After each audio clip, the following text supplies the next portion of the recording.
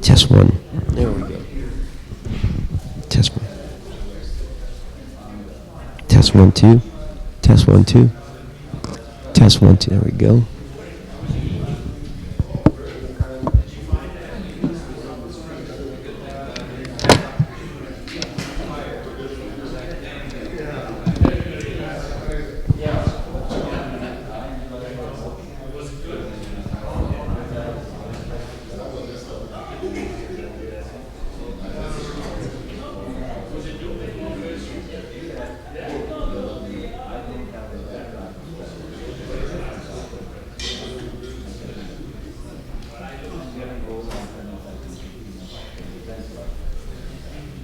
Test 1 2.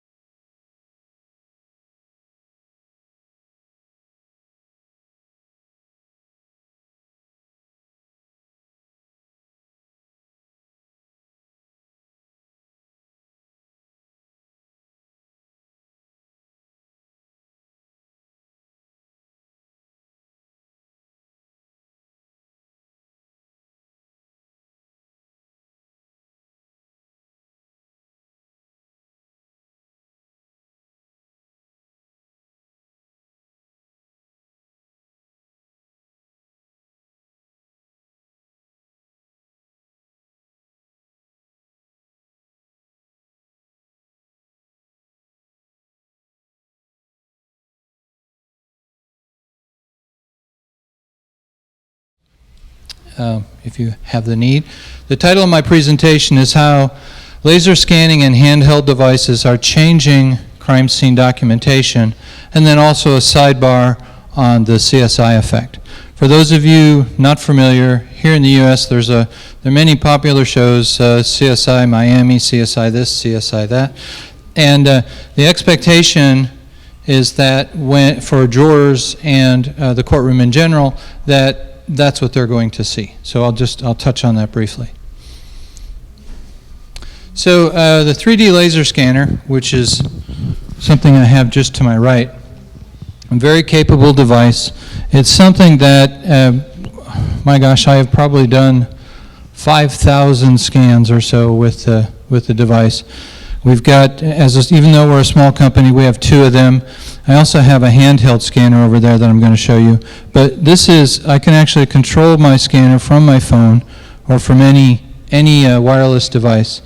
So effectively what will happen is the scanner will start up and it will capture 3D data, and then it will also capture a panoramic image. So I'll just let that run while I'm talking. Hopefully I turned the tone off and it isn't going to beep. I think I turned the tone off. I didn't. Sorry. My apologies. I'll talk over it. The handheld device, which is here, is a very, very interesting, very capable device. It's actually a tablet, and then there's a handheld device here. Effectively what you're doing is you are painting your crime scene with light. It's incredibly powerful, very detailed, excellent for bodies, excellent for small graves, things like that. And I have some examples of all of these. This is another form of 3D laser scanner, much larger than this one, quite a bit more expensive. These units run about $60,000. This unit that I'm showing you here is about $150,000. This is the traditional crime scene drawings that I typically get when I'm working with a law enforcement agency. And this is what we do with the software. This was effectively, this was for a training exercise that we had done. And so we had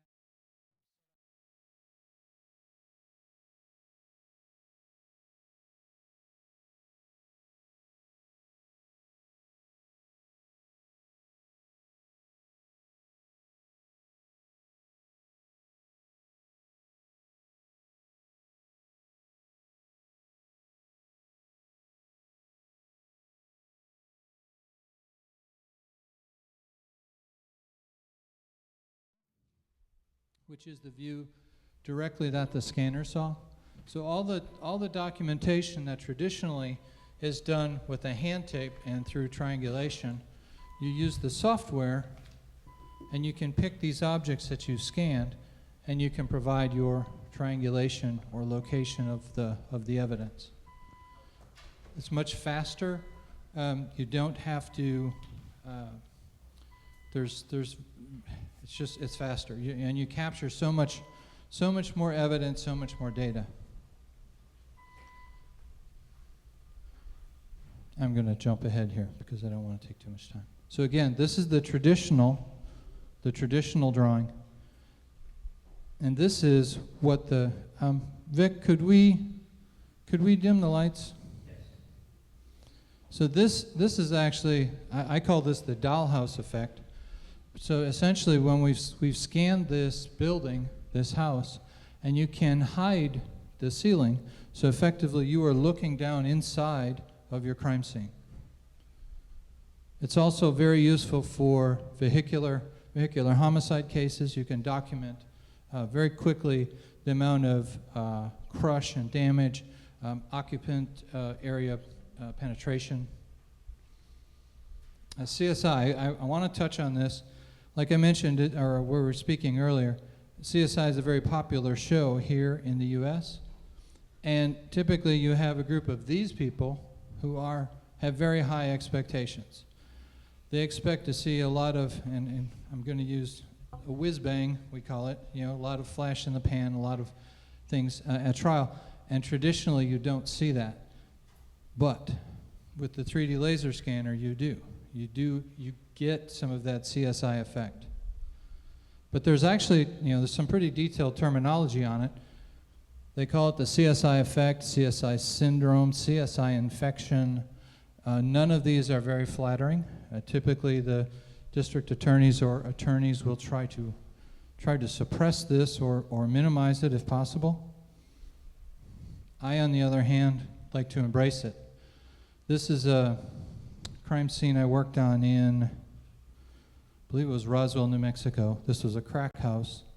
It was a little while ago. We used to have to use these spherical targets. We no longer do.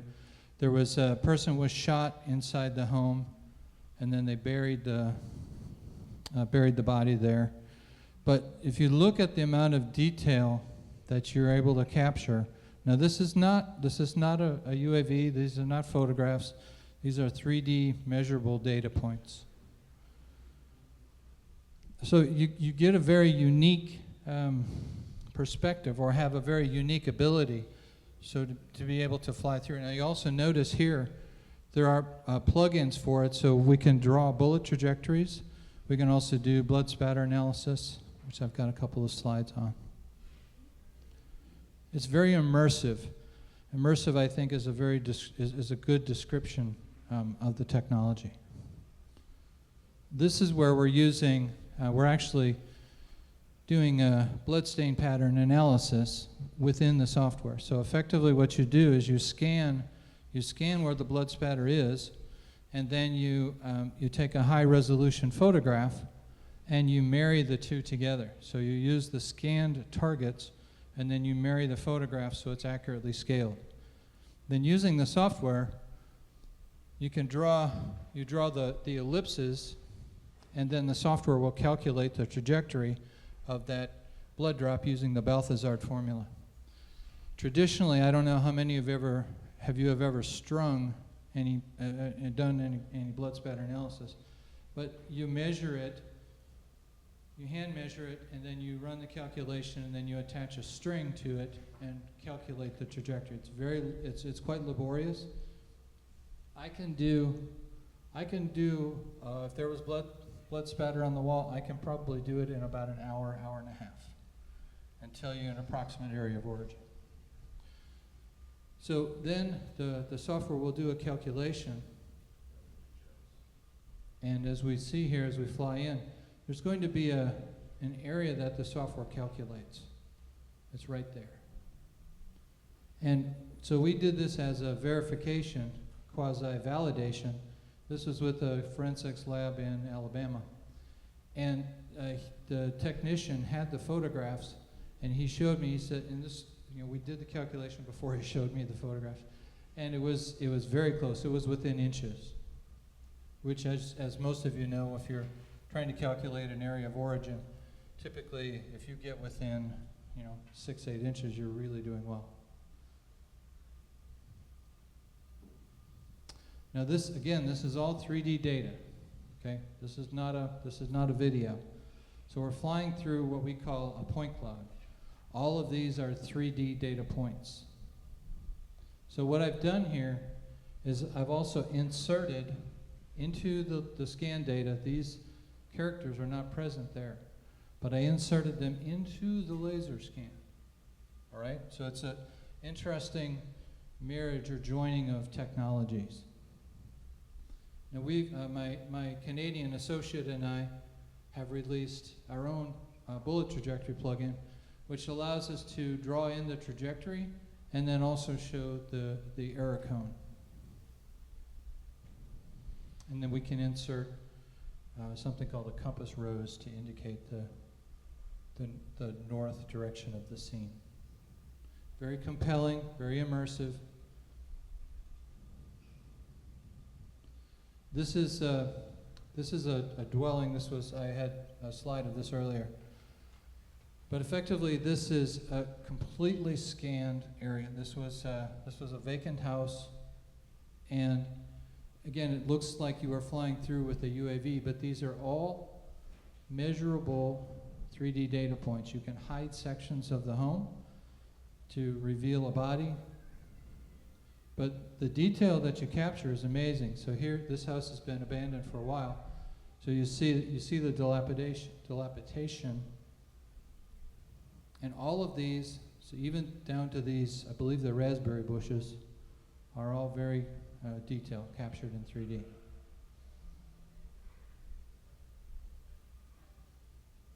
And I will tell you that juries love this.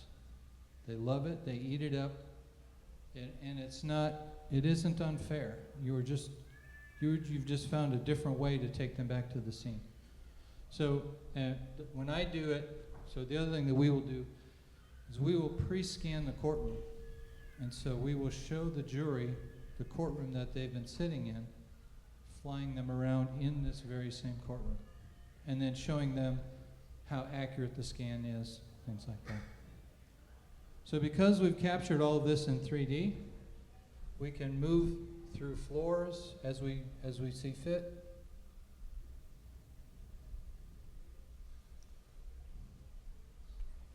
This is the same one. Now here's what I've done is I've incorporated down in this area. This gentleman was captured with, he's actually a detective, so it's not a dead person. And so I captured him with the hand scanner, which does a very, very, very good job of bodies, small environments, and so you can merge the technology.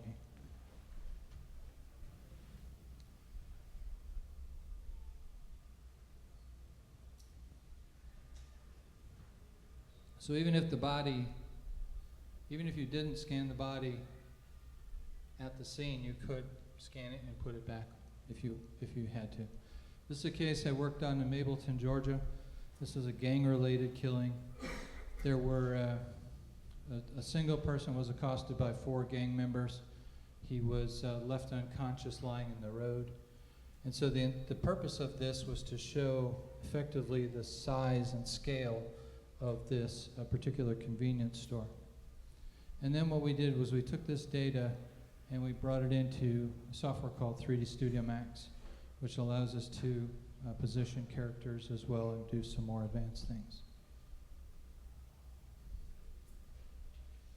And so what we were able to do, because we had actually scanned the location of the surveillance camera, so we had its location precisely in 3D, and there was some surveillance footage. So what we did was we placed a virtual camera, we overlaid it with the image, and then we switched to the 3D view. So what was important in this particular case was the distance that the 4 gang members chased this individual out and left him lying in the roadway. And so what we had done was we placed the vehicle that ran his head over, and then these were the different evidence markers. And so the white portions that you see is something called the total station survey, which is how most agencies, if they document it very well in 3D, is how they do it. So the reasoning behind this was we wanted to overlay this directly over the 3D scan data to establish its accuracy. I'm jumping ahead. This was a school, an elementary school that we scanned. It was about 185 scans, which took us quite a while to do. And the purpose of these could be for active shooter preparation. For those of you that don't know, active shooter is if you have someone that enters a facility with a weapon with the intention of causing bodily harm. So active shooter prep just means that you have pre-scanned a facility and you have that data in 3D. So should there be an event, you can quickly open that data back up. This was a case I worked on in Longview, Texas.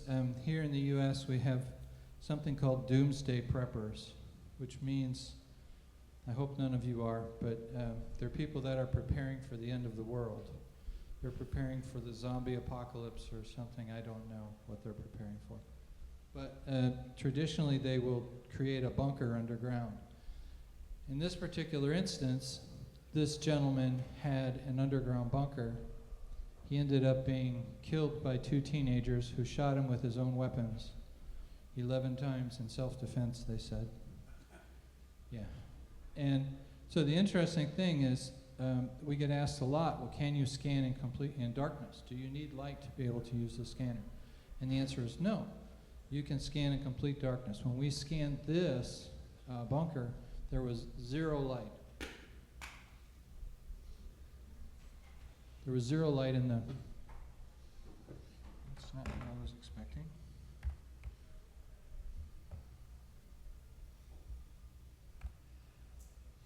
This is another scene. I could go back here just a second.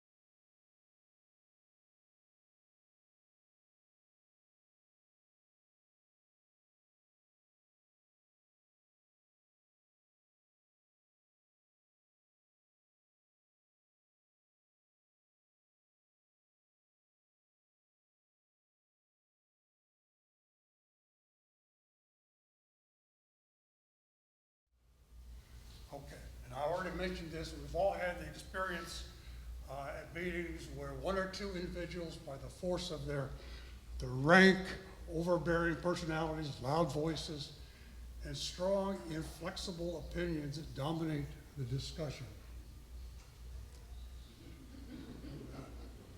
Everybody know who that is? A little humor there. Probably funnier if you're a Democrat than if you're a Republican. Okay. So when this happens, it's totally counterproductive as far as the desired goal of a thorough and completely unbiased case review, and tend to skew the group's objective assessment of sentinel events in the criminal justice system. So I'm going to tell you how that can be avoided. Would you like to use this microphone right here, sir? Sure. It's stationary. Okay. Here we go. And here's the book. It's by Edward de Bono. He's written a lot of different books. He's quite a brilliant individual. And so now I'm going to go through the 6 different hats. And the first one is the white hat, and it's just facts, figures, objective information. And probably most of the people in this room aren't old enough to remember the Dragnet TV show, but Jack Webb was famous for this line: "Just the facts, ma'am, nothing but the facts." So that's what we want if you're told that you're wearing the white hat. Now the red hat, emotions and feelings. And I have a quote here from the case we'll be looking at. How could a mother escape with her glasses and cigarettes and yet leave her children upstairs to die in the fire? So this is emotion. It's not facts, but it has a place as long as we recognize it. And when I visualize this, I visualize a big whiteboard, and we're listing different things under white hat, red hat, and so on. Black hat, logical negative thoughts.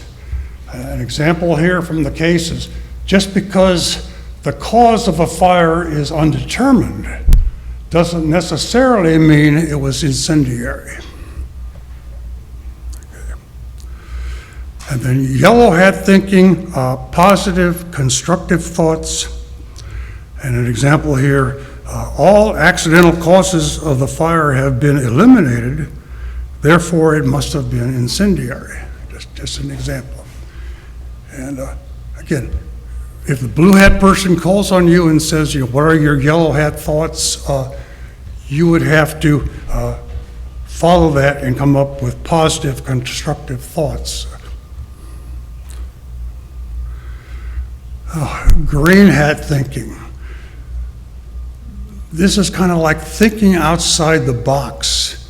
And I really like this because in a regular meeting, you may have a kind of an off-the-wall idea, and you're hesitant to say it because everybody's just going to laugh and make fun of you. This is totally ridiculous. But if you're told, what is your green hat thinking, you're being specifically asked to come up with some really off the wall, say motive or scenario, whatever, for this investigation. And no one's going to laugh at you. And what happens a lot of times is it kind of opens up something for discussion that hadn't been considered prior to that. And here's a little joke, probably not very good, but can the lights be? Yes, sir. Yeah. Just a little bit. So, yeah. Can you read that now? Okay. Last we have the blue hat, and one person doesn't have to wear the blue hat throughout. It can be moved around. but the blue hat has control of the other hats and thinking steps. And so say, if someone was wearing the blue hat and they called on me, they'd say, Bob, assuming an incendiary fire, what's your thinking on the suspect's motivation?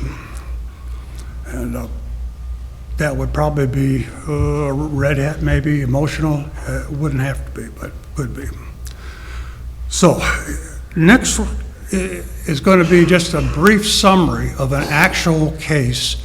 And the case itself isn't important as far as this particular talk, but it just is used as a background to illustrate how this six thinking hats approach would work.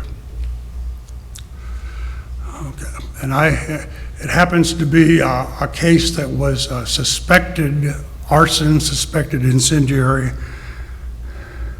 And years ago, that's who I worked for, the Naval Criminal Investigative Service Regional Forensic Lab in San Diego. So here's the background of the case. At 3:35 a.m. on Sunday, 20 October 1996, a 911 call was received from Terry Hinson reporting a fire at her residence at 101 Wall Street, Tabor City, North Carolina.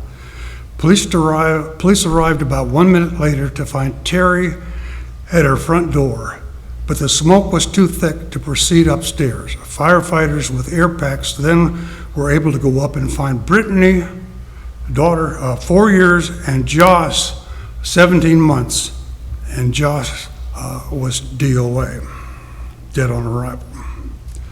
And it's Josh's crib. And here's a schematic of the home, starting with the roof and the second floor. And a hurricane had recently gone through that area with high winds and heavy rain. And you'll see later where this might have had a role in what happened. And looking at the second floor then, Josh's bedroom, the baby that died, his room was right here, and there was a closet in that room, and it was thought that that's where the fire originated, at least by the investigators. This room was Terry's bedroom, and this was the daughter's bedroom, and then over here was a bathroom.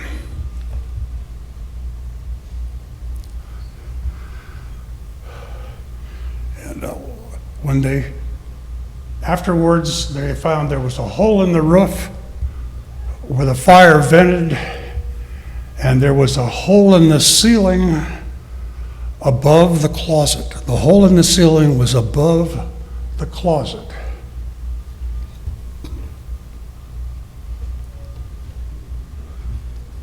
And again, here you see the layout, and you can see that Terry said that the fire was too intense. She could not go into Josh's bedroom and get him. But you can see that in order for her to go, here's where the stairway would be, right here. In order for her to go downstairs, she has to go right past her daughter's bedroom. And why she would rush downstairs with her cigarettes and glasses and not take the time, the fire wasn't in the daughter's bedroom.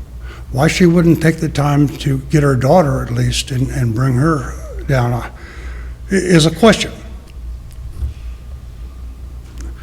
That would be kind of a red hat, an emotional.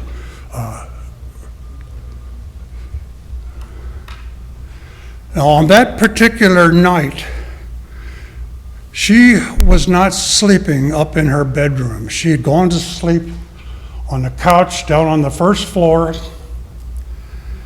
And you see the layout of the house. The steps go up to the second floor. Here's a couch, kitchen.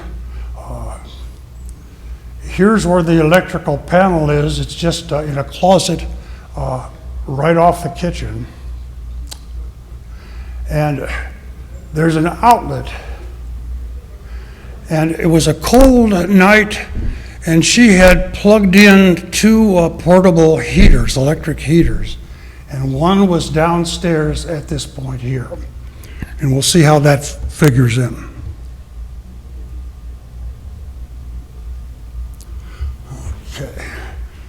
Okay, here's now the white hat thinking. This is just facts, no interpretation of any kind.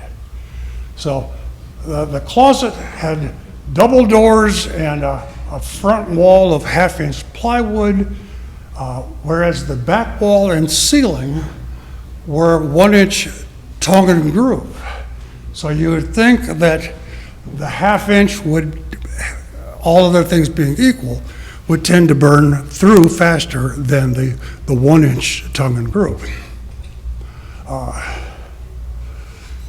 Fire had burned a hole in the closet ceiling through which were visible in the attic a tangle of old cloth-wrapped wires.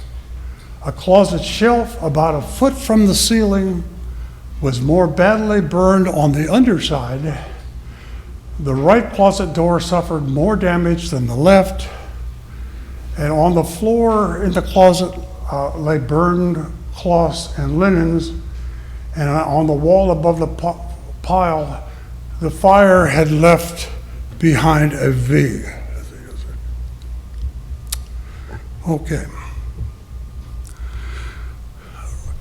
There was an electrical outlet on the back wall of the closet on the left-hand side.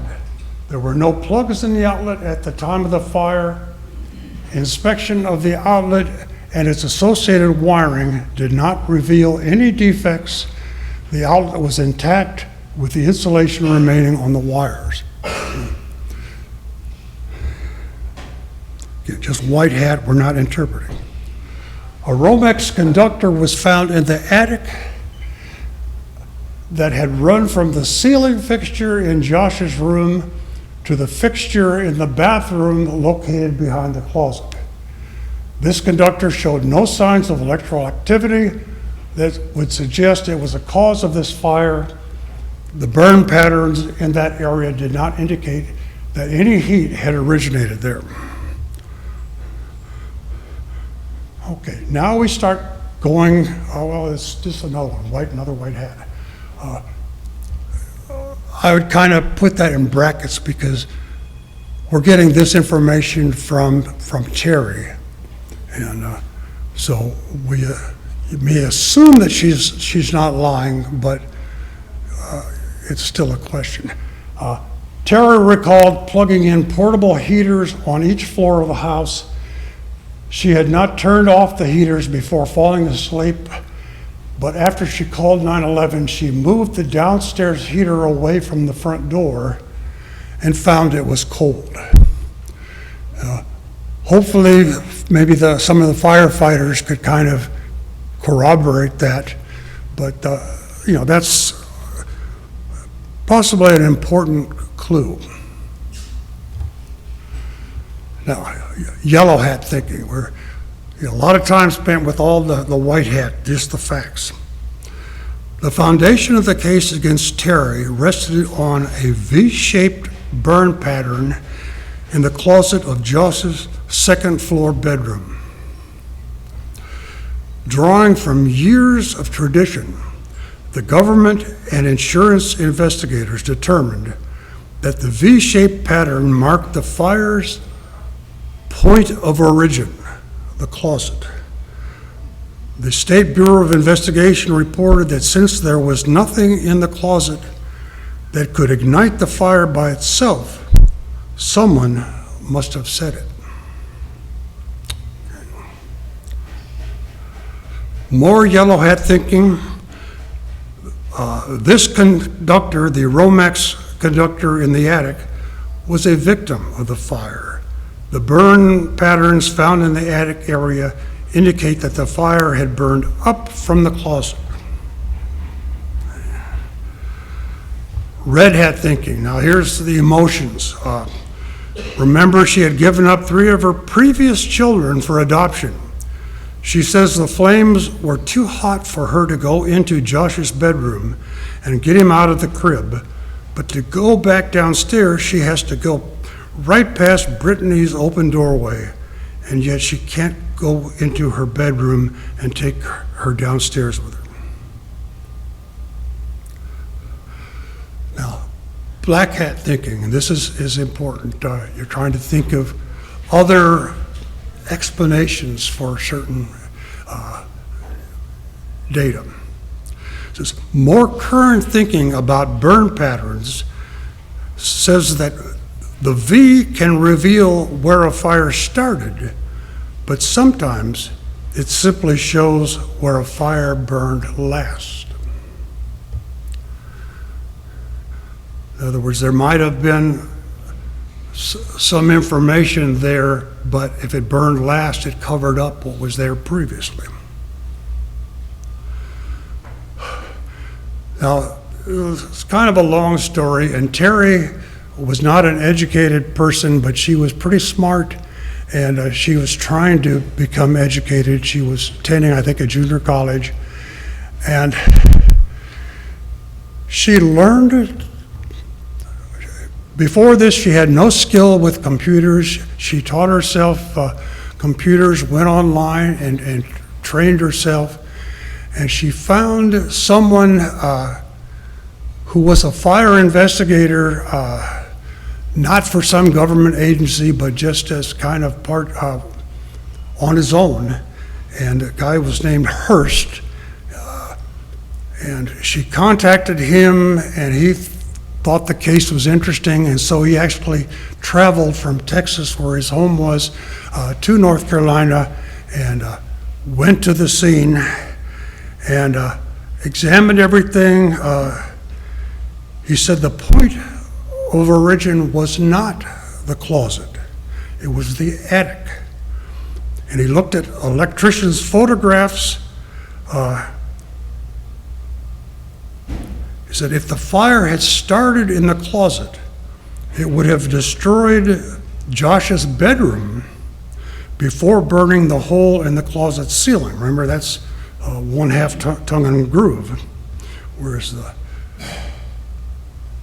closet doors are thinner, and traveling into the attic.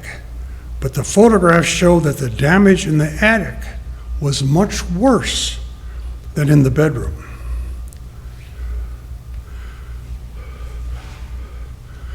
So that would be the fact that it was much worse would be some white hat information that was ignored or not picked up on by the original investigators. And here's the theory that he came up with. He said that rain from Hurricane Fran fell into the house through a leak in the roof onto old cloth-wrapped wiring and insulation of ground-up newspaper in the attic. The water collected minerals from the insulation. When electricity passed through the wires, it boiled off the water, which concentrated the minerals and caused a small, hot, gaseous discharge. Left behind was a thin track of carbon, a fraction of an inch away from the wire. The slightest change in condition would allow the wire to touch the carbon, triggering an arc and causing the carbon to glow. The intense heat then set fire to the insulation.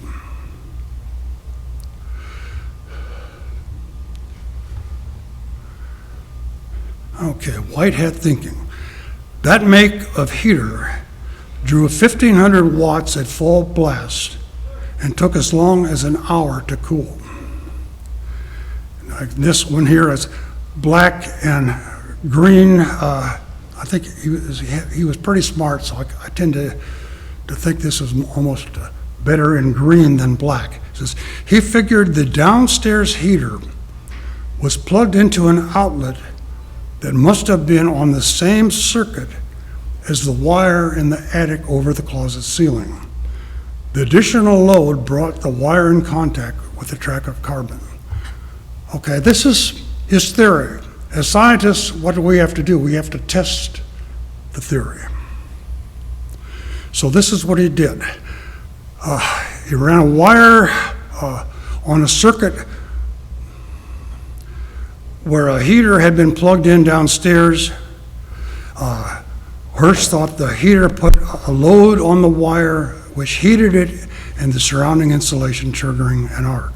So to test it, he ran a lead wire from downstairs outlet to the fuse box and used some substitute wire to bridge the gap in the attic wiring. Then he measured it with ohmmeter. The measurement from an ohmmeter substantiated the theory. So it doesn't prove that that's how it happened, but it certainly doesn't disprove it. It makes it, possible. So his conclusion was the fire began in the attic above the closet in Joshua Henson's bedroom. The fire burned through the ceiling and dropped down to the closet floor and then burnt into the bedroom. As the fire burned upwards from the closet floor, it created the V-shaped pattern, eliminating whatever marks it had made in burning down through the ceiling. I don't know how to categorize this one because it just doesn't make any sense. The state fire investigator insisted that the V-shaped burn pattern in the closet indicated that the fire started there, but he also agreed that if the fire had started in the closet, it would have gone through the half-inch plywood closet doors and destroyed Josh's bedroom before eating through the 1-inch pine tongue and groove closet ceiling to go into the attic. Now, how can both, time? Okay. 5 minutes? Okay. Well, we're just about through, actually, I think. Yeah. So I think you can see that if, with this original investigation, if they had gone through using this process and had been totally honest, trying to, is there some other explanation? Have we looked into it? They very well might have eliminated making a mistake. She was convicted, spent a couple years in prison, and then it got a retrial, and she was not found guilty in the second trial. Okay, my watch must be wrong because I got about 10:31. Is that right or wrong? 10:35 back here, so you got about 5 minutes left. Okay, 5 minutes left, okay. Whatever you want to do. Okay, well, I don't want to run over my time, but I guess I've left some time for any questions. Yeah. Let me get you a microphone. This is being recorded. I need to. Let me turn it.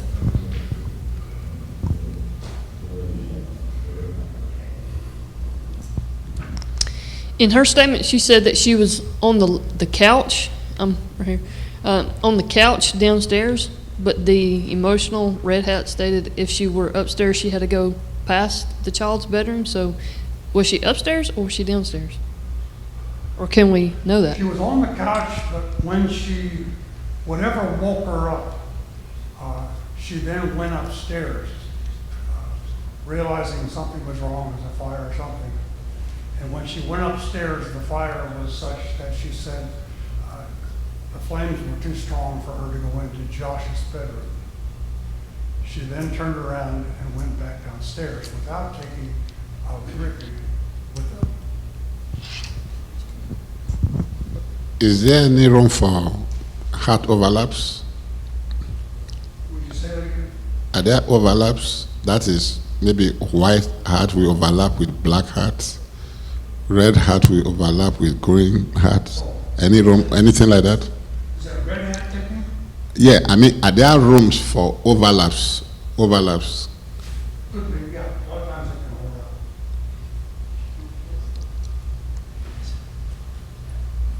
All right.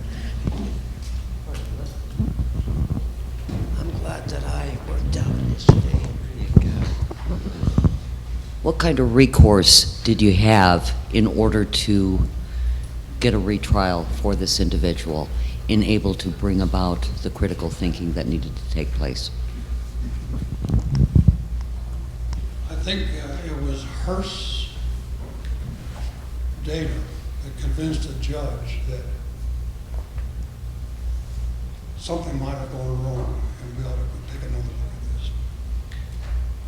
And that can be a problem sometimes. You may have, and they'll roll up. That's not good. But in this case, fortunately, they did.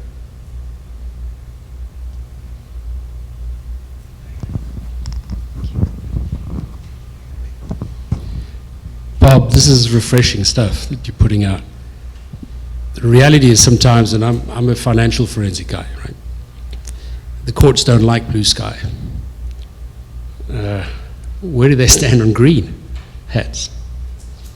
You know, I'm often reminded we're not paid to give opinions. We're there to provide facts and for the relevant experts to pull the lines between to cover the gaps. I think the green hat thinking was Hearst came up with a theory that the original, the fire investigators, the insurance investigators hadn't considered. They just assumed that the fire started in the closet and went up to the attic. And for Hearst to come up with this alternate theory and then test it, that was pretty smart. I think it falls into green hat thinking. Anybody else? Thank you for your attention. I think it's very We're actually at perfect timing here. Thank you very much. And now we have break.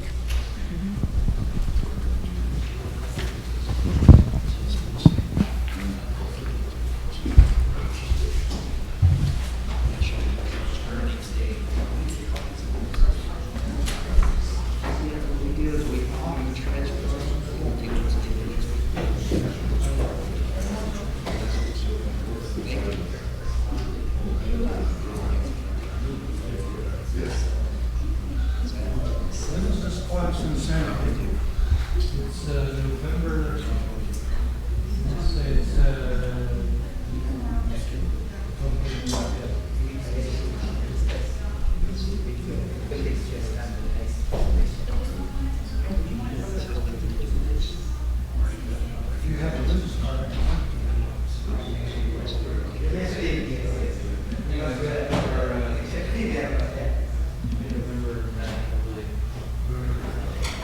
Yeah, I guess so. Yeah, we've got a thumb drive. Right on the computer. Yeah, it never happens.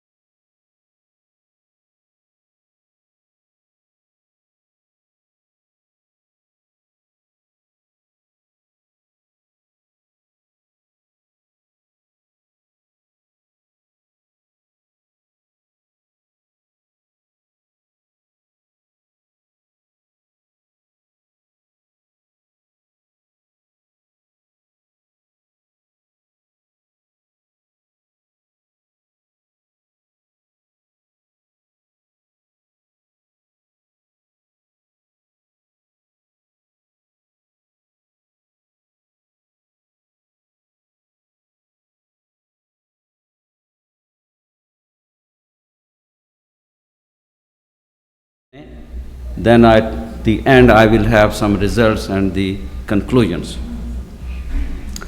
As we see nowadays, there is a cell phone revolutionized our day-to-day life.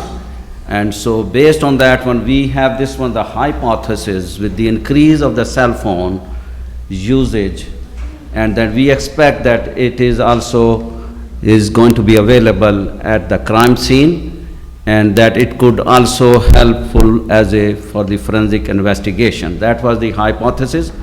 We started this project, and then based on this one, the lookout exchange principle, that whenever there are two objects, they are in contact, there is some trace, there is a transfer of the information or transfer of the evidence. So in this particular situation, so we wanted to see basically the latent fingerprint and the DNA fingerprint, and their usage in the forensic investigation. What we have observed it here, the most of the time, this one, the law enforcement agencies, as we see that this can be a criminal activities that can be involved because of the cell phone usage, and it may be available at the crime scene.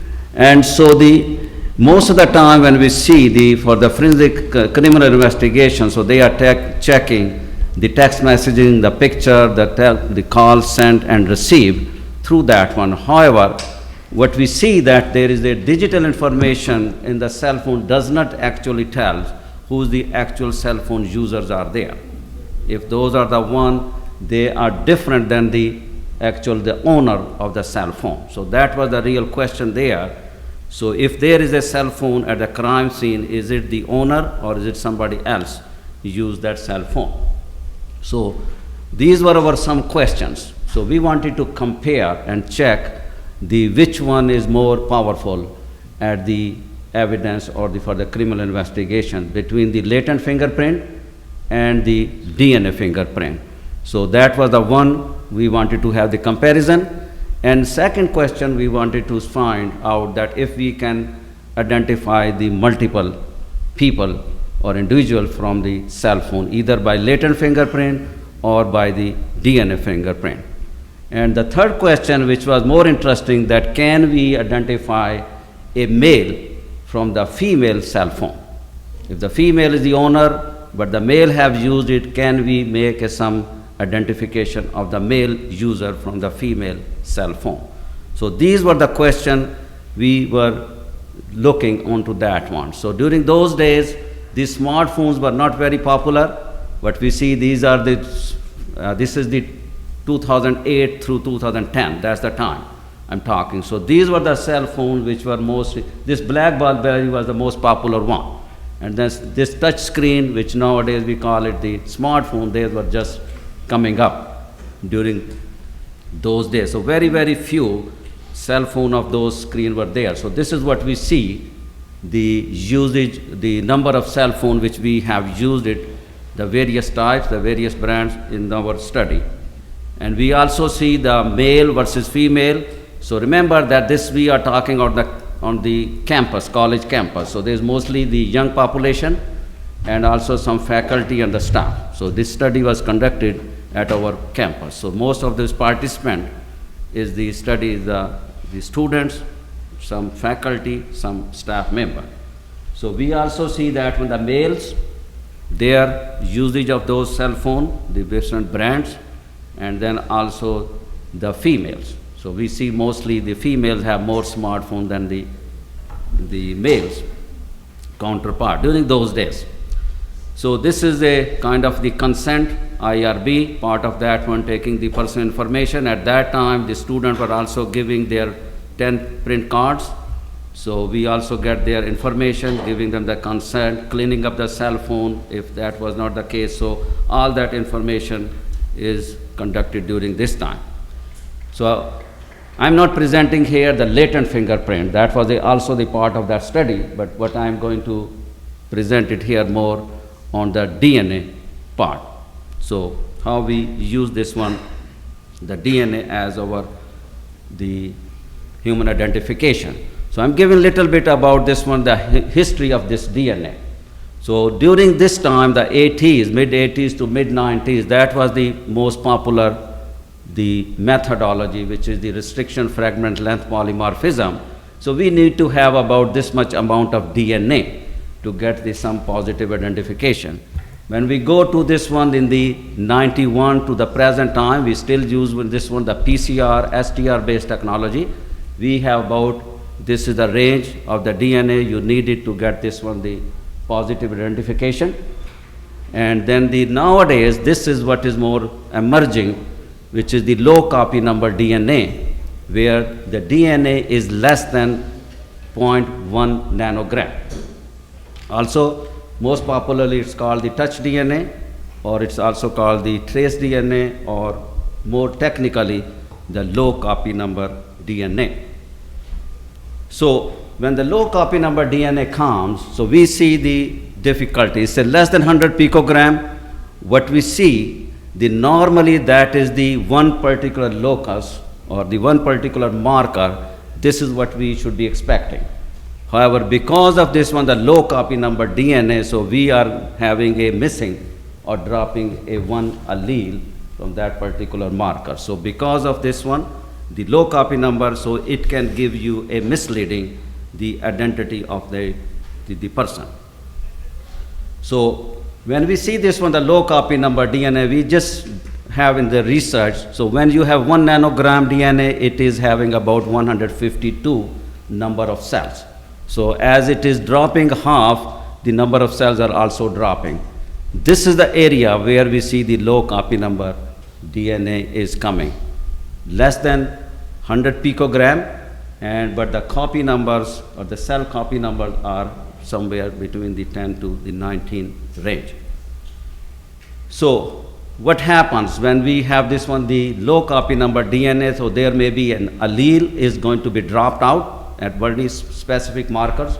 So remember, we normally nowadays through this one, the identifier kit which we use it, there are 15 different markers are there, plus an homologen marker. So there is a possibility that there is some allele drop in, allele drop out at a specific location or specific marker, and there may be having this one which we call it a stutter. Normally the range is between the 5 to 10%, but that may be having an upset or abnormal, that one, the stutter position. So those are all kind of a challenges or the artifacts we maybe have to keep in consideration when we are looking this low copy number DNA. Allele drop in, allele drop out, or the stutter position.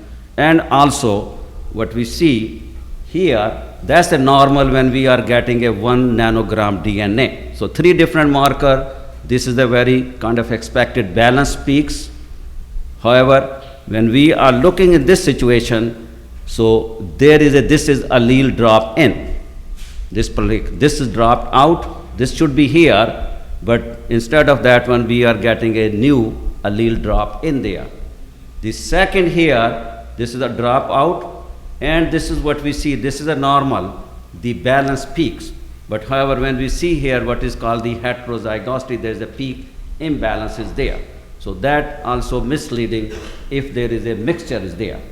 So those types of situations we see allele drop in and allele drop out when we are working with this one, the low copy number DNA. So somebody who is doing this one, finally the interpretations have to keep in consideration that these kind of the difficulties they may see during this type of the final result interpretation.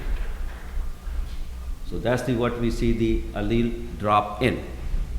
This is the heterozygosity there, the peak imbalances are there. So where we see here the almost 50%, 70 to 80%, that's a mostly normal one. When it goes beyond that one, so there is a possibility of the heterozygosity. So I'm going to skip this one.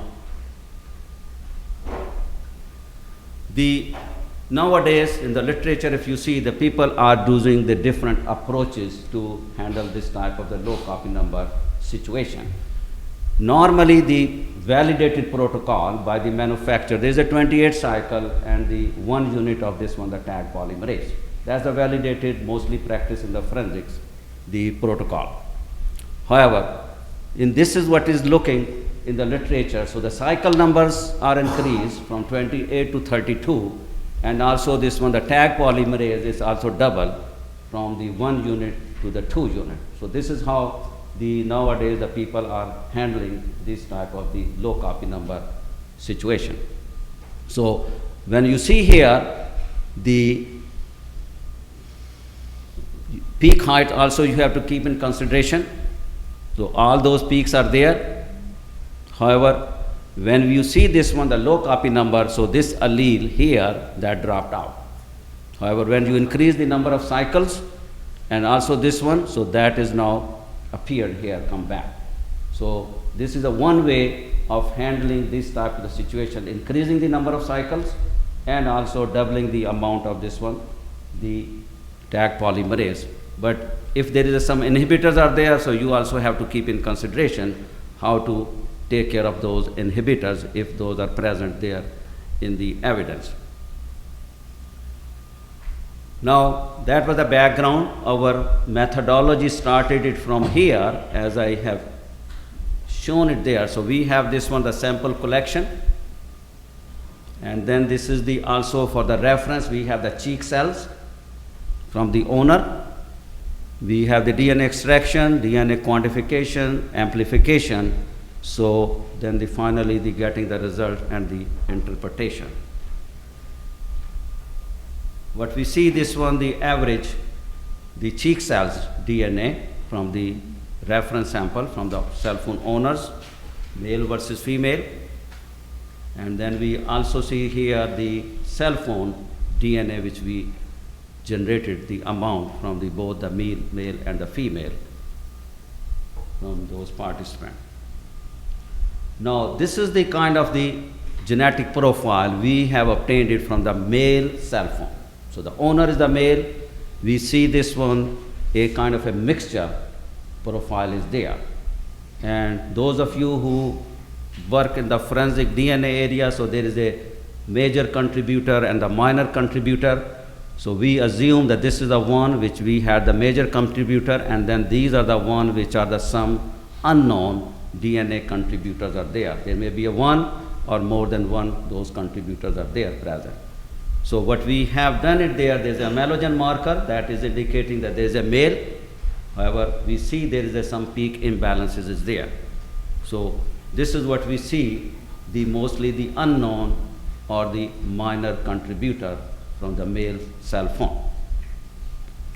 Now we have this one, the comparison with the reference. This is the reference from the cheek cell, and then this is the yellow is the one which is the color coding matching with this one from the cell phone, the owners, and the red one which is showing, and the white one, those are the one which are the some unknown, the contributor on the cell phone. So that clearly indicates that there is a multiple, the user of that cell phone. Now when we see this one, the female, this is the female cell phone, and we see also a very good complete profile. All the markers are there. When we comparing this one, the owner cell phone, and we see there is some unknown. This is showing that one, the X is bigger than the Y. There's a peak imbalance is there at the halogen marker. We see the same trend there in the another cell phone. Now, we had the final come to this one, the conclusion on the DNA, based on that, the DNA study, not the latent fingerprint, the DNA fingerprint study. So the cell phones are the one which are now the excellent source of the forensic investigation for to recover the DNA. We see there is enough quality and the quantity of DNA is available for generating the full profile. And we also see that one, that we can have that one, the multiple individual, we can make that one the identification. And finally, we see also here that from the female cell phone, we can have that one, the male, the user, we have that one, the identification. And when we compare overall, this is our latent fingerprint. We have that one, the published paper. And then we have this one, the DNA fingerprint finally, the multiple user and their identification is also get published in this Journal of Forensic Research. So with that one, I will conclude it here, and I am open for any question. Thank you very much.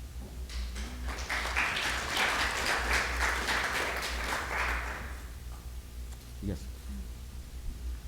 What DNA sample you extract from the phone? From the phone? Yes. So we are swabbing that one from the cell phone with the cotton swab, wet cotton swab, and The area where the person speaks into? it's all over the surface, from the front and the back. We have taken 4 swabs from each cell phone. Excuse me. Had you used mini stars? Had you used mini stars for the We study? didn't use the mini STR, we used the identifier. Yes, but my question is additionally, didn't you study with the mini star No, as we did well? not. Yes. Mini STR. Yes.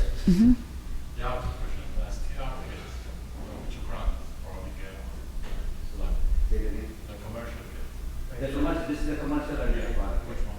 Identifier. Identifier. The other question, extraction methods. What is the extraction method you're using? Phenol chloroform extraction. Classic one. Okay, thank you. Yeah, here. So you didn't present the latent fingerprint part. So I'm not sure if you, I mean, this method was not successful. You didn't get like the whole profile for the person who used the phone.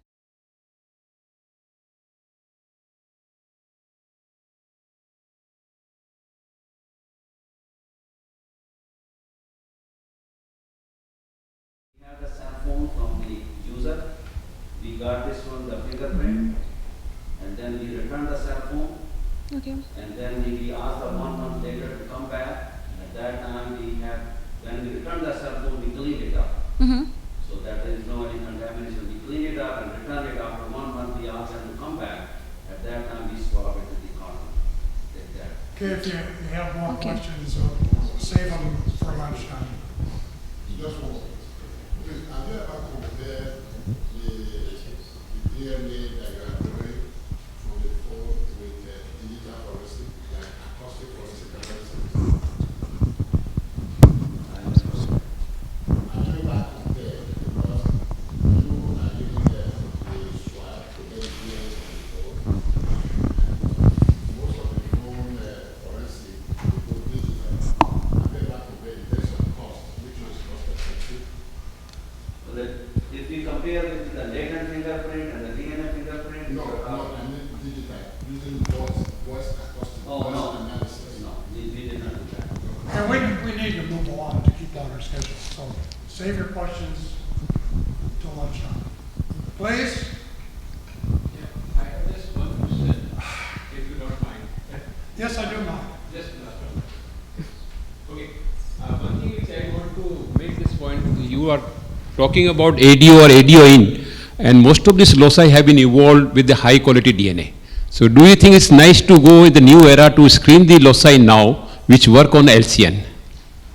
Okay. That's where I would suggest you, and which will have a less prone for the both ADO and ADO in. Okay. Yeah. Thank you. Thank you. No, thank you. I also want to make note that if you have a question, please use the microphone because I'm recording and there has to be a feed. I'll help out with that, sir. Okay. This is about using university research labs and national research labs in forensic science cases, not just for research, but in actual cases. And I have a lot of experience with this. I started my forensic science career in 1971 with the Florida Department of Law Enforcement's Crime Lab in Tallahassee, Florida. And I was in the chemistry section, and back then, one of the drugs, still today, that we had to identify was LSD. And one of the problems with LSD identification was there is an isomer that wasn't controlled called lamprey. And the methods we had for identification in the crime lab could not distinguish between LSD and lamprey. We had one of our chemists was a graduate of Florida State University's chemistry department. And so he had kind of a good relationship with them. So whenever we had an LSD case, we'd go over to the chemistry department, to the lab where they had a GC mass spec. And never had any problems as far as testifying in court and so on. Just, we'd use that, we'd run it, get LSD identified, and it was never a problem. Then I was at the U.S. Army's crime lab in Frankfurt, Germany. At that time, all of the infrared spectrophotometers were dispersive. We didn't have any Fourier transform instruments. But Nicolay had come on the market and was trying to sell an FTIR, and they had an office, a lab in Frankfurt. Well, we had a hit and run vehicle case where a lot of rubber bumper guards back then, and there was a transfer of a piece of rubber bumper guard, and I just took that sample over to the Nicolay lab, and in my presence, ran the infrared, attenuated total reflectance infrared, and had the unknown, I had the standard, and you can see here from the infrared spectra that in this particular case they're different. Could not have originated from the same vehicle. Again, no problem whatsoever with testifying in court. Of course, this didn't go to trial since this wasn't the case, or the car. It's a picture of Dr. Walter McCrone. He's been dead for several years now, but he's recognized as one of the great forensic microscopists. And I had taken his course in polarized light microscopy, and then it was arranged for him to come over to Frankfurt, Germany, and actually teach that course in our crime lab. Well, I'd already had the course, so I wasn't in the class, but I knew that Dr. McCrone had a challenge that he put out to everybody. If you could submit a sample and he couldn't identify it, your tuition for the course was free. And I had a white powder that I was sure he wouldn't be able to identify, but I thought, I'm not in the class, I'm just going to kind of be showing off, so I didn't submit it to him. But kind of in retrospect, I wish I had, because this was this white powder I had used every method at our disposal to identify it. I searched databases, and it was not in the database.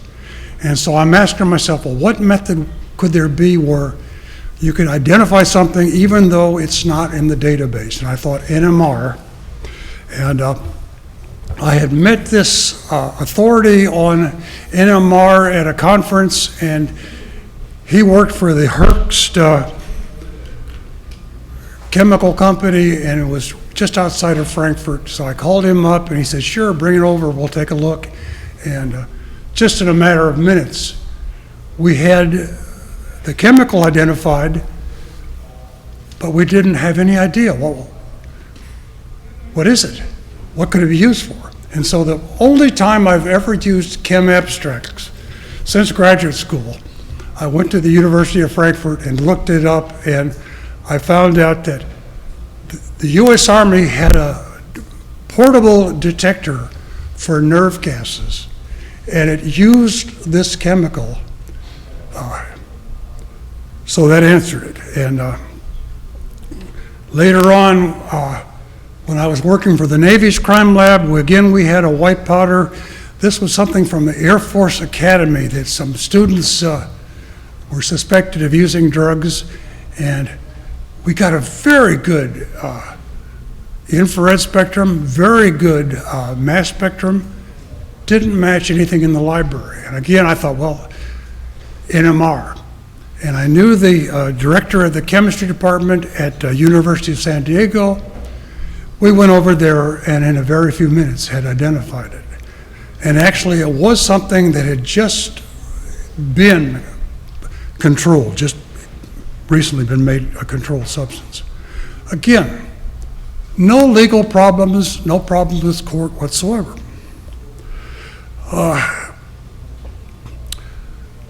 Had two different rape cases where it was thought that the suspect had worn a latex condom in the course of the rape in order to prevent his being identified from the DNA in his seminal fluid. I could identify the lubricant using infrared, but I always like to have two methods if I can. And so I thought, well, what about mass spectrometry? Well, the lubricant was a silicone oil, and it had such a high molecular weight, there was no way that through GC mass spec it could be identified. But I thought about what are other methods of mass spectrometry, and I read in analytical chemistry an article where this professor at the University of Turin or Torino in Italy had come up with a way of identifying polydimethylsiloxane in molecular weights way up to maybe 20 Daltons or so. And I contacted him, and we got together. He ran the samples, and you can see the results here. This is the silicone oil, and then also the condom had a spermicide, and here's the spermicide. Again, no problems in court whatsoever.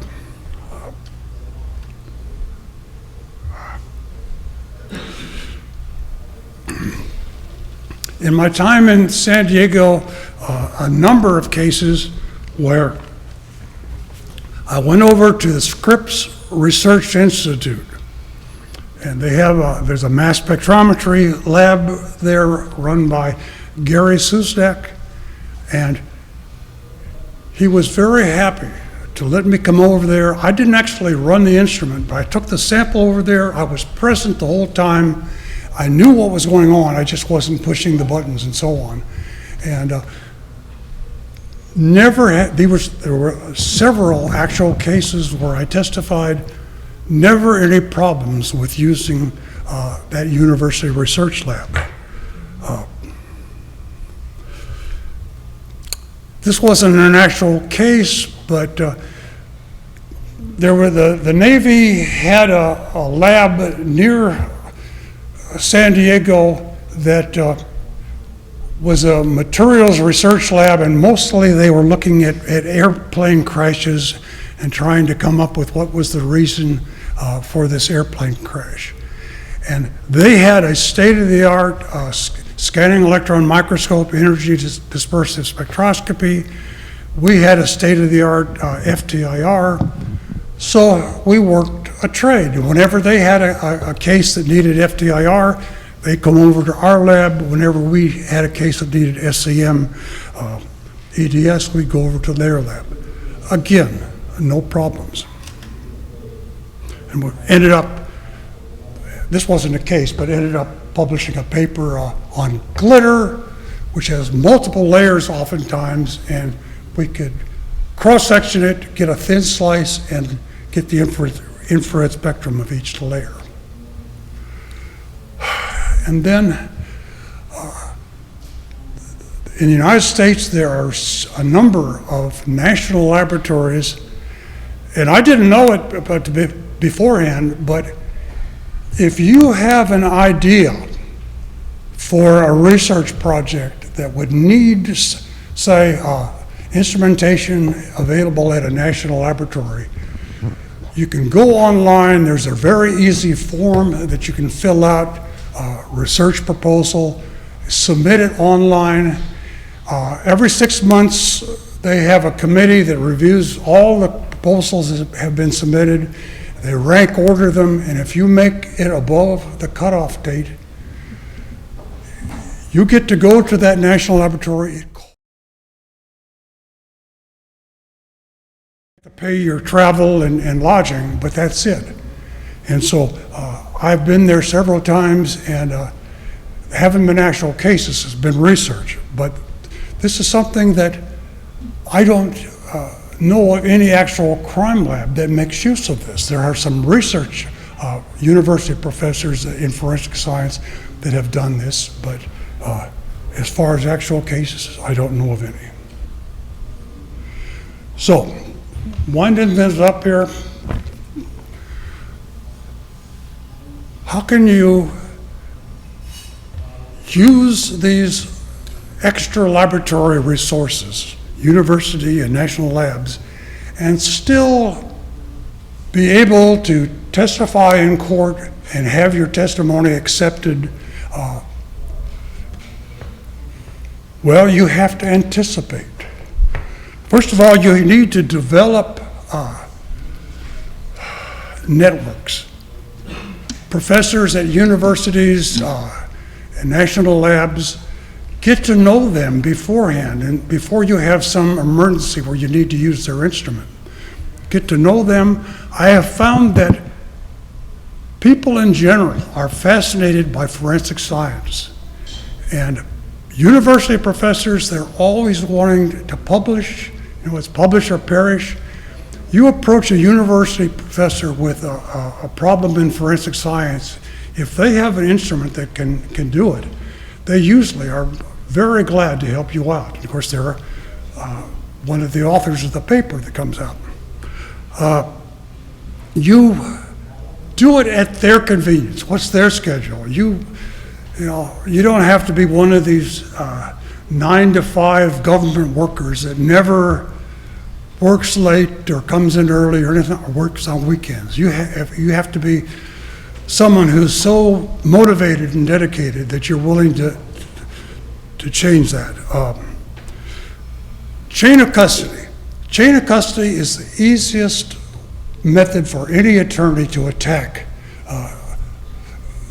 physical evidence. So you have to make sure there's no breaks in chain of custody.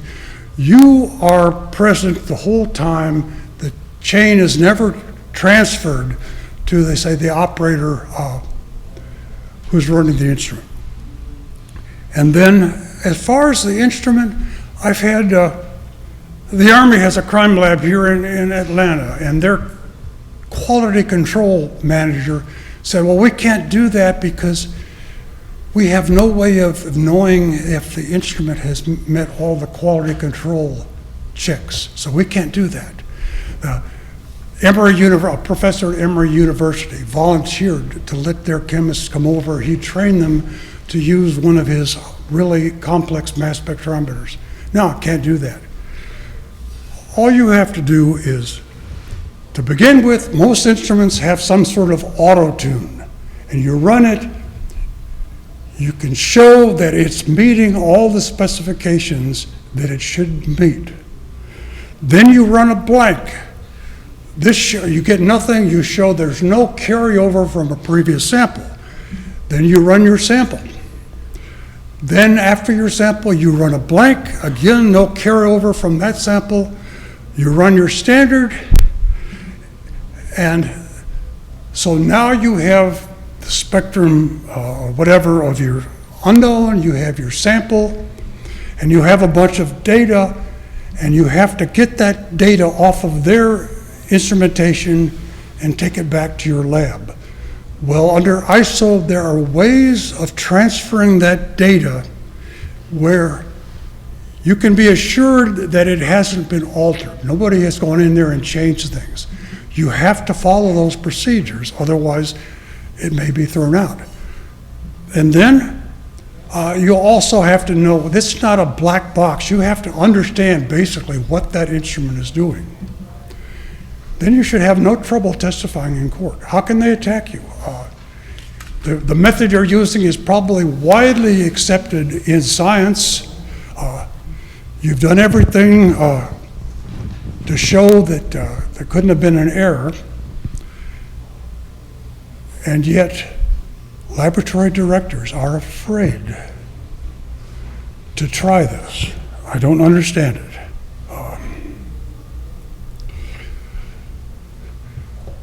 I think one of the problems we have is whenever there's a problem in the United States, at least, the first reaction is, oh, we have to form a committee. We have to form a committee to study this. You don't have to form a committee. It's supposed to be humorous, but there are some people that they just love to be on committees. Why don't you actually do something instead of being on a committee? Okay, thank you for your attention. I think I probably... Thank you very much. Dr. Messman, the title Analytical Forensic Methodology is invited. Yes? Yes. Oh, excuse me, please. Based on my experience when I approached the other labs, and they have been asked to appear in the court, and most of those labs people are not willing to come in the court.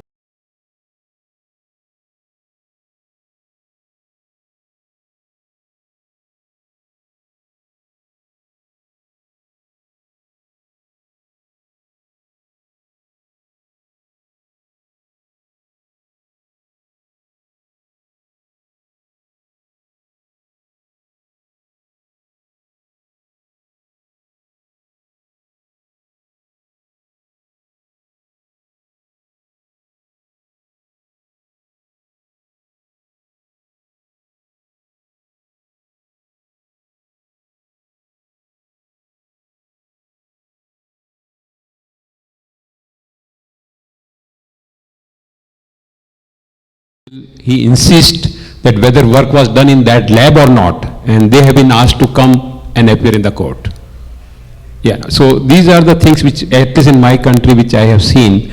I have approached doing some X-ray, and the person was called for whether this was done and how you allowed when you are meant for only human forensics, and So these are the questions which I have been facing in my country. Yeah. The defense will attack you. Yeah. But I've never had a case where my results were thrown out. So the jury, you have a jury, they can weigh, who should I believe? The chemist who explained everything that he did, all the tests he ran, or some defense attorney who's, what if, I think most juries employees of the other side. Okay. Hi, thank you for the presentation. I would like to ask you which database you used to compare as a reference to identify that white samples. You said that white samples are drugs, and you refer to a database.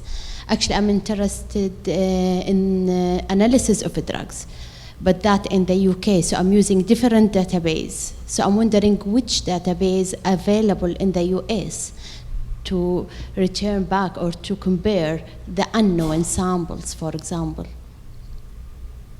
I had a hard time understanding you. One of the reasons for doing this approach is some of these instruments cost $500,000 or more.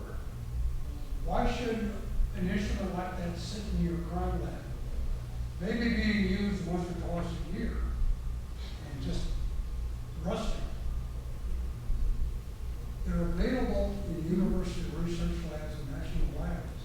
We should make advantage of them. Okay, thank you. Okay. No, I didn't say. Analytical forensic methodology.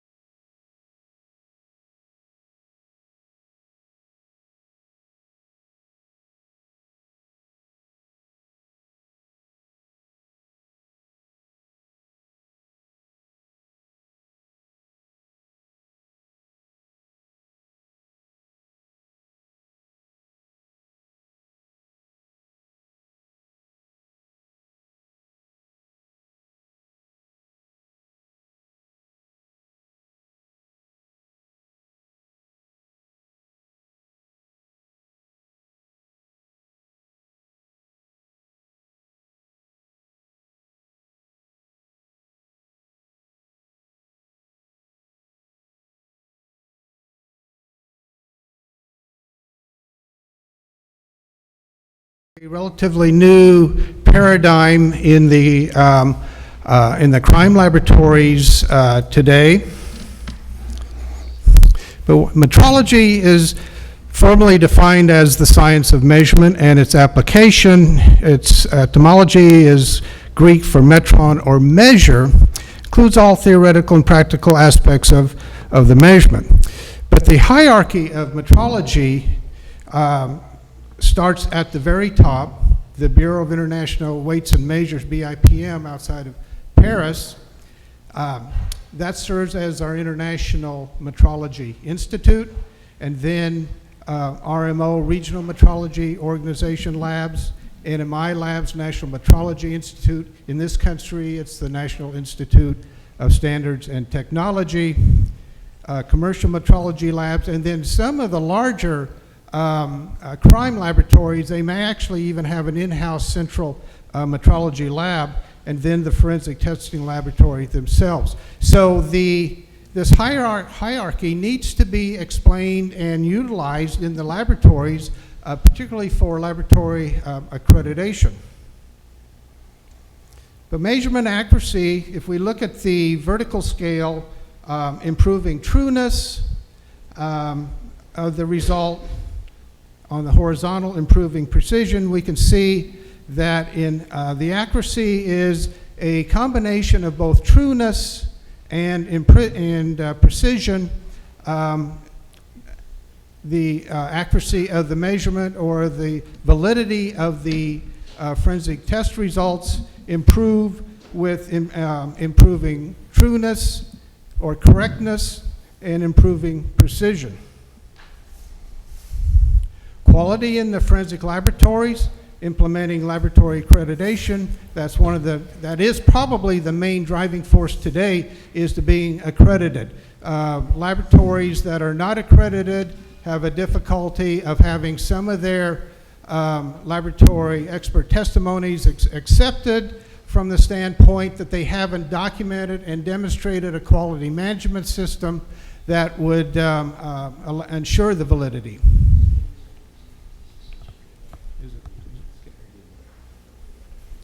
The ISO standard, the International Standards Organization, is that's used in the forensic laboratory, is ASCLD Lab International. ASCLD is the American Society of Crime Laboratory Detectors, and a laboratory accreditation board of ASCLD oversees the accreditation in many of the forensic testing laboratories today. And the ISO standard that they accredit against is ISO 17025, which is the general requirements for the competence of testing and calibration laboratories. But once it's an administrative issue accepting the fact that we need to accredit the laboratories, but we also meant the laboratory analysts must, and the management must, embrace the metrological concepts, or else we're still not going to realize the full benefits of the laboratory accreditation. And two of the metrological concepts I'll talk about today is measurement traceability, or metrological traceability, and measurement uncertainty. And at the conclusion of my presentation, I will give some court renderings of where metrology is playing out now in the courtroom. The definition, the formal definition of metrological traceability is the property of a measurement result. It's not dealing traceability or trackability or the history of equipment or laboratories per se. We're talking about the traceability of the measurement result. And that's whereby the result can be related to a reference through a documented, unbroken chain of calibrations, each contributing to the measurement uncertainty. Several essential elements comprise metrological traceability. As I mentioned, the unbroken chain of comparisons, documented measurement uncertainty, documented measurement procedure, technical competence, the realization of the SI units, documented calibration intervals, and measurement assurance. Traceability is established through typically calibration. And when we're dealing with this, we're talking mainly about chemical analysis, quantitative chemical analysis. So in a calibration of an instrument, such as a GC mass spec, on the x-axis, we have the quantity value, typically in concentration units, and on the y is the indication units. And the purpose of the calibration in this case, of course, is to convert the indications of the instrument, which could be voltage, and, current, or some electrical response, to convert that, train that instrument to read out in concentration units, or whatever units that are used for the quantity that's used to calibrate the instrument. The inverse of that calibration then is how we get information about the unknown sample.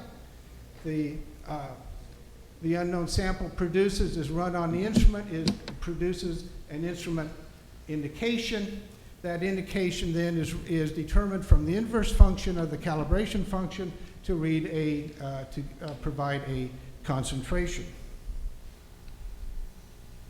Now with the calibration standards, we have to demonstrate the traceability of these standards, because we want one of the benefits of traceability not only to show the validity of the thing, but to provide comparability of the measurement results from the same laboratory, if they were done by different people, or if they were done in different laboratories at different times. So at the top we have a BIAPM standard that could be used by the National Metrology Institute, such as NIST.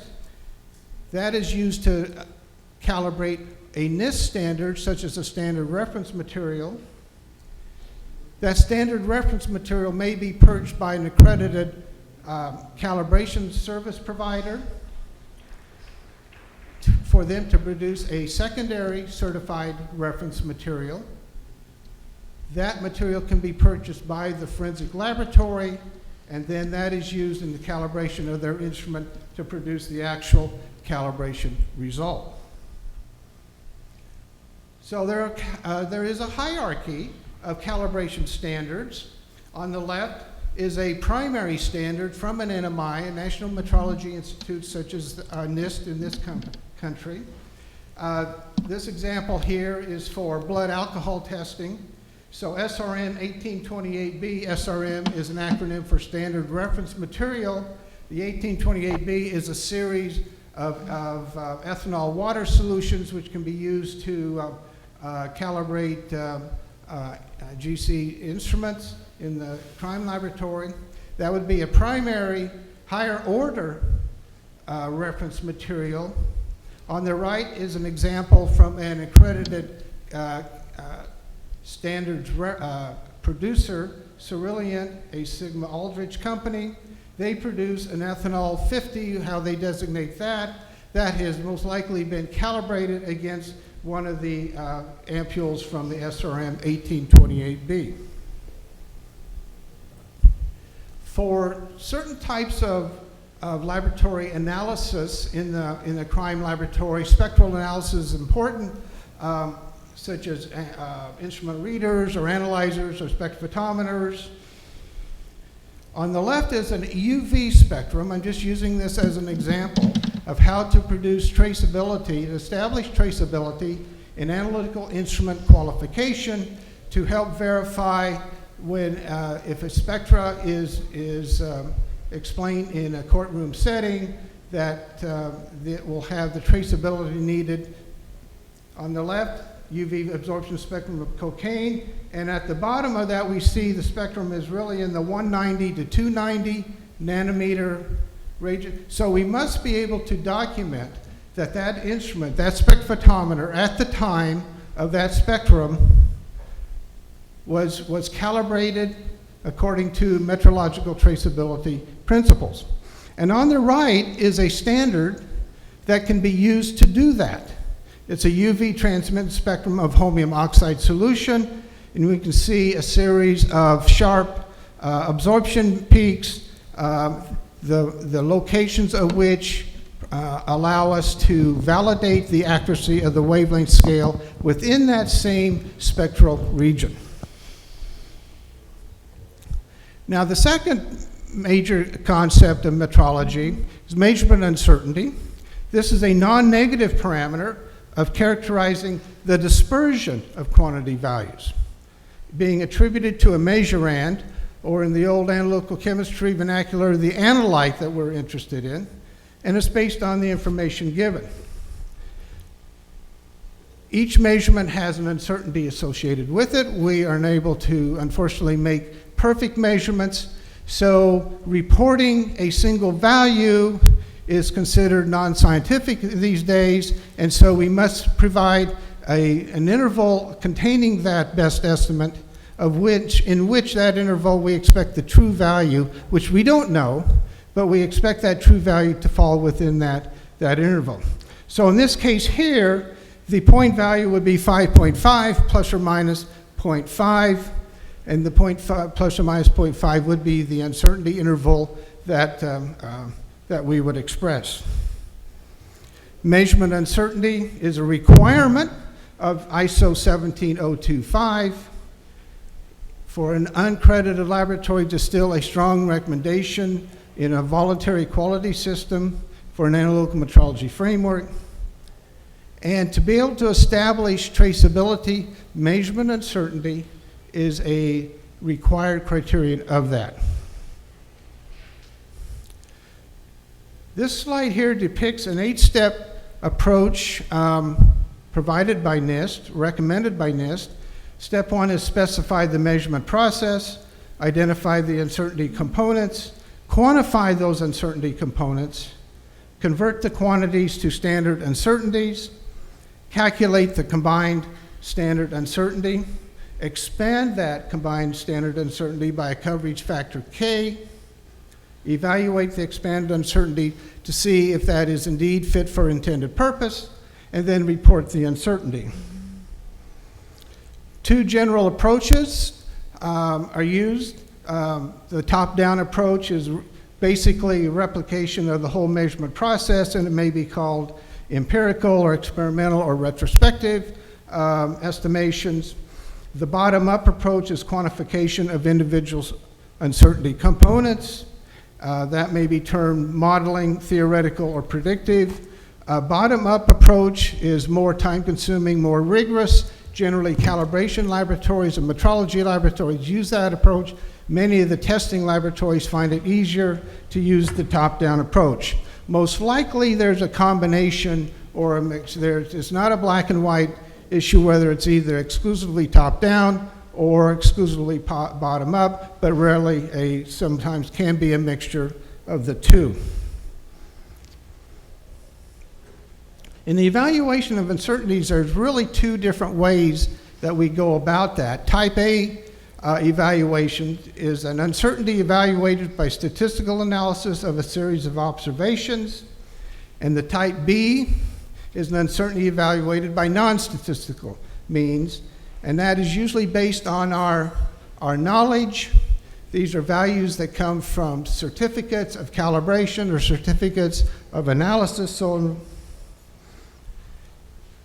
we have an uncertainty budget, which is a tabular summary of different individual sources of uncertainty and their estimated magnitudes for a given measurement or calibration process. We'll have a coverage factor which provides the level of confidence, for example, the 95% confidence level that we wish to express or report our results. The expanded uncertainty, a best estimate for interval containing the calibration reference value. Okay. The reporting results, we report the point estimate Y plus or minus the expanded uncertainty.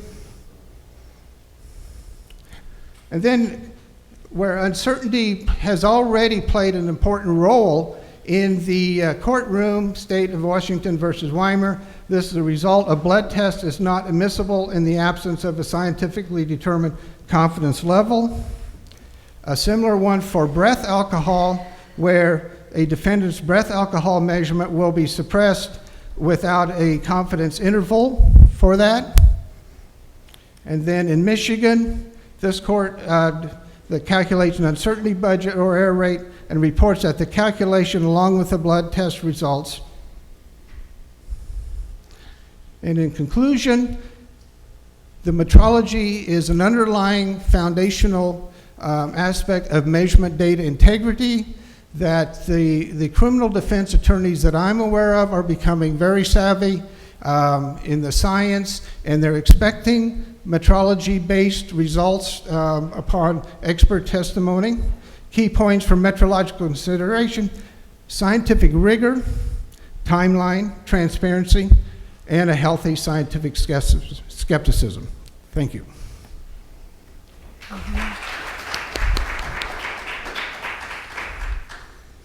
Thank you very much. We'll have to hold the questions until lunchtime. We're following behind schedule. The next speaker is Dr. Irina Perepeshina from the Lomonosov Moscow State University, Russia, and the title of her talk is Forensic Aspects of Decision Theory Application to Court Decisions Using the Results of DNA.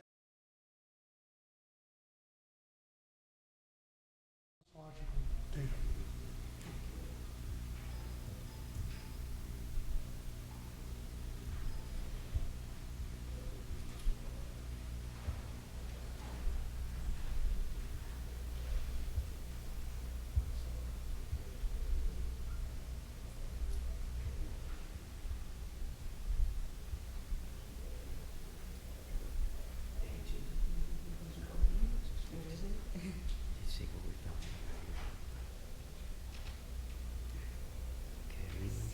Do you see yourself?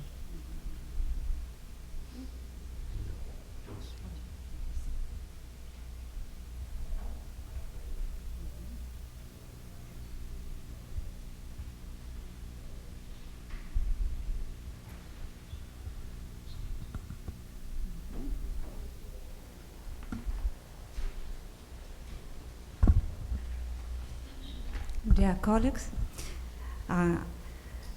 in this presentation, I like to continue dealing with the problem. I considered it forensic research and technology previously in 1914 in San Antonio.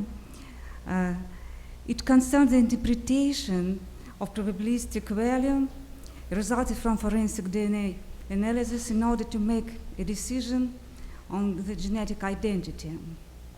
My concern was to develop the standard of DNA identification as a probability threshold sufficient for the determination of the genetic identity, with the aim to avoid subjectivity in regard to this issue. The standard was proposed to develop on the basis of the predetermined scientifically based level of reliability, which to be adopted by both the scientific community, forensic community, and the justice system through analysis of the range of equivalent probability values which describe different aspects of the same statistical model. Such range, and I described this conception. And this conception was focused on the objective statistical parameters of identification reliability. However, the problem of the identity threshold choice, along with the dealing with the objective reliability parameters, includes also the aspect concerning the subjective factor determinant for the choice of the threshold in question. The decision-making point is inevitable irrespective of the degree of reliability of DNA identification, and therefore accurate decision and justification is of demand. This aspect is under consideration in the current presentation made in collaboration with the mathematician Professor Mikhail Gubko. The decision-making process can be described mathematically on the basis of the theory of the individual and group decision making. Decision theory explores the preferences of the individual and society and develops formal models of rational decision making under incomplete information. It provides solid ground to recommendations on forensic DNA identification using legal studies, as we suggested in early 2000.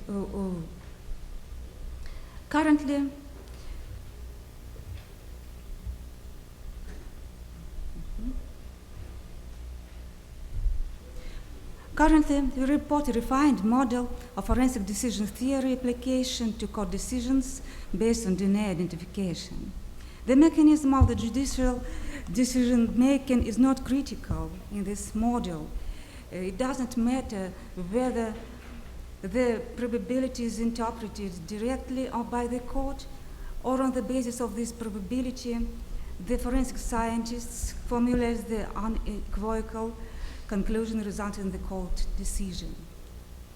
The model employs a hypothesis of the rational behavior to reveal factors influencing decision-making and to study border probability values which can be assessed as sufficient for judgment. The process of the decision-making was studied on the basis of two approaches, the averaging and maximum guaranteed result.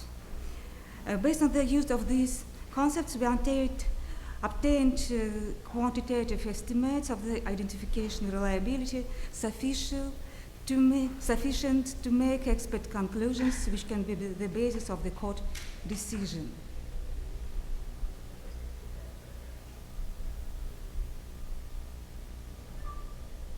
When the decision is made on the basis of DNA analysis results, for every case in hand, we have to provide rationale for the critical value per max of precision of identification, which can be assessed as sufficient for the judgment. By using the averaging as a method of eliminating of uncertainty, we employ the notion of the average to the average utility to obtain the closed form expression per max, where V is the number of potential suspected person and X characterizes the preference of the individual in the case and reflects the adoption level by the society of justice value in considered case of a group of similar cases. And in this formula, A is the utility gained when an offender is convicted, B is the utility loss when an offender is acquitted, C is the utility loss when innocent is convicted by mistake, and D is the utility gain when an innocent is acquitted. Regarding the use of MGR, the second concept, the value Y, which characterizes the preference of the individual in the case of case under consideration, is calculated as follows. The above considerations relate to the individual decision making. Each individual has his own preferences. In order to move from individual decision making to the choice of the society, one of the following approaches can be used. The average value of X, the minimum value of X, and voting. It takes the value of X which satisfies the majority member of society or some other conditions. It depends on the agreed parameters. The adoption level is a society function, so needs to be elicited from a special pool. On its foundation, PMAX can be calculated with regard to criminal and civil cases and with regard to different categories of crimes. Let's outline some key points of the poll methodology. The problem should be described very simply through easily formalized by preferably as close as possible models. The estimation of the probabilistic values should be based on a meaningful description of these values. The questions should be made taking into account the basic concept, respectively the averaging of MGR. As for the former, the question can be asked to the respondents, for example, as follows. Imagine you know an innocent was convicted by mistake. You can release him, but several convicted offenders will also be released. How many offenders would you release to save the innocent? And the answer will give the parameter 1 to x. This formulation of the poll question is based on the following consideration. On the one hand, there is the change of the utility from the situation when the offender has been convicted for the actually committed crime up to the situation when he was released, for example, for the lack of evidence. It should be borne in mind that the meaning of the question and its understanding by the respondent is largely dependent on its wording. The rewarding the question, for instance, in such a way as it's shown in the slide, can greatly change the assessment of the situation test. Although it gives the same parameter mathematically. How many offenders would be convicted if the price of this is the conviction of an innocent? The answer will also give 1 to 2. In both cases, we deal with 1 and 2 type errors. It is the problem of identification, of any kind of identification that we have to balance between type 1 error, 1 type error, and 2 type error. In case of MGR, the burden is much easier because it is only necessary to determine whether the value of y is more or less than 1. So we have the burden. What do you think is worth when the innocent person is accused or offender is released? The poll results strongly depends also on the composition of the respondents. The approaches concerning the character and the size of the poll sample may be as follows. The poll of a random representative sample, such poll will reveal the average mood of the society. The poll of the professionals, such investigators, judges, employees of the law enforcement system, and the poll of juries. Unlike the first 2 approaches, its peculiarity is that it will be extrapolated to the certain situation which is under consideration in court, and thus the jury will focus on a specific case. We studied a simulated poll under realistic parameters as basic conditions. The data obtained allowed to conclude that some approaches may give no reasonable solution, MGR, this is the approach. Median majority voting is the most robust technique in opinion segregation. Precision is suggested is typically achievable by all contemporary old DNA analysis methods. We also got today preliminary data, having surveyed a sample of professional contingent, the 3-year students of the University Law School. This contingent is very important because there are just those people who will then take judicial decisions. The detailed result will be reported elsewhere after a full poll. But it is already clear that even preliminary data are of interest.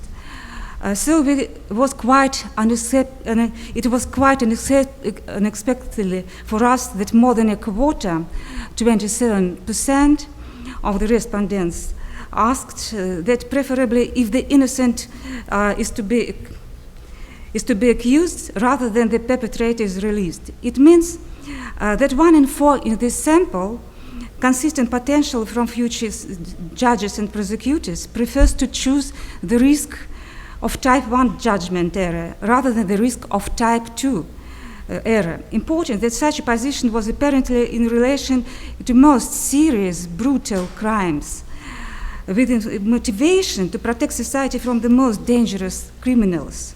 It was implied that as a result of the release of such a perpetrator, more people could suffer later. So it was humanistic motivation. Such motivation was discernible in respondents' answers to all 3 questions. On the basis of data obtained, it has been proved that, as we suggested in theory, the averaging is preferable rather than MGR, and we confirmed it empirically. In order to draw valid and complete conclusions, it is necessary to obtain all the empirical data to be analyzed. How does the approach can be used in practice? After surveys of different groups of the population, one can calculate reference conservative PMAX with respect to criminal and civil cases, as well as with regard to different categories of crime.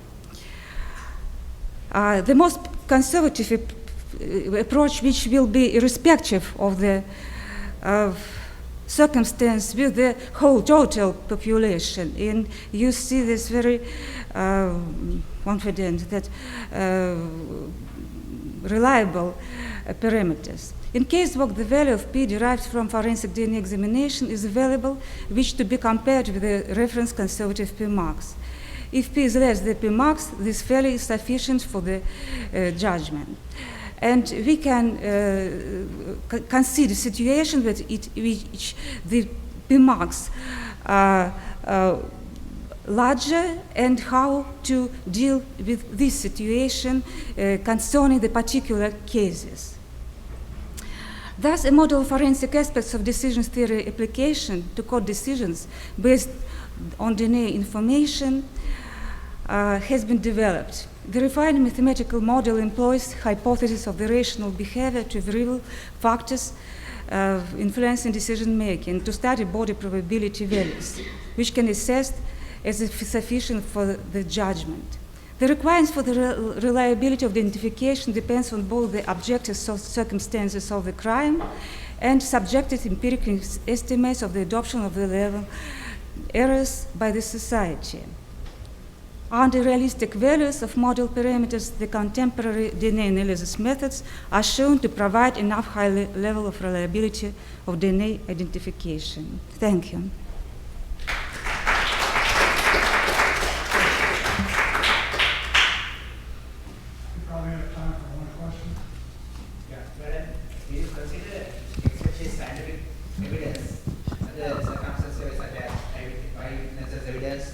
Then popularity of that defense lawyer and cleverness of defense lawyer, this type of factor did you consider regarding this calculation? We developed and considered the case irrespective of all the circumstances, and we take the maximum total population, 7 billion. So, but if we have such need, we may introduce concrete circumstances and consider it in regards with the particular situation.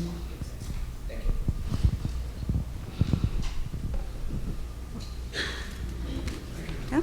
Thank you. Our next speaker is P.A. Sermon from Nanomaterials Laboratory in the United Kingdom, and the title of his talk is Design of Forensic Nanotaggants with an Unmistakable Fingerprint.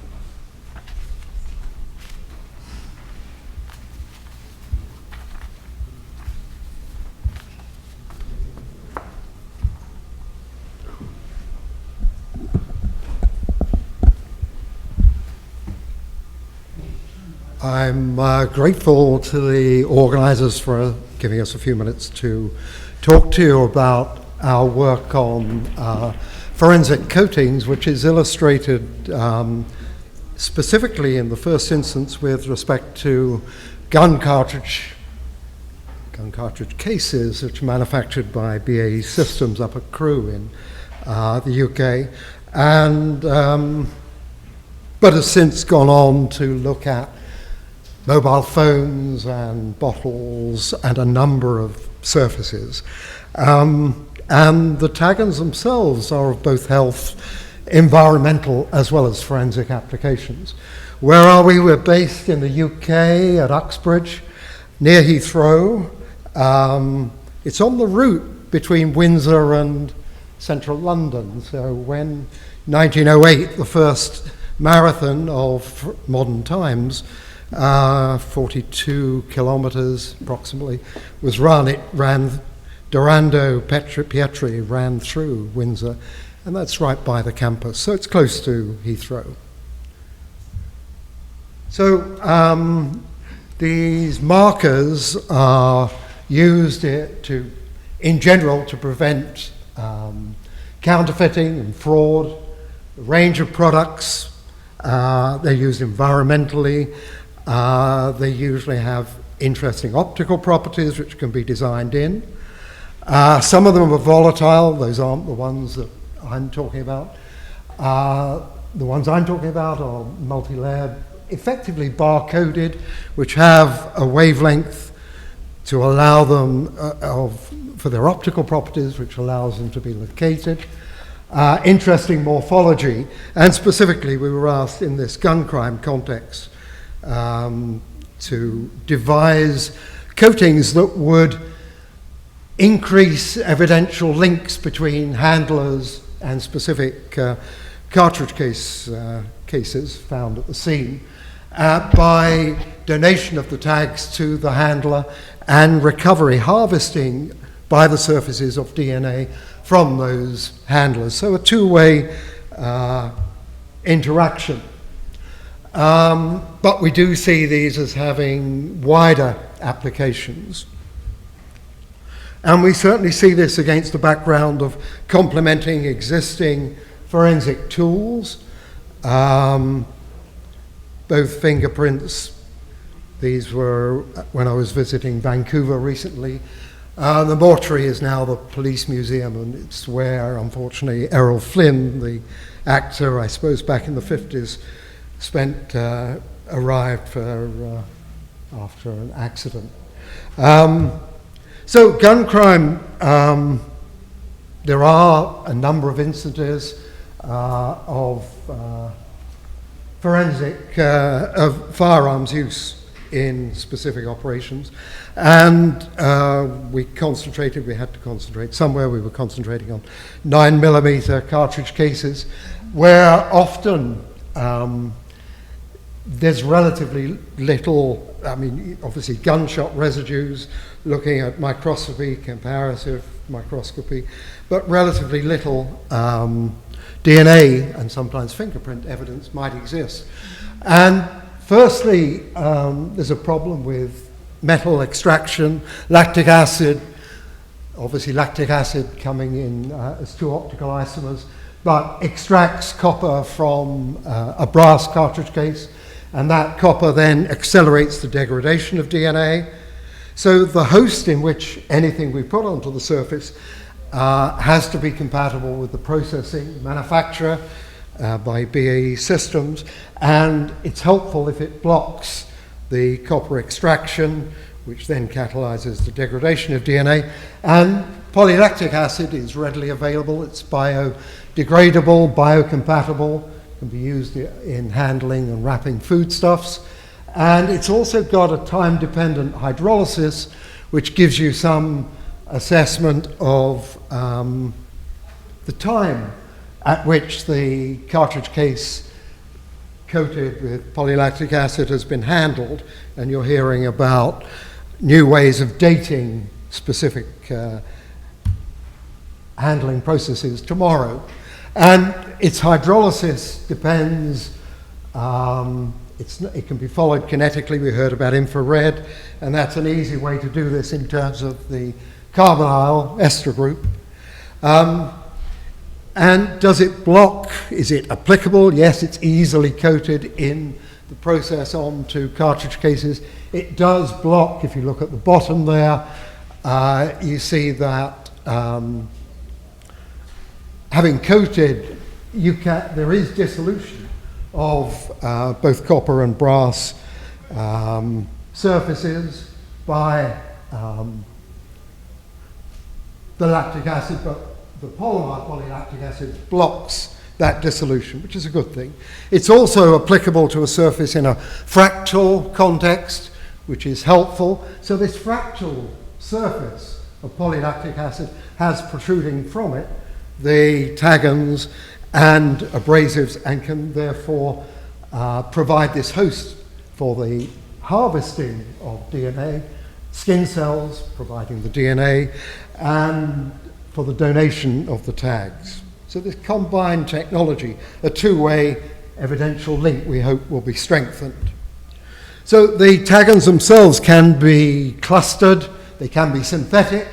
These are synthetic polymer microspheres, or they can be forming, must have touched the wrong button, or they can form into two-dimensional arrays, essentially photonic crystals, which allows them to be easily picked up, identified. What interested us more were biomimetic materials. So Steve Mann at Bristol had used biotemplates as a way of providing a morphology for an overcoat, which could be an oxide based on a titanium alkoxide. So that alkoxide overcoats in nanometer thick, 10 nanometer thick coatings.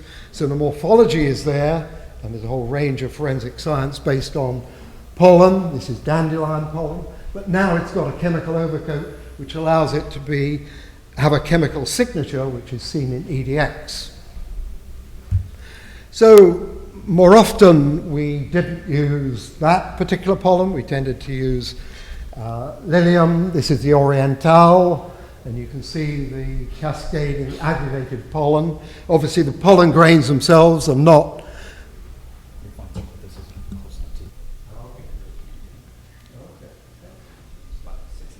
Okay. So the aggregates can be seen, but individual pollen grains can't be seen. The pollen grains themselves have a characteristic morphology, this reticulated structure.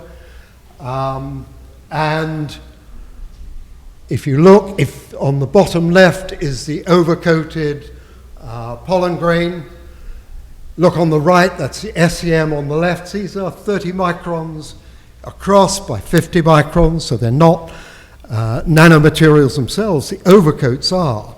Look on the right, you can see the EDX image, and you can see this is for titanium.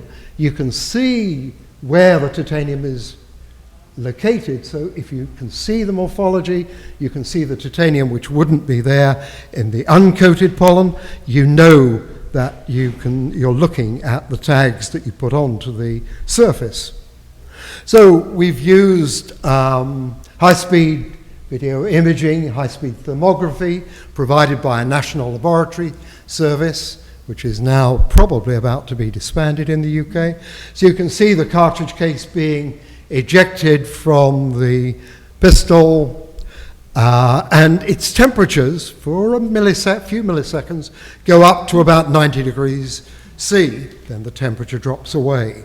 So that temperature has got to be resisted by the surface coating and by the tagand itself. So top right are the tagands on the cartridge case after expulsion. You see them before on the cartridge case. The background is the polylactic acid. Polylactic acid is resisting this firing and ejection. Certainly the tagands are surviving the firing by the pistol. And the bottom right is those that are on the gloves that have been used by the handler. So the tagans survive. You can see on top left, temperature programmed oxidation. The tagans don't oxidize until you get to hundreds of degrees above ambient. So they survive thermally, they survive the thermal shock, they survive the ultrasonic wave that passes down the cartridge case, and some are transferred to the handler. So in that direction we see positive forensic evidence. You can control the extent to which they're transferred. So you can see top right, those are the tagans on the cartridge case. The second one down with the blue background is the gloves that were worn by the handler, so a smaller fraction have been transferred to the handler. Then the handler touches another surface, a smaller number, and then a smaller number still are transferred back onto gloves. And you can control the extent to which that happens. You can incorporate into these coatings an abrasive component, a sol gel abrasive component.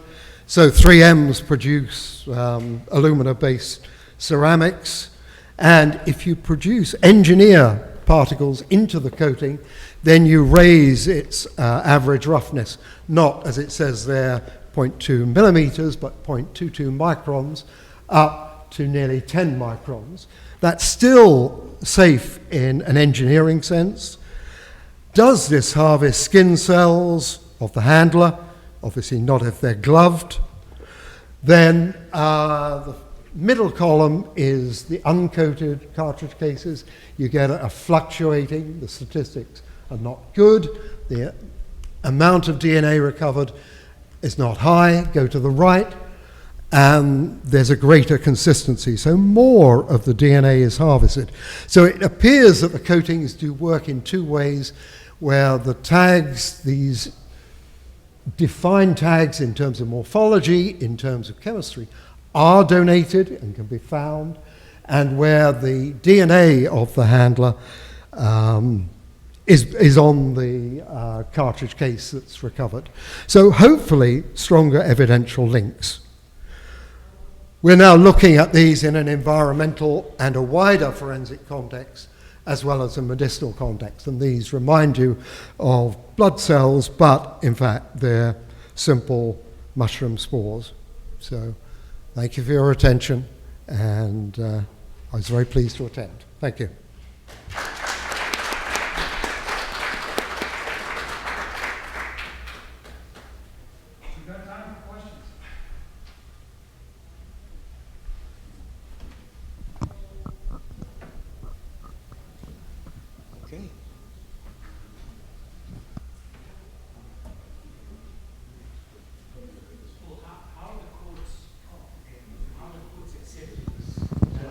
How are the courts accepting this development in nanotechnology? I think it would require, it would require the manufacturers to implement and put on the coatings. And apart from that, somebody would be manufacturing in a factory would circumvent this. So it's only adding to the existing technologies. So it hasn't been as incumbent. So there's no case history yet. So it's in the future, potentially. But it's required legislation. Clearly, these tags would have to be proved to be non-toxic. You wouldn't want to be introducing something which would, if it's transferred to the first person.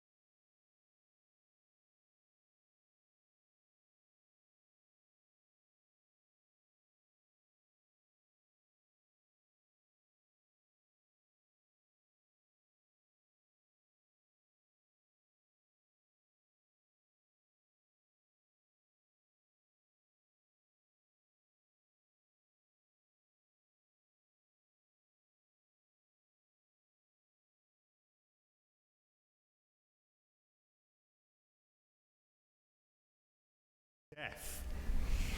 Okay, there is a mathematical probability you can still go through. I ignored that, right? Okay. So I'm going to look at some of the challenges facing SSD technology and in terms of data recovery. Suddenly, lots of companies have woken up to the fact that information security is sexy and sells. I got asked many years ago by a good friend of mine who works at GCHQ how they could develop and get secure phones out into the marketplace. And I said, the answer's simple. It's when my mum, who's 80-some years old, walks into a shop and says, I want a secure phone.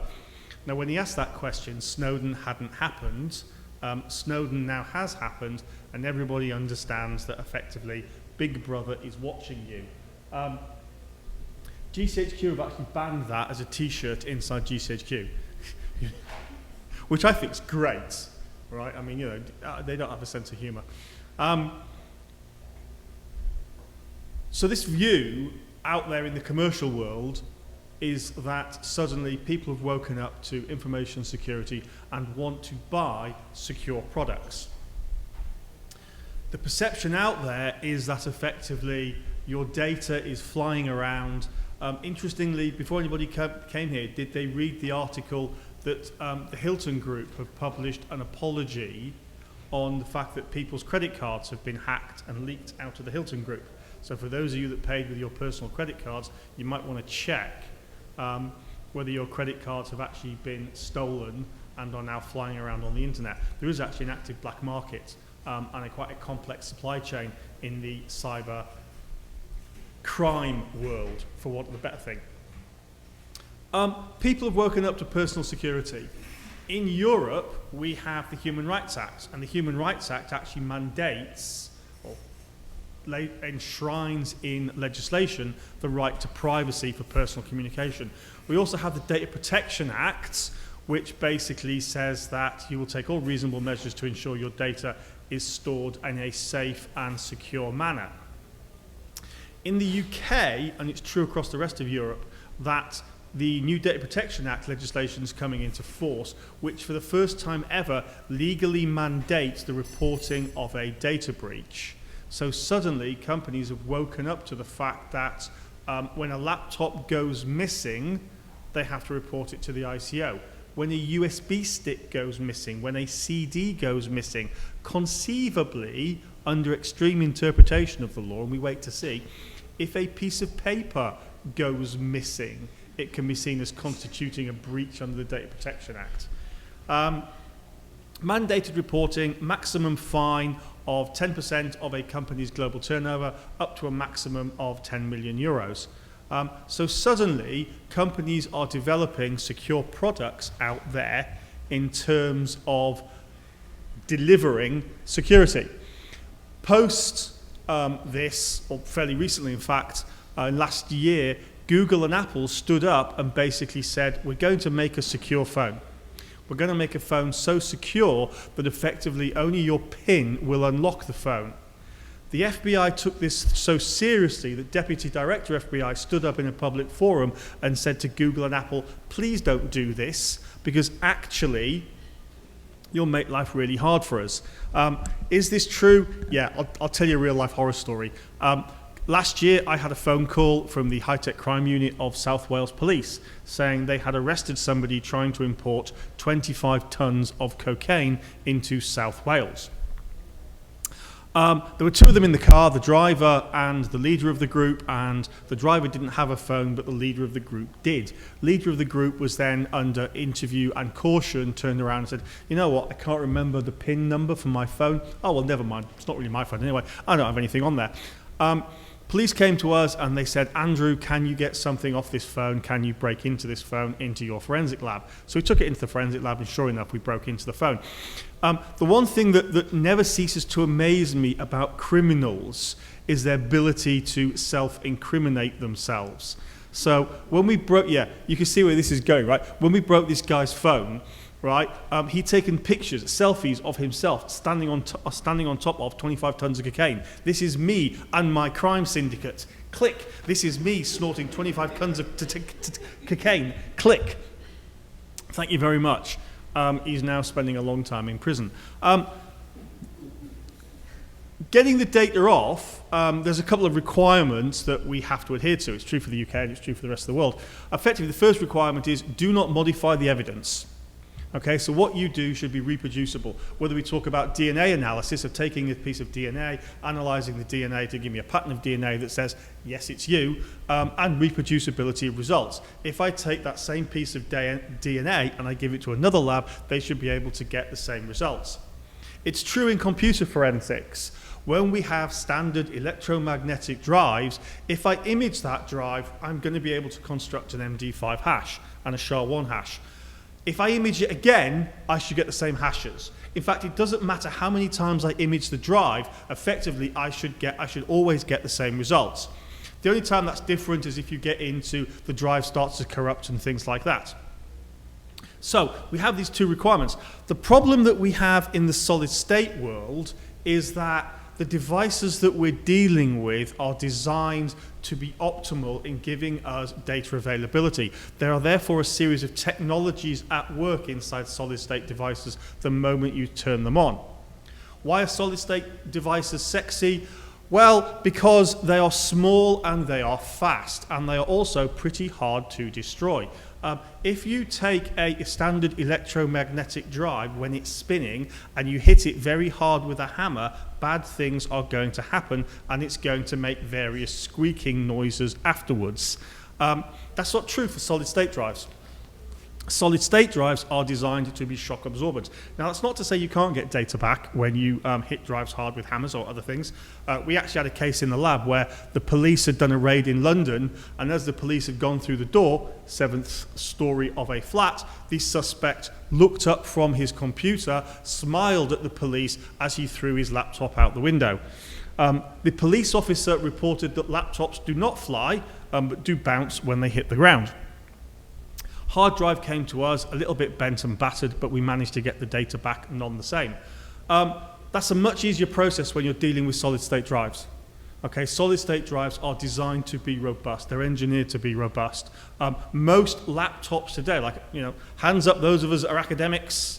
Yeah, and hands up, keep your hands up if you're an academic and you have an Apple Mac. Yeah, you see most academics do. You can always tell the difference between people in industry and academics. Us academics have Apple Macs. The others, the non-academics, the great unwashed, don't. They have things like Dell and running Windows. Don't do that. They run solid-state drives. Well, it's worse than that, because so does the Internet of Things. Because solid-state drives are robust. They can last a fair amount of time, depending on how many times you read and write to them. And that USB technology inside your solid-state drive is actually inside pretty much everything else. We all have mobile phones. They're probably all 4G or 5G or 3G smartphones. They're all effectively running a solid-state drive, believe it or not. USB sticks, solid-state drives. Control systems for nuclear reactors, solid-state drives. Your TV, smart TV, probably got a solid-state drive in the back or USB technology. Pretty much everything on the Internet of Things, smart grids and stuff like that, is running this type of technology because it's robust, it's reliable, you can put it on a PCB, and it works. So life's getting hard. We like them because they're low, they're small, they're fast, we can put lots of data on them. They offer us phenomenal throughput when you compare them with standard electromagnetic drives, and they are a lot more resilient to things like bashing, to things like heat, and to things like that. One of the problems you have with standard electromagnetic drives, if you put them in hot environments, bad things start happening to them. So, what's the basic architecture of a solid-state drive or a USB device? It's got a controller chip that's either talking USB, that'll either be USB 2 or USB 3. USB 3, you're getting up to a data bus speed of about 3 gigabits per second, or it's going to be looking at the ATA interface. If it's looking at the ATA interface, that's going to be ATA 8. And it's going to have a host interface logic that's basically taking the commands from those buses and converting them. It's going to have a processor, a buffer management, a flash controller, and lots of flash memory. Now, when you buy a 1 terabyte SSD drive, it actually has more than 1 terabyte worth of NAND storage in there. Most of them, they over-provision by about 70%, depending upon various makes and manufacturers. Some of them may over-provision by 100%. The idea is effectively you want that data to be there all the time, and the way they do it is they over-provision, because as the cells wear out, and wear out they will, effectively you still want to have access to that. Part of the problem that we have is that this growth in technology has fueled the adoption of encryption and reverse engineering techniques, and it's getting into things like your phone. So for example, when we do forensics on phones, we used to be able to get the data off using a technique called a chip-off attack, which is basically one of your chip will be soldered onto the PCB, I melt the solder away, I take the chip off, I put it in an EEPROM reader, I read the chip, hey presto, I've got your data, thank you very much.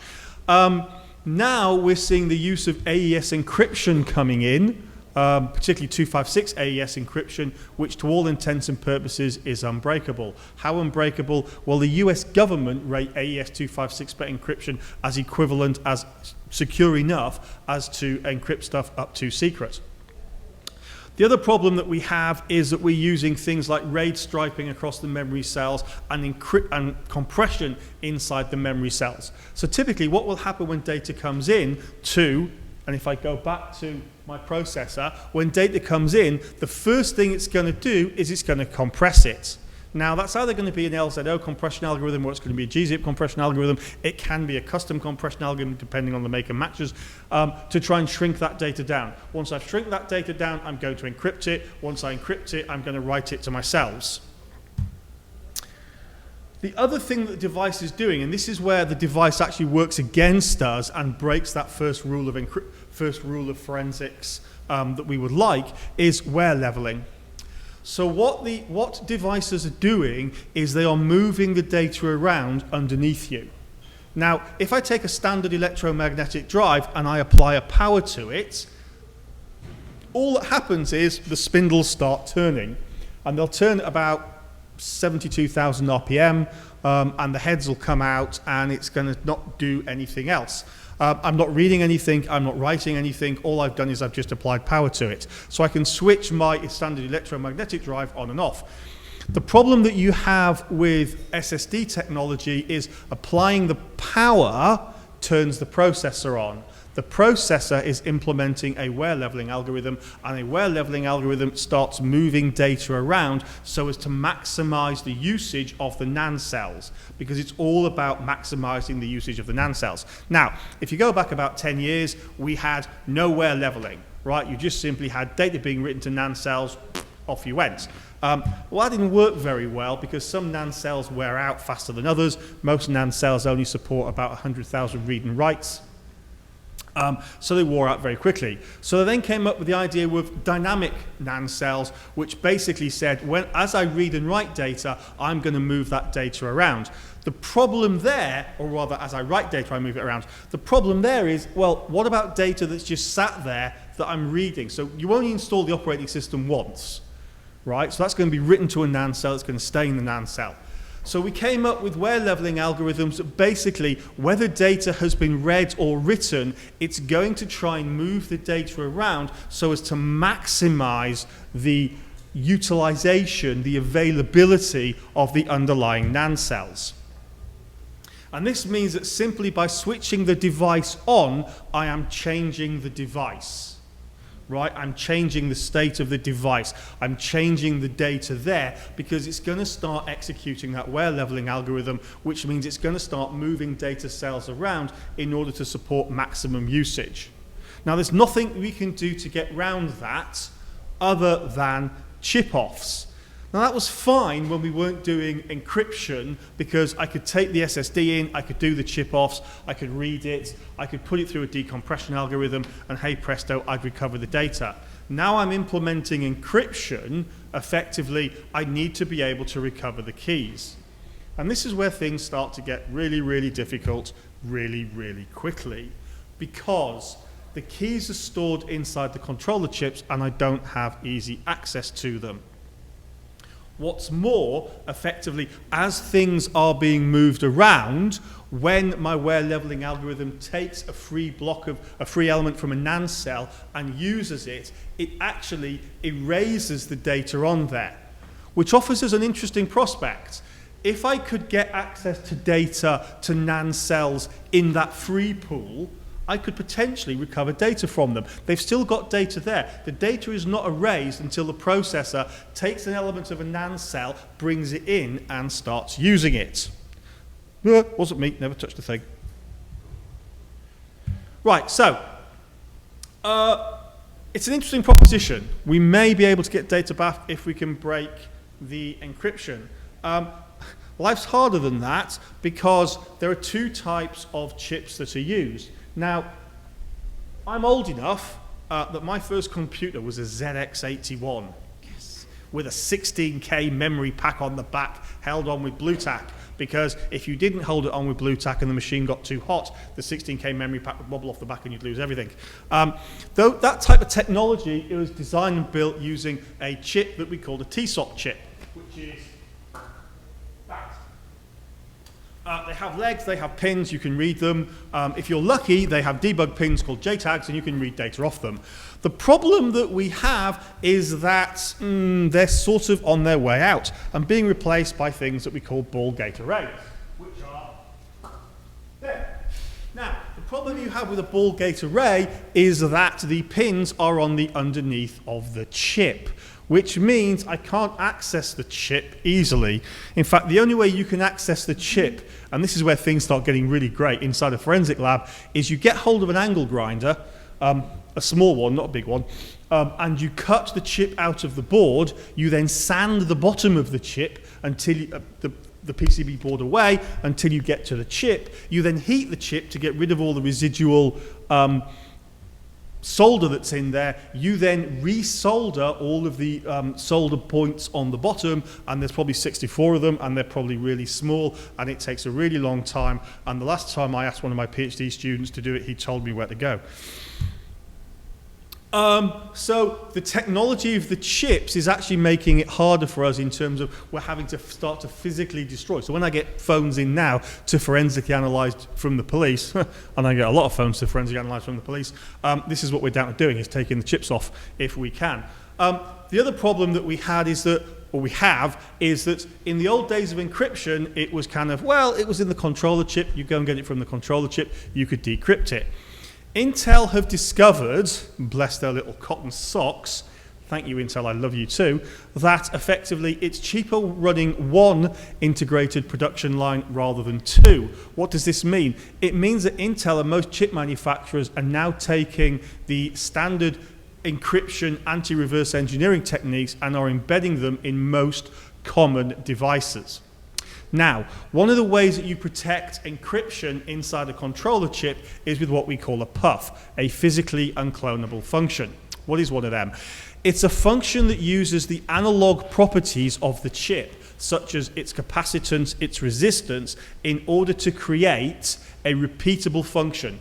So the way PUFs work is they say, you may have an encrypted key on the chip. You will have, because you'll be using AES to encrypt it. I'm going to take that key and I'm going to put it through a PUF to give me the actual key that I'm going to use to decrypt the data. So long as the physical properties of the chip don't change, that PUF is a deterministic function. What does that mean? It means that the moment I start wanting to reverse engineer stuff, and in terms of getting the keys out, I have to understand the nature of the PUF. But that PUF is written in silicon inside the chip. If I go back, right, that PUF will be written inside here in the layers of the chip using the analog structure of the chip. And there are various PUF functions out there that are used. Effectively, what it means is that to all intents and purposes, recovering data from SSD technology is becoming virtually impossible if you're using any of the standard chip or chip side attacks. It means that the only way we can get data out of an SSD is to use standard forensic imaging techniques, the way we use it for standard electromagnetic drives. Now that's fine for SSDs in terms of if there's data there, I can get some data off. What it means is if there's any other data on there, I can't see it because I don't have access to the chips. It also means in terms of the Internet of Things, which is coming around the corner or has arrived, depending on your point of view, getting data out of the Internet of Things is going to be virtually impossible. In fact, we're getting to the point with mobile phones where it is virtually impossible. If you have a modern mobile phone, it is extremely difficult to get data out of there if you know what you're doing, if you don't have the keys. Now, there are ways to get keys out of people. The most famous way is probably known as the Black & Decker hack, and it goes something like this. You want somebody's PIN to unlock their mobile phone. You sit them down in a chair, you get a Black & Decker drill, a 30mm drill bit and their kneecap, and you say, which is it going to be, sunshine? Your kneecap or the PIN, your choice. I once had a chance to talk to someone in one of the customs and excise guys in the UK because we do some work for them, and I said, how do you get pins out of people? And they said, oh, it's easy. What we do is we take them into a room. In that room there is no chair, there is just a metal table. On that table there is a very long rubber glove and a big tub of jelly. And you say to them basically, I believe you have secreted this pin on paper in your bodily somewhere, and I'm now about to go and find it unless you tell me the pin. Let me tell you, at that point, I'll cop to the assassination of Kennedy, right? I was the man on the grassy knoll. So, there we are, questions. Or lunch.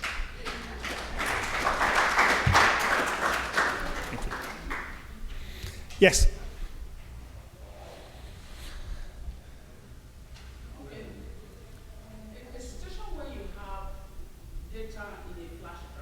Yep. And then you plug in this flash drive into the computer system. Yes. And then the data is deleted.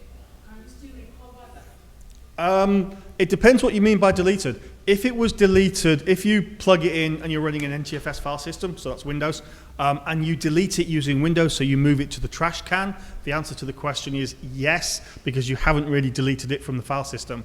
The moment you empty the trash can and that data is effectively purged, at that point, it's gone. Right, because effectively at that point the controller chip inside the USB is taking the memory cells where that data was and is making them available to be used. A situation where there's virus in the system and the virus cleans off that particular data. What happens? If it deletes the data from the flash drive and it makes the NAND cell where the data is being stored available to the controller, so it basically says to the controller, I've erased this data, you can have the NAND cell back now so you can reuse it. Effectively at that point I can't get the data back, right? Because that data, effectively the problem that you have is that the only way I can get that data, the only way I can see that data is to take the NAND cell and to read it. Now I can do that. Right, I can take the NAND cell off, I can put it in an EEPROM, I can read it, but what I'm seeing is encrypted data, right? So I then need the keys, and the problem that we have is due to the puffs and the way all this technology is going, effectively, there's no way you can get the keys. In line with the question, what if the computer is the hardware is infected and you reformat it, can you still get the data? No. If you reformat the hard drive, effectively what you're doing is you are taking, and it's a solid state, so solid state drives. If it's a normal electromagnetic drive, the answer to the question is yes, you can get the data back because we can image it. Standard electromagnetic drives, we've been doing it for years. If it's a solid state drive, no, because what happens when you reformat it is all of those data cells that have your data are basically marked as, well, they're now for the controller to use. So when I reinstall my operating system, the controller's going and saying, get that block, install the operating system, get that block, install the operating system. The moment the block of memory, that NAND cell, is marked as it now belongs to the controller, effectively, I can't access it. So the computer we are using now, what kind of drive is it? Sorry? The laptop we are using now, what kind of drive? What kind of? Drive. Oh, drives. It'll vary. If it's a Mac, it's probably an SSD drive on the board.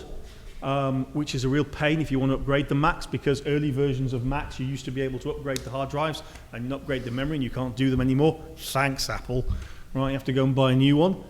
Which was great, because when my daughter went to university, she declared my old Apple that I was going to give her unfit for purpose, and because I couldn't upgrade it, I had to go and buy her a new one. She then spec'd out she wanted the gold-plated laptop, and I told her the answer was no. If it's a laptop like this, which is a Windows HP laptop, the answer is it'll depend upon when it was built, how it was manufactured. Most of these actually don't have SSDs. They actually have standard electromagnetic drives, but that is changing. So it depends on the age and things like that.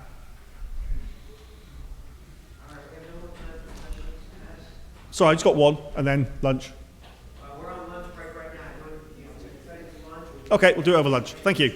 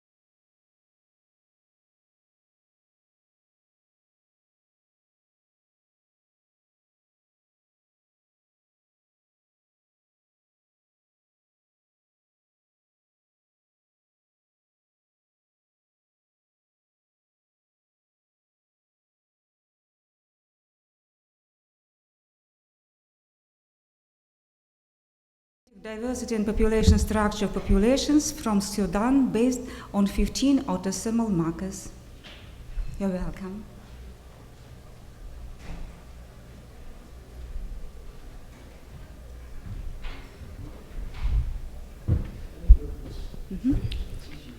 Sorry.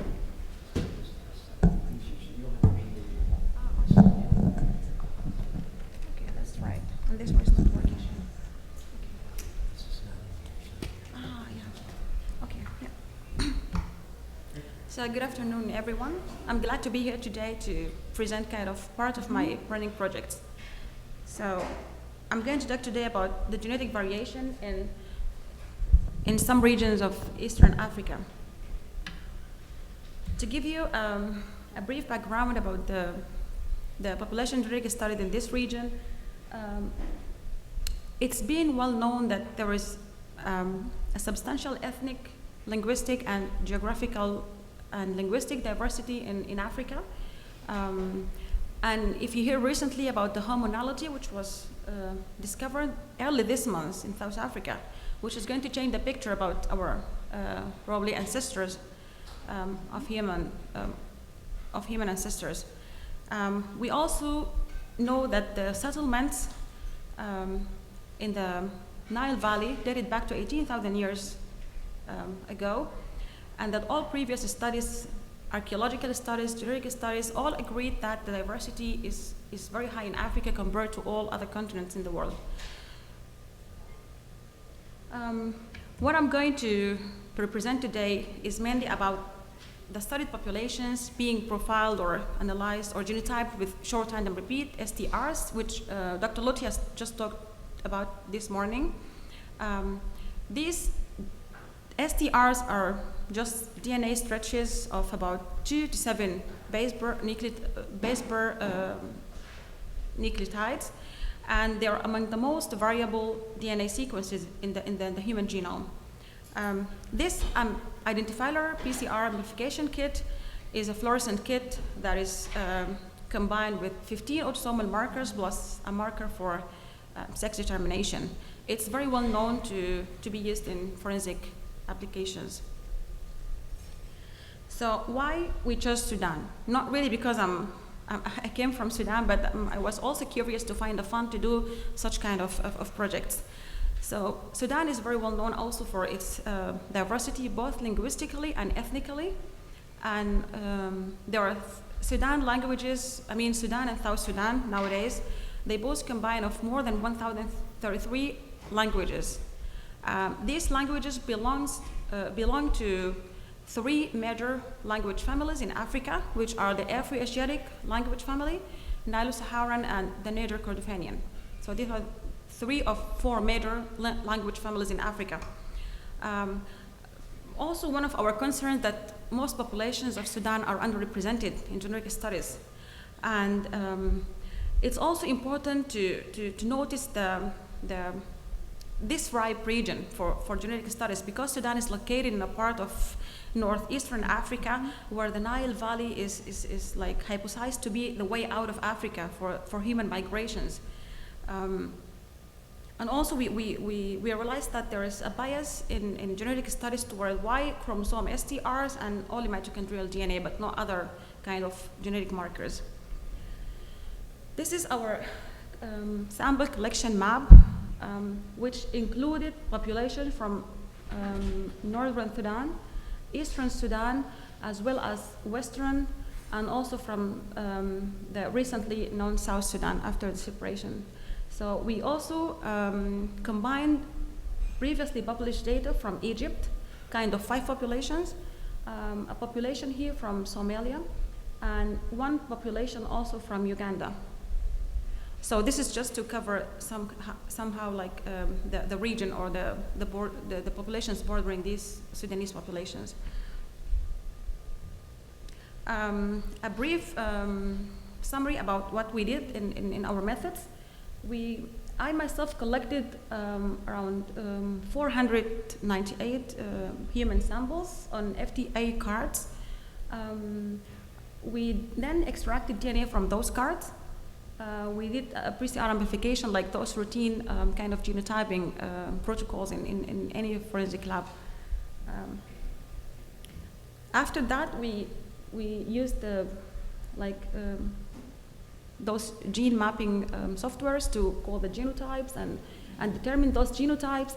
And we use this genotypic data to look at population structure, to do like some informative net for assignments for these 15 markers. We did also kind of the mean value of distinct alleles, private alleles. We also did like pairwise genetic distances among the populations to see how distant are these populations from each others. I'm going to show this all in the results. For the forensic summary statistics, we found that like this marker, D18, had the greatest value of expected heterozygosity in the Sudanese population, and as well it had the lowest match probability and the greatest power of exclusion and discrimination. We found out that the combined matching power of exclusion for the 15 loci was really high and 99.99%, and the combined match probability was at like 1.35 multiplied by 10 to the power minus 18, and 5 of the loci were found to be like not really deviated from the Heide-Weinberg equilibrium.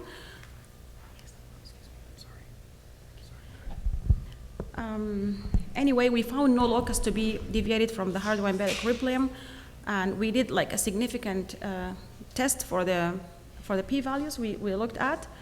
And what was interesting in this project is that we found that we have to look at these 15 markers because they're very well successful in forensic analysis for individual identification. But unfortunately, we have to think of a way like, are these markers really good for population identification? For example, can I say like these 15 markers will identify, for example, a Sudanese national or a US national or whatever? Are they have this power that enable them to identify those people at this level? So what we did here, we used this informativeness for assignment statistics. It was, maybe it's not that clear, sorry. So this statistics actually describes the information content of each genetic marker about the inference of ancestry. So we calculated this statistics for the 15 autosomal markers. We also did like a relative informativeness for the 15 markers compared to a larger panel of markers from a previous study by Rosenberg, 2003. And what we found out that the mean number of informative markers in Sudanese population is higher than that combined for Sudan and neighboring populations, including Egypt, Uganda, and Somalia. So we believe that there is these markers are better,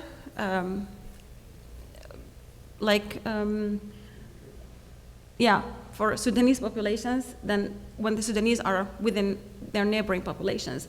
We did also like this relative informativeness for assignment for Human Genome Diversity Project Sub-Saharan populations, and also for another group from the Human Genome populations with a Niger-Congo language affiliation. So we found out that the Sub-Saharan population has the highest mean of informativeness with these two populations genotype with a higher number of markers, more than 370 markers. When we compare these two populations with a high number of markers to these 15 markers, we can see that the 15 markers are not that strong in this kind of identification of the populations. I mean, on the population level, not on individual level. What we looked at also is like the number of alleles that are private to a pair of Sudanese population. And if you can see here, I think it's very difficult to show you this, but anyway, we found that the mean number of alleles private to a pair of Sudanese population is very high in population of southern and western Sudan, mostly, but not for the eastern and northern Sudan and these kind of regions. We also looked at the number of, mean number of distinct alleles as a function of sample size, which means like the number of chromosomes for each population. And we found out that the Karamoja population from Uganda has the highest number of distinct alleles, as well as this Zaghawa population from Western Sudan. These two populations, and like going to the bottom, like the other populations with this mean number of distinct alleles has a lower mean number of distinct alleles. We also looked at the mean number of private alleles for all the Sudanese population, along with the population from Uganda, from Egypt, and from Somalia. So Somalia tends to have the high mean number of private alleles, then the Nilotic populations from southern Sudan, as well as these Zaghawa from western Sudan. So these are the western and southern region populations. We also looked at the mean number of alleles private to pair of population. I mean here like Sudanese populations versus the other three neighboring populations. So if you have a look here, that this is the mean number of private alleles for a Sudanese population, in this case the Zaghawa versus the Uganda population, and this one like for the Nilotic, and this for the Nuba population, also from Western Sudan. So I will tell you later how we looked at these kind of results. So here, we found out that these populations has like 3 distinct patterns of population structures, which mean that some populations share their membership of population structure. So, but within Sudan, we found like mainly 2 clusters. If you could look here, like this Egypt, for example, Egypt has a high membership for this green color, just to make it easy for you if you're not familiar with this kind of patterns. And Sudan has a mixture of both the green and the red one. But what we found out that the Somali population has a high membership or a proportion of this yellow color, which means that it has some different population structure compared to others. But within Sudan, we found out that these populations, for example, from the western part, had this high red color membership, which is very similar to Karamoja from Uganda. On the other side, the populations from northern Sudan, like the Copts population, the Arabs population, and those Nubian populations, has a membership coefficient like with a high green color membership, which is very similar to the one that we found in Egypt as well. So we also looked at the principal component analysis, which was based on genetic distances among the Sudanese and neighboring populations. We found that the first principal component based on these genetic distances with a 25.5% differentiates like mainly the Nubian, the Somali, and Egyptian and Copts from all other Sudanese populations. And the second axis also differentiates mainly the Egyptian population from the other populations. On the other hand, we looked at the third principal component with a 9.9%, which here mainly differentiates the Somali from the other populations. So what we looked at as well, that we did this genetic variation, analysis of molecular variants for these populations. We tried to group the Sudanese populations into 2 categories. One category mainly concerned with 2 major language families, the Afro-Asiatic and the Nilo-Saharan here. And we excluded this population because this population has a high tendency of having 2 major families of languages, so we didn't want to mix those kind of affiliations. The other grouping was based on geography, as northern, central, southern, eastern, and western populations. What we found out that the genetic variation based on geography has a higher percentage than that of language, which means that geography plays a major role in differentiating these populations. I mean in Sudan, of course.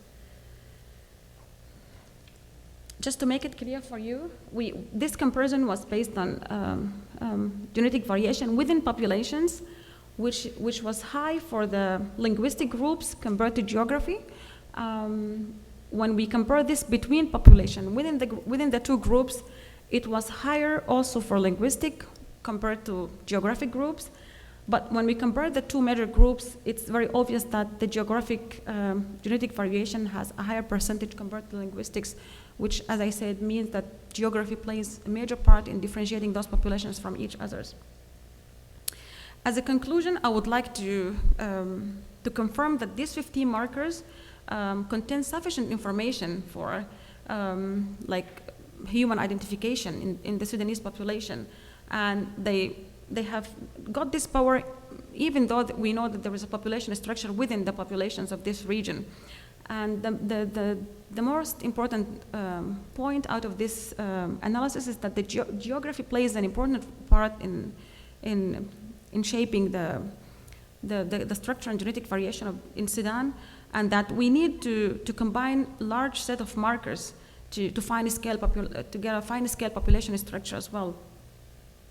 And I would also like to, from a forensic perspective, say that we can still use these 15 markers to continue doing forensic work and identify criminals or suspects or victims or all kind of related individual analysis using these 15 markers. As a future perspective, I would really love to get some funds to sample populations which were not considered in this analysis.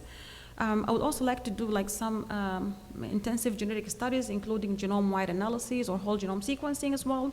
And of course, I would like to combine larger set of markers with a high informativeness of inference of ancestry to both lower the genotyping efforts and also to understand the population structure from a wide perspective. At the end, I would like to acknowledge this work to my co-workers, Marius Jakobsen from Uppsala University and Karina Schlubusch from Uppsala University as well, my citizen Hisham Yusuf from Sudan, and I would like to thank the Swedish Research Council, the Eric Philip Sorensen Foundation, the Nilsson Ely Foundation for the fund doing this project, from sampling to all the analysis. And I would like to thank my recent supervisor from Max Planck Institute for Evolutionary Biology for giving me the chance to join the conference. And of course, I would like to thank all the participants from my country who assisted in blood sample collection or everyone who donated his blood. So thank you for your attention, and I'm welcome to have questions. Questions? Have again questions. Thank you. Thank you very much. Dr. Marcella Fermina de Oliveira is invited with a presentation titled Voltameric Detection of LCD using a chemically modified carbon paste electrodes with Shreve base complex. You're welcome. And Dr. Rashad is preparing. Yeah?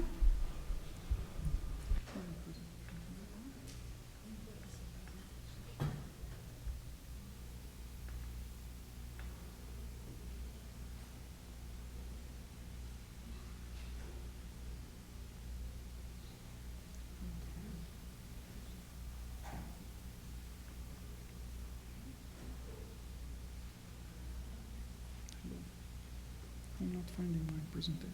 Oh, God. Do you have a flash drive, sir? I'm going to have to put it on a flash drive. Do you have a flash drive with you?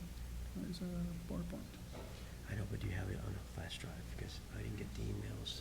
I have a flash drive here. Oh, perfect. You come prepared. But it's in PowerPoint. It's okay. It's going to be in PowerPoint. Let's get you on here. While they're preparing, as a comment to the talk of Hiba Mohamed Ali Babekir, maybe it will be interesting to do some studies in regards to DNA phenotype in your population study, maybe in future. To do some examinations in regards to the DNA phenotype and in prediction some features, population diversity, maybe. It will be interesting. It's a comments, it's an offering.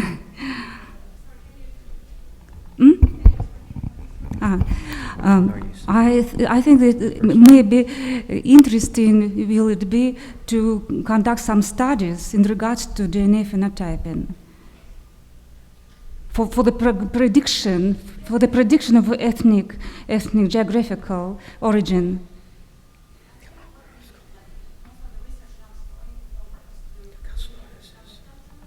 Mm-hmm. Mm-hmm.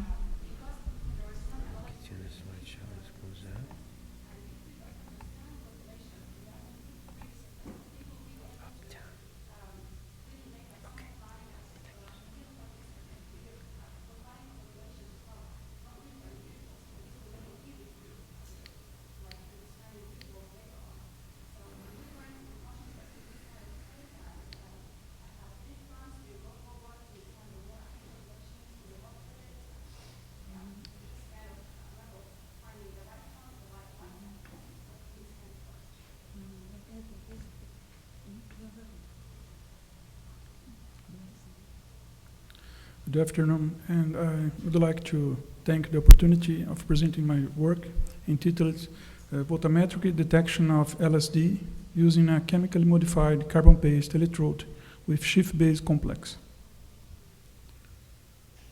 I'd like to start talking about drug analysis by American CSIs and Brazilian federal policy. They follow the same protocol indicated by this agency. And in this protocol, it's possible to observe different techniques separating three classes, class A, B, and C. It's possible to give a positive report for a specific substance only after realizing 2 chemical tests for at least one class A, or at least 3 chemical tests if the laboratory has only class B and C methods available. However, it's possible to observe that no electrochemical methods are cited in this list of techniques. So the objective of my group is to develop electrochemical sensors to be used in forensic analysis in crime scene, because these methods can be usually portable and cheaper than the conventional ones. I'd like to talk a little bit about the voltammetric technique. In this technique, we use a glass cell containing some milliliters, about 5 to 10 milliliters of liquid solution. And we have a 3 electrode system composed by one working reference and one auxiliary electrode. In the cell, we apply electric potential, a controlled electric potential, and we measure the resulting amperometric signal. So the reaction of interest occurs here, in the working electrode. It's not unspecific transducer for chemical substance, but we can modify this surface by applying a film or a permanent modification using specific substances in order to increase this specificity for a specific analyte. When we apply the electric potential and measure the electric current, it's possible to monitor the presence of reactions of oxidation or reduction reactions for the specific substance. So it's possible to have a qualitative analysis and quantitative analysis for this drug. For example, this signal is proportional to the concentration, and this potential value can be related to the nature of the substance. This is a voltammogram, and we can study if the substance presents oxidation or reduction reactions. I'd like to cite an example in the literature about forensic analysis of drugs. In this case, we have the study of cocaine analysis presented by this author. In this case, it's possible to analyze cocaine concentration in aqueous alkaline medium in the order of 1 nanomole per liter for this species. In this study, my group worked with LSD research. That is a compound discovered by Dr. Albert Hofmann in 1938 and is synthesized by union of lysergic acid and diethylamide. This substance has 4 optical isomers, and the most important is this, that presents considerable actuation in the central nervous system, just presenting hallucinations, euphoria, panic, confusion, and others. As the chemical modifier of our working electrode, we have chosen the Schiff-base family. These species were discovered by Hugo Schiff in 1864, and they have presented a lot of applicability reported in the literature, such as antimicrobial, fungicide, herbicide, anti-cancer, among others. In our case, we chosen a complex by uranyl that presents this structure. Our objectives in this work were to apply the complex, the uranyl complex, has a carbon paste electrode modifier, and to try to detect LSD for quantification and detection analysis. In the experimental part, we started mixing 40% of carbon powder, and after that, 20% of our uranyl modifier. We did a fast mix, and after that we added 40% of agglutinating agent. We have chosen paraffin oil under heating, and this paste was put in a device with electrical contact, and this transductor was applied in our voltammetric cell together to the other 2 electrodes. After that, we provided the voltammetric measurements by cyclic voltammetry, square wave voltammetry, and differential pulse voltammetry. The best results were provided by these 2 techniques.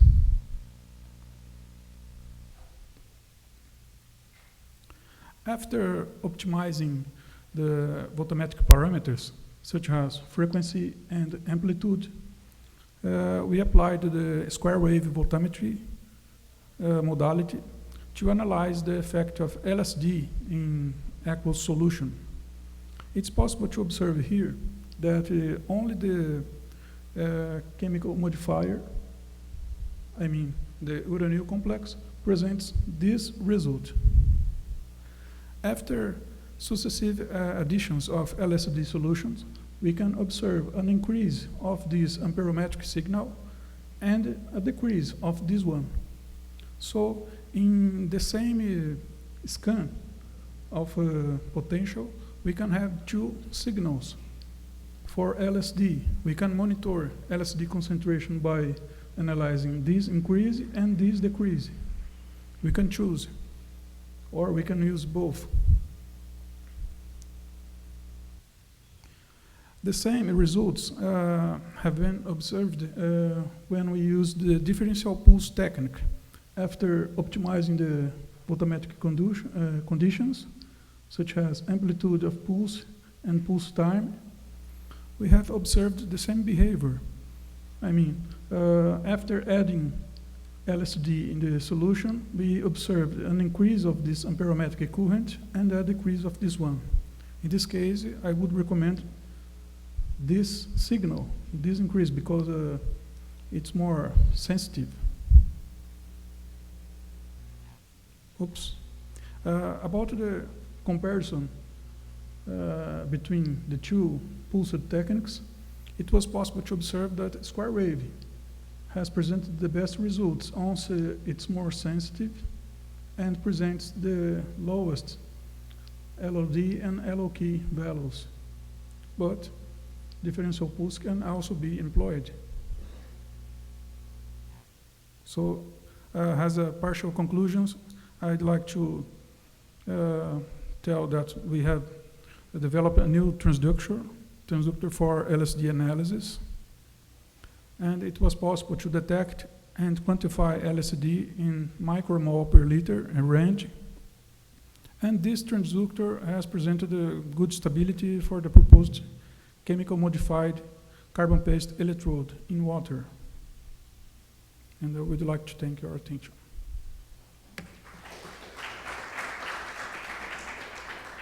Questions? Colleagues, are there any questions? Thank you very much. Thank you very much. Dr. Malik Errol is invited with presentation selectivity of amino acid reactive reagents and magic way of development of latent finger marks. Thank you. Thank you. Dr. Jean Mary van der Ilst is preparing.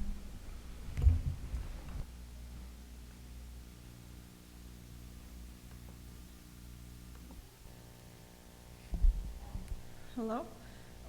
I am from the Chemical Technology Institute from TÜBİTAK Marmara Research Center from Turkey. And we have a group in our institute. It's a working group on defense and forensic science. And we closely work with the Turkish National Police Department and the Turkish Army to solve their chemistry-related problems. And also, whenever they need a new product, chemistry-related product, we work with them to produce them in the lab scale, and also we can synthesize or produce those products in the pilot plant or even in bulk production. And today I'm going to,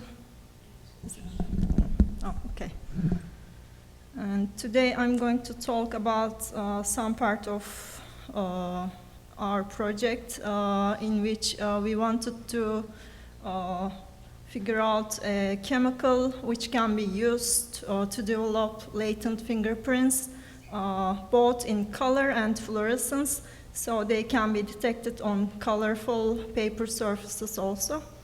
And for that, actually, at the beginning of our study, we started with latent fingerprints on paper surfaces, but since the composition of finger marks are very complex, we had some problems, and we decided to start from the very beginning, to start with amino acids.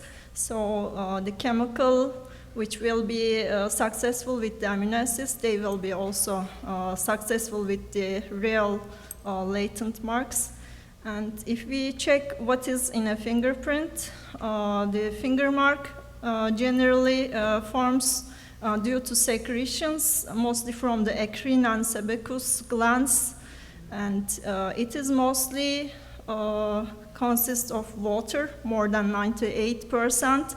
And the rest is amino acids, proteins, urea, uric acids, inorganic ions, fatty acids, glycerides, and some other stuff, and it's really complex.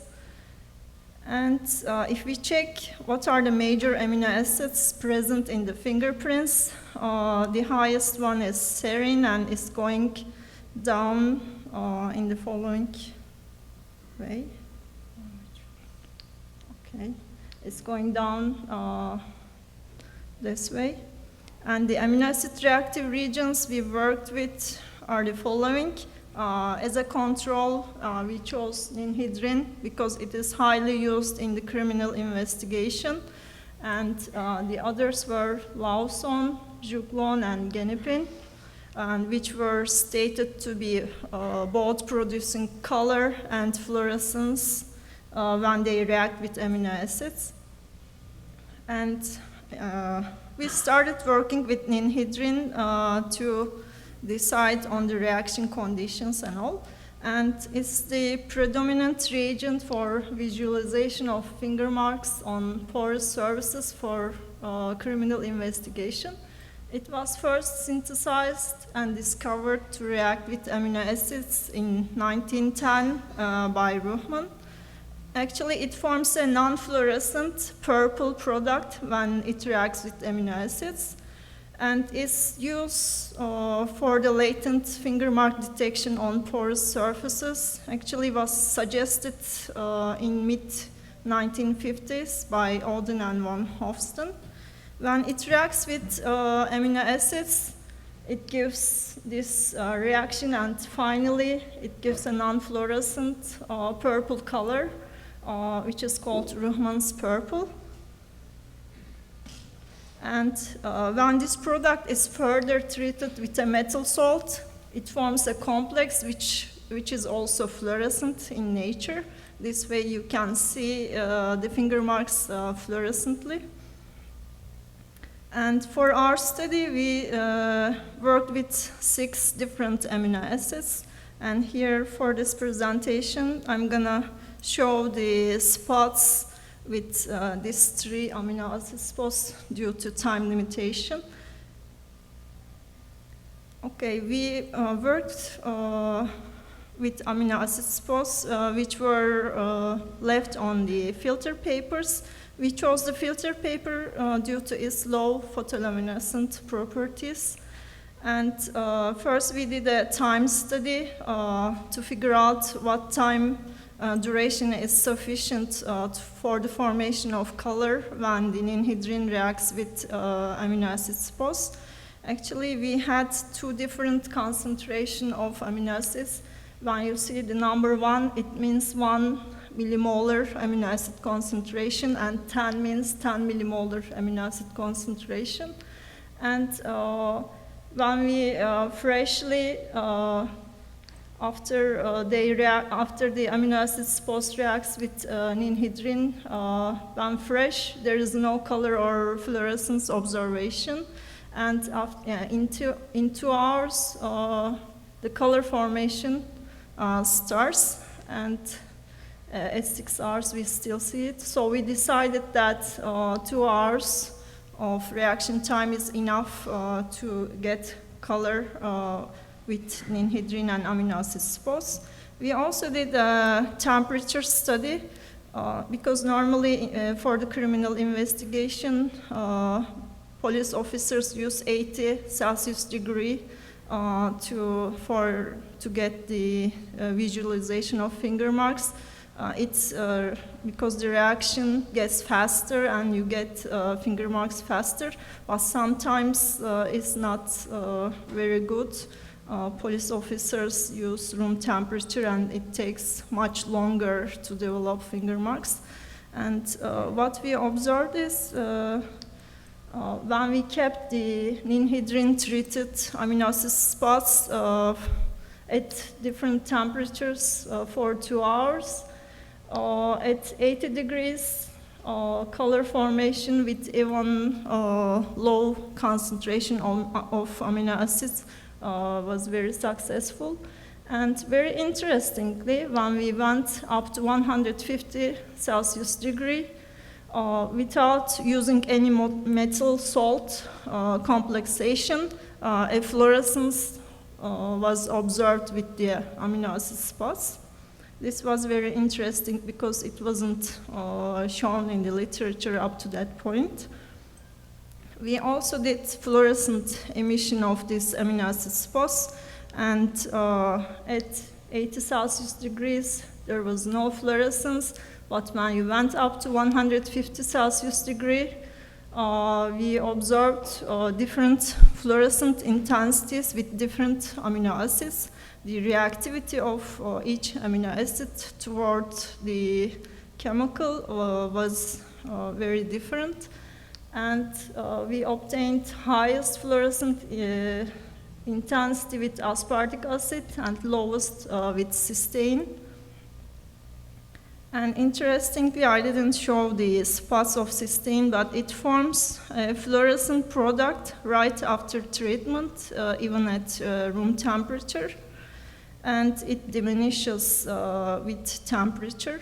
And histidine, it forms a light purple product right after the treatment. And our second molecule was lawson, which is the responsible molecule for the dyeing of henna. Actually, it forms a fluorescent brownish product with amino acids without any further metal salt treatment. And its maximum luminescence is around 600 nanometer. When we check the reactions of different amino acid spots with lawson, we actually observed very slight fluorescence formation, which is not very visible here. But at 150 Celsius degree, both color and fluorescence, mostly fluorescence observation was there. We again did the fluorescent emission of this chemical molecule with amino acid products. And again, at 80 Celsius degree, there was very slight fluorescence with only 2 amino acids, but at 150 Celsius degree, we observed fluorescence with all the amino acids. The highest one was with cysteine. And the other chemical molecule was juglone, which is a dye for clothes and inks, and is also a coloring agent for foods and cosmetics. And it, in the literature, it was suggested for its potential for the finger mark detection on porous surfaces. And with this molecule, actually it's not very clear here, but we observed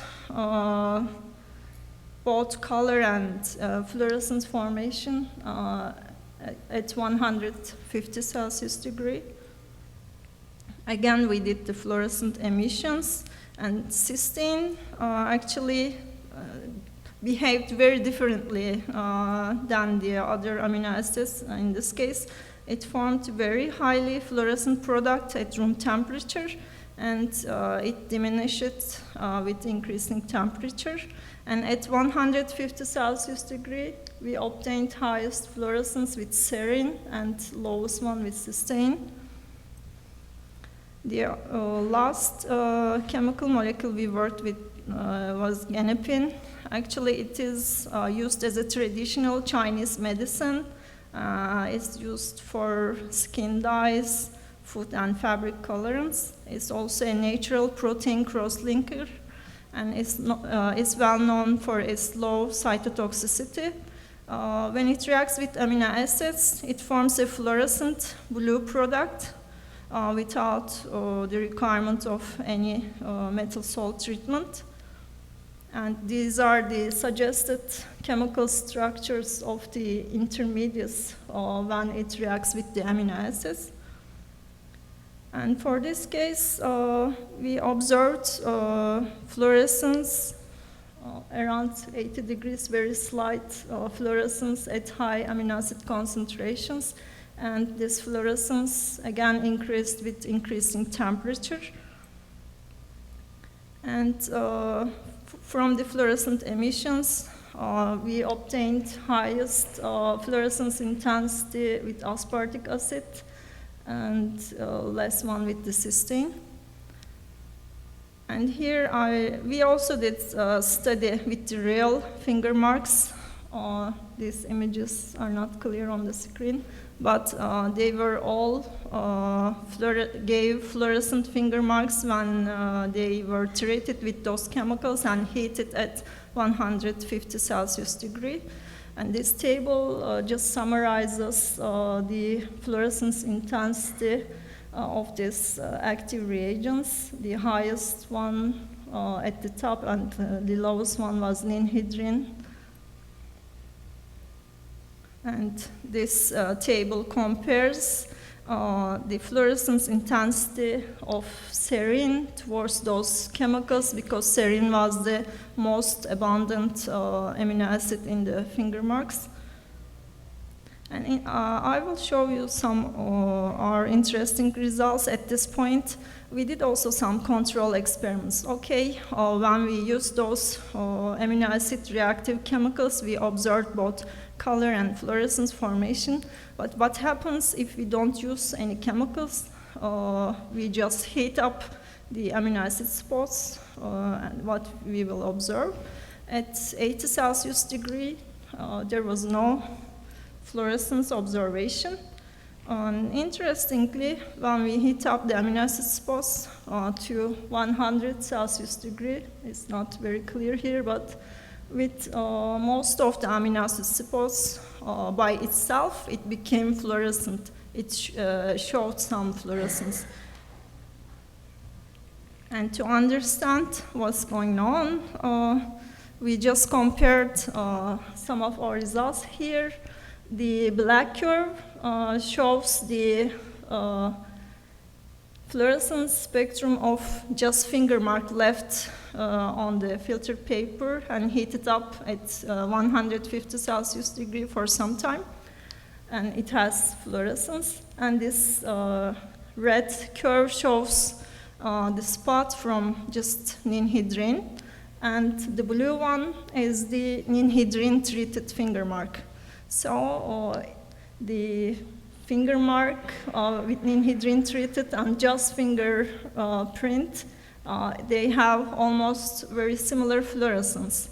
But when we check the ganapin case, which was also similar with the other chemical reagents, the black curve is the fluorescence from the finger mark, and the red one is from ganapin, and the blue one is ganapin treated finger mark. When we use ganapin to visualize the finger mark, both there is a shift in the maximum position of the peak, and also there is a increase in the fluorescence intensity. This shows that ganapin acts as a fluorescence sensitizer in this case.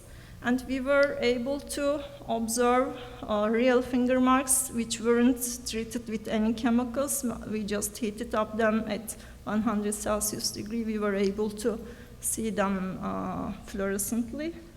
And here we also did a check with DFO, and half of the finger mark was treated by just heating, and the half of the finger mark was treated with DFO. They had almost similar fluorescence intensities. And we actually did some work to understand the mechanism, reaction mechanism of what's going on, how these finger marks or amino acids becomes fluorescent without the use of any chemical enhancer. Actually, we came up with the idea that the cellulose surface, this is the cellulose molecule, when they react with amino acids at 150 Celsius degree, due to some thermal condensation reactions, a fluorescent product forms. And I will conclude in this slide. All the chemical reagents we worked for this study gave fluorescence and color formation with amino acids and fingerprints at 150 Celsius degree. All naphthaquinone derivatives and the ganapin worked as fluorescence sensitizer, which means they made the fluorescence of finger mark higher than its natural fluorescence. And we obtained the highest fluorescence with ganapin. And for the ninhydrin case, the fluorescence we observed at 100 Celsius degree, it was mostly due to the fluorescence of finger mark. Ninhydrin is not a fluorescence sensitizer. And the reaction mechanism, we believe, is due to the a thermal condensation reaction between the cellulose surface and the amino acids at high temperature. And here I would like to thank Serkan. He did most of the lab work for this study. And also I would like to thank Dr. Dizman and Dr. Cesar to understand, to help us to understand the mechanism of the reaction. And this is our group photo from our project meeting with the, from police department and from my research group. And this work was supported by the TÜBİTAK Kamak project and by the Turkish National Police. And I would like to thank you for your attention.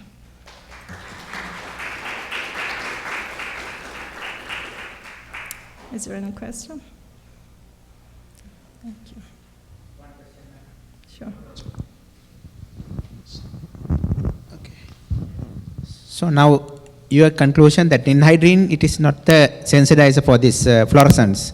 Yeah. So what part or what role do in this ninhydrin regarding this fingerprint identification? Sorry? So, Ninhydrin, ninhydrin, yeah. is generally used for the color formation only. Color formation only. Uh-huh. Right. But if you use a metal salt after the formation of the color, then it forms a fluorescent complex, but you need another step to be able to get that fluorescent product. Okay, thank you. You're welcome.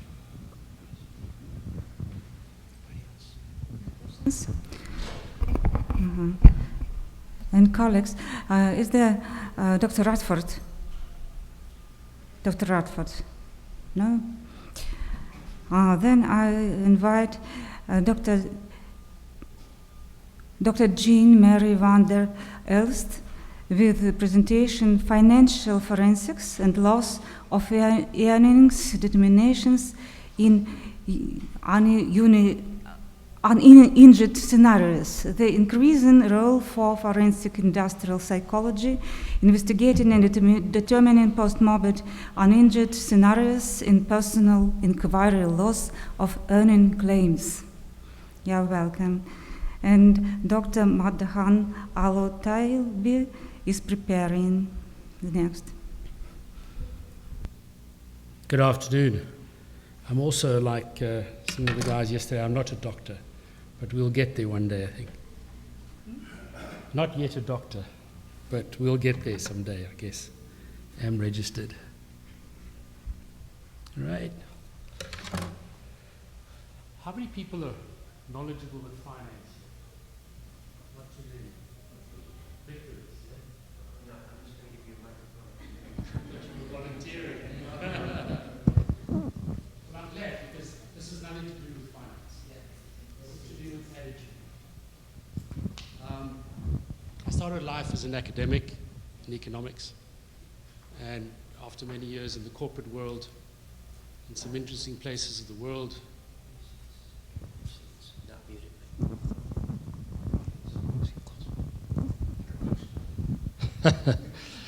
and decided I wanted to do my own thing. Bought a pharmaceutical company, many of you have been involved with, and about 8 years ago started a forensics company with a little bit of insight from pharmaceuticals. We focus on financial forensics.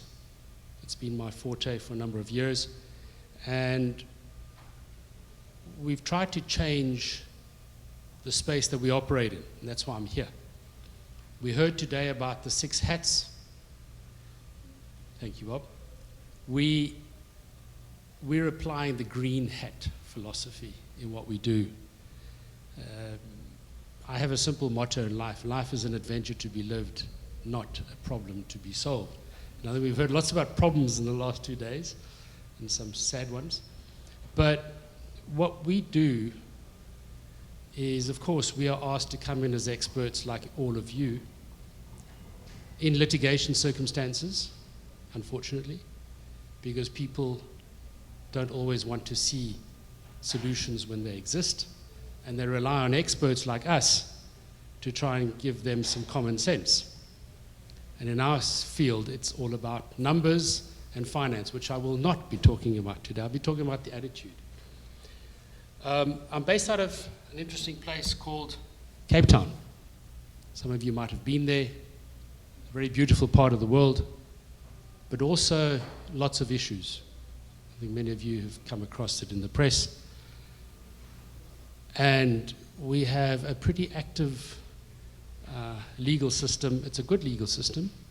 It is not yet influenced by the political powers, and it is still independent, and we hope it'll remain that way.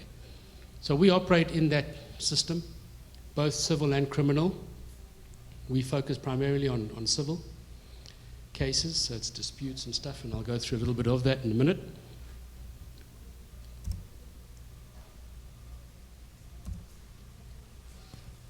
We do financial forensic services. So once there is a dispute, and the dispute can be in a number of forms, we're asked to come in and to provide some rigor to numbers. Essentially, that's what it is. And the numbers are usually around money. And often the money is related to a crime. So some of you might have wondered why some of the questions. I'm particularly interested to see the bigger picture, to understand the context that we operate in. That's the green hat approach for us. So we will typically go and ask, as I was very early this morning on the phone to South Africa, to some legal counsel, asking for bank statements and financial statements and tax returns. And we try and work out what's what. Whether it's an insurance claim, we've seen, I was going originally, when I got in touch with the organizers, I was going to talk about the influence of the economic recession on the claims, and particularly the inflation of claims over the last few years. It's about 3,000% since 2008. Now, I don't know many countries that have had that kind of inflation. It seems that there's been some white-collar crime in claims, economic claims, whether it's loss of earnings, whether it's loss of patrimony, whether it's loss of assets, or whether it's just, I want to enrich. I'm not judging, I'm just simply reflecting. And about 2010, I got my team together. We're 11 people, scattered between Cape Town, Madrid in Spain, and now in Melbourne, Florida. Not Melbourne, Australia. Melbourne, Florida, by the way, is well known because it's the closest city, if one can call it that, to Cape Canaveral. And I have 2 children that are at university and school there. So we're kind of getting all together. And about 2010, I got the team together and I said, there are some trends here that are asking themselves questions that we need to address. Yes, we're operating in our industry and we can get lost in all the financial stuff that we do. But I think as, not just as academics, but as researchers, and I believe that you're a student for life and not just at school or at university, you ask and you inquire and you explore. And we started finding that the numbers were changing not because of economic circumstances, but they were changing because people's minds and people's expectations were changing. So the claims, we had 2 claims the last 2 years. There were R500 million. R500 million is $50 million. There are not many people in the world who are worth that and who have the ability. And we're not talking about the Bill Gates, etc. We're talking about people who are going to court and claiming for a loss of earnings or loss of capital, some sort of economic loss because of an incident. And we said, there's got to be something else behind this. That's what I want to address today. You'll see here that we quite early on in what we did, we said we actually want to go and find settlements. We want to facilitate the process of mediation. And we try to do it through numbers. So sometimes it would mean being on the steps of the court, having both legal parties, plus the defendant and the plaintiff, and saying, here's the big picture, and here's the consequence of missing that big picture. And sometimes that was enough for the two sides to say, okay, we'll walk away. And I was a particularly relieved explorer in February this year, on February the 5th, I think it was. We were on the steps of the High Court, which is what it's called in South Africa. The guy had claimed 50 million, and we settled for 3.3. That wasn't important. But the phone call the next morning from the plaintiff, thanking me. How do you draw that in numbers, that he's, the variance to what he had claimed through his whole legal team and his legal expenses had amounted to about $3 million. But he phoned to thank us for settling on 3, not 50. So that kind of got the ball rolling. When we opened this green hat approach, we went to go and talk to the forensic industrial psychologists. Are there still any left in the audience? I know yesterday we had an abundance of forensic psychologists with us, but I don't think there's any left today. My apologies. Welcome. I was able to meet some, and I'd love to touch sides with you afterwards, to ask questions. How is it developing in the States? We registered in Florida in May, so we're very new in the US. And litigation here is quite a well-known culture, especially if you're driving through the what they call the interstates, and you're faced with all these billboards with these interesting-looking lawyers or attorneys offering interesting services for massive financial gain. What it doesn't say at the bottom, of course, is, I will make more money than you will. But that's the reality of what I've understood from all the discussions and interactions I've had with many of them. They make a bunch of money. And my layman's opinion is that they make a lot more money than the people who are claiming. It's a very interesting dynamic, which I'll keep it at that. Industrial psychology, forensic industrial psychology, is only offered in one university in South Africa, at the University of South Africa, UNISA. It's a very good, very well-recognized university. And we will typically get about 50 instructions by referrals from industrial psychologists in South Africa. And why are we here?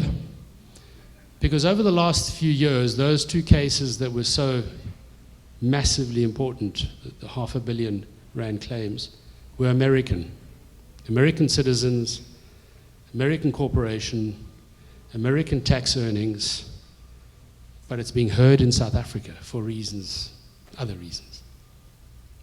And I've had international experience. I've lived and worked in the States previously in other countries. So we were asked to come in.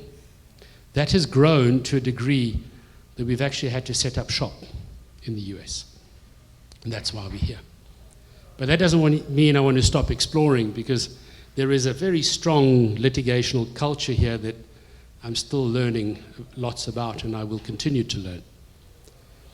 But typically what they do, and what is the other half of our green hat, is they will do a lot of testing. The industrial psychologists will do a lot of testing, and it's no measure of disrespect, but it's mostly qualitative. It's giving you qualitative information about the plaintiff or the circumstance or the context in which the incident or accident has happened. We, as forensic accountants, those bean counters, kind of distance ourselves from this stuff. And I'm going, no, we must actually integrate it. Why? Because just as much as the claims have inflated since the recession, not because the numbers have changed or somebody needs more money, it's because people's perceptions and expectations have changed. So it's the qualitative change that's driving the quantitative claims. And when I go and sit down and have lunch with a judge and I explain that to him, he kind of looks at me with a daze and asks for another glass of wine. And we've had that on a number of occasions. So it's a process of education. The judges in our context still see the medical legal experts, like we've heard over the last 1.5 days, and then come along the financial guys. And then they talk in language that the judge doesn't understand at all. So we have to reduce our testimony to a lowest common denominator, but it's still quantitative. And what I've proposed to our legal teams is, well, why are we not coordinating with the industrial psychologists so that what we propose is part of a bigger solution and not just a bunch of numbers that will drive more litigation or hopefully a settlement. Often the psychologists will try and facilitate mediation. Their challenge is that they don't have the numbers. And at the end of the day, the plaintiff and the defendant want the numbers on which to settle. It sounds good, but they want the numbers. There is a need for an integrated solution.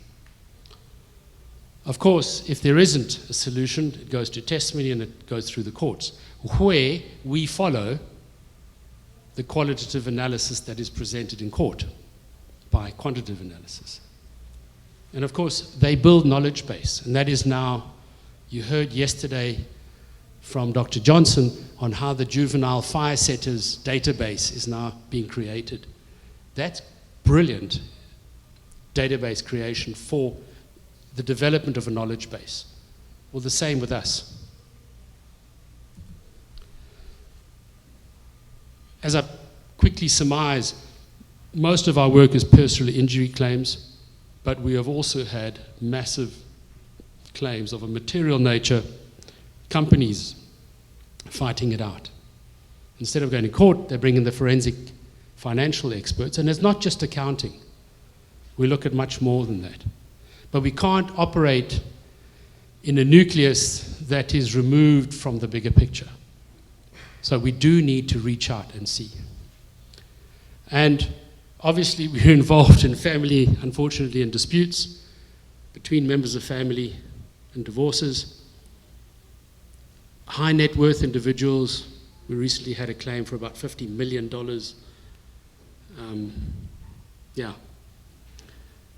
And in some discussions last week with forensic firms in Central Florida, something was shared with me which I cannot vouch for.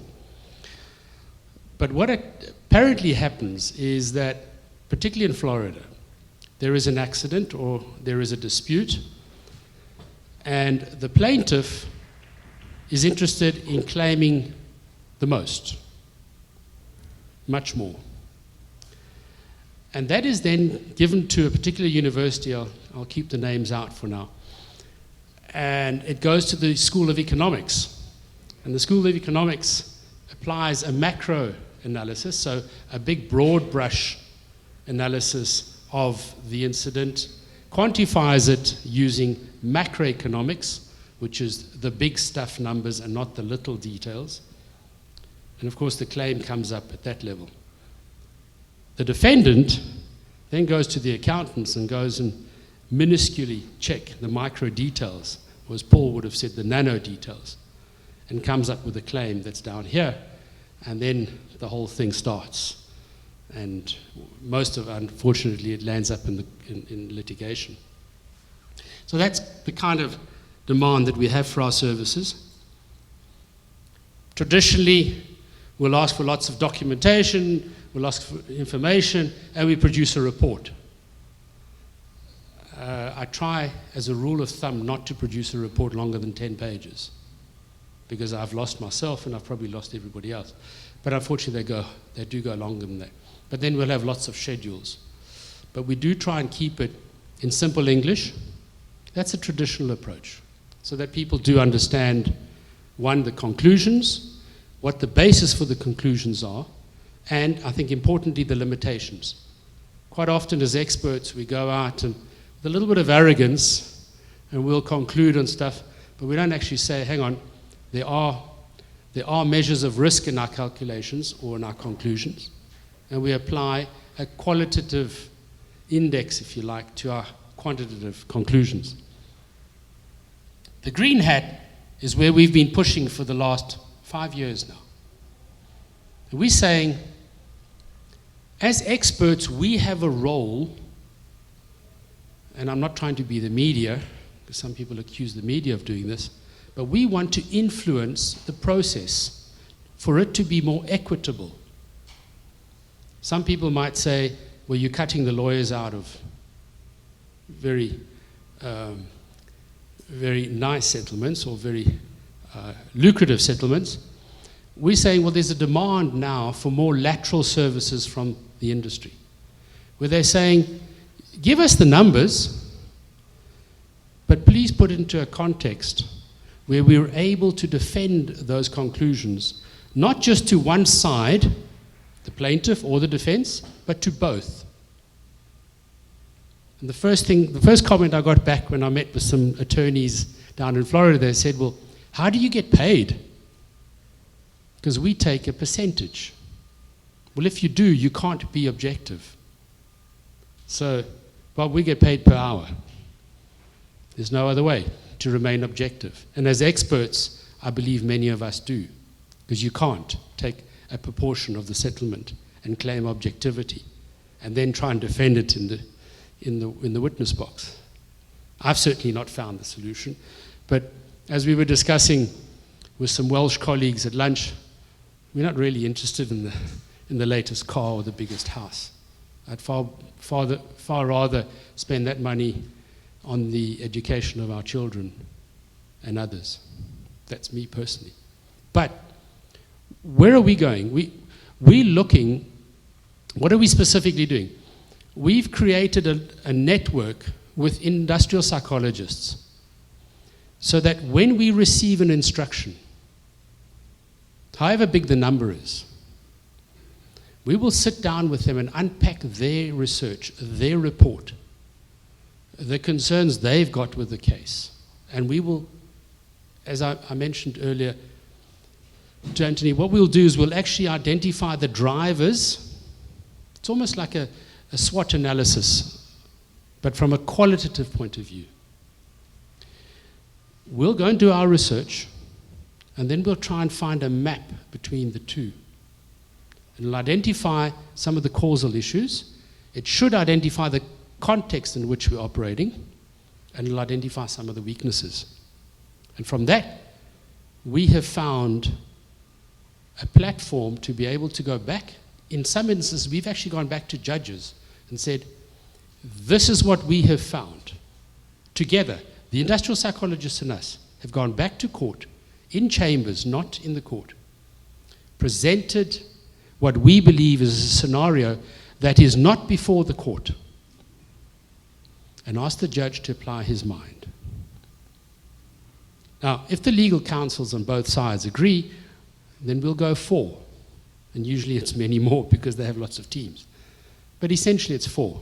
So you've got the industrial psychologist, the forensic accountant, and the 2 legal counsels. So we'll sit in front of the judge. Out of 54 cases, we've settled 48. And I'm sure it's not just because of us, but hopefully it's contagious that people are saying, and we've had some lawyers say, but this took 3 months. You know, the cases that we litigate will take 3 years. Yes, they might make $3 million out of it, but if they can do 4 at 3 months, they can do 4 times as many in 1 year, rather than 1 over 3 years, if you're comparing 1 with 1. So that's really the green hat approach that we've taken. It's difficult because I've had many colleagues in the industry going, nah, this is not pure accounting or pure finance. You're stretching the limits of credibility. We're testing. And so far, we've had good stories to report. But this is not about me, this is about a discussion. I'd love to have some questions on what we do. And let me just finish. These are the benefits which I've already described to you, particularly that it avoids these lengthy, costly disputes and proceedings. That's the island of Cape Town, where many of you will remember that Nelson Mandela spent 27 years. But he left with a vision from a prison cell that was no bigger than 6 feet by 4 feet. 24 square feet was his cell. And we're trying to apply some of that in our little way, in our vision. Thank you.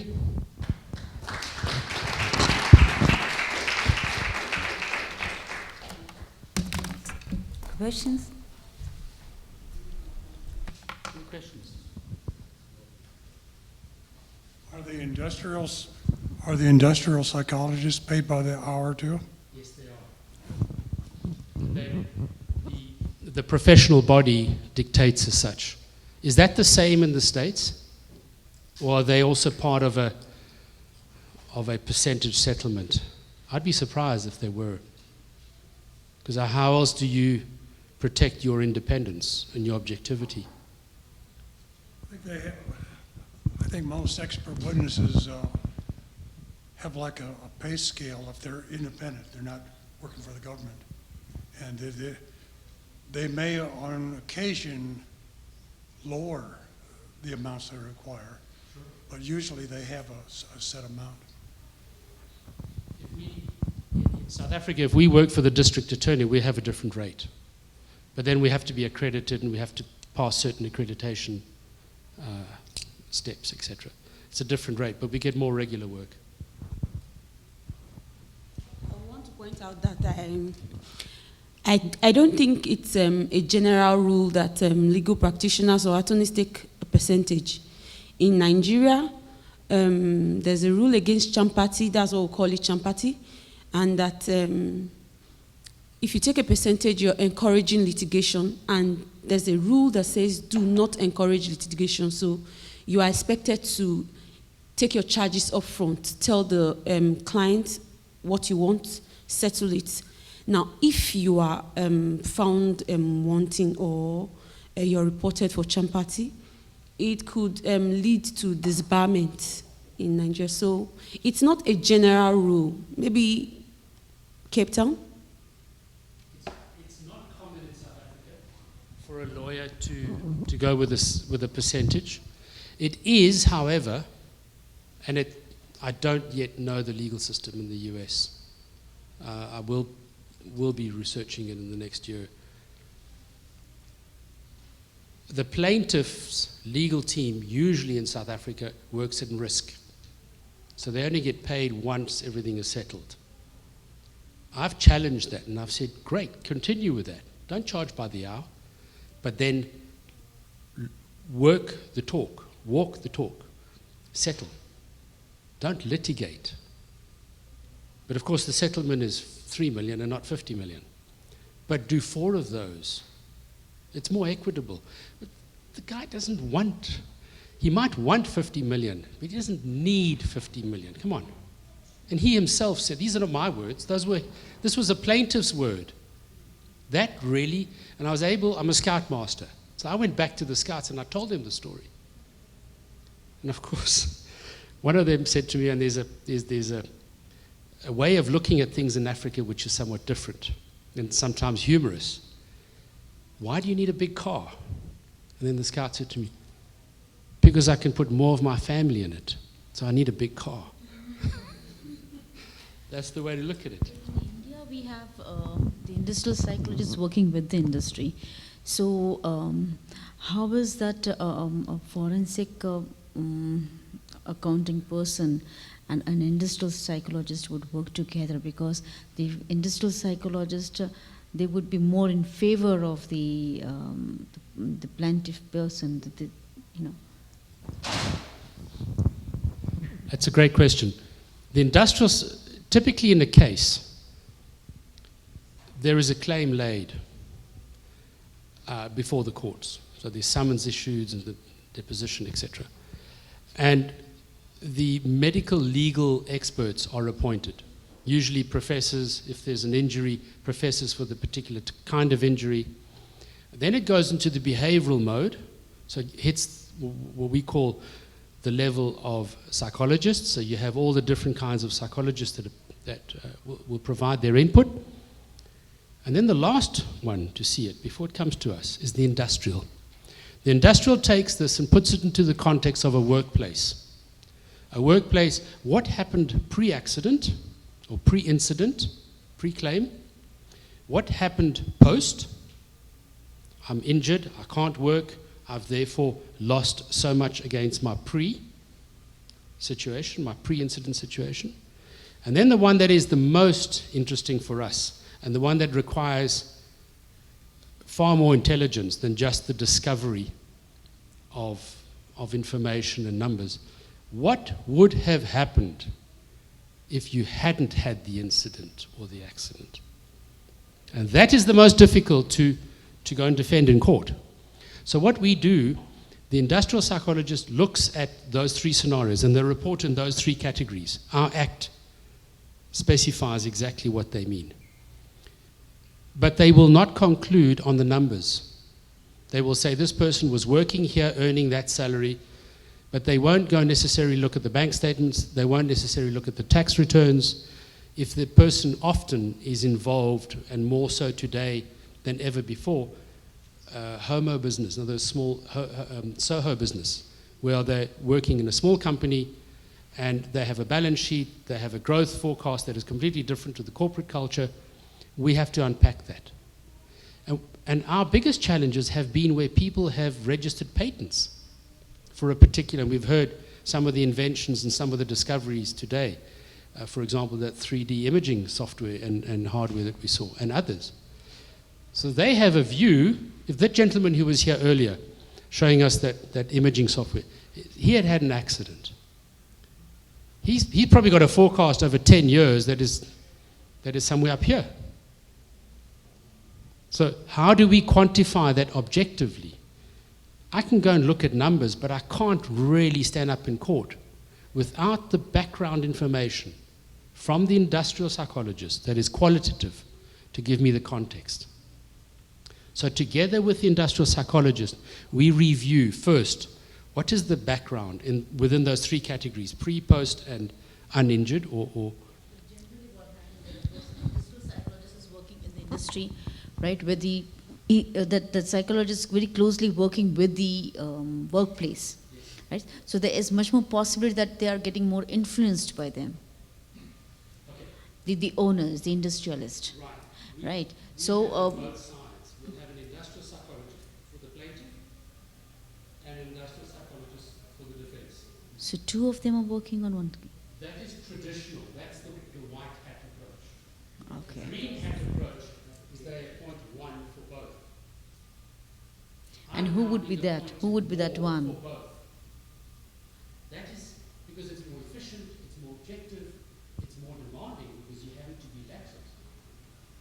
And I think as we heard yesterday from Dr. Fischetto, we are not appointed to win cases. And sometimes when you're in the court, you're getting all stressed and you get caught up in your own humanity. You're just putting the facts. Correct. And sometimes the judge will ask us, well, what do you think? We say, Your Honor, that's an opinion. I'll answer it, but I won't venture one without the request.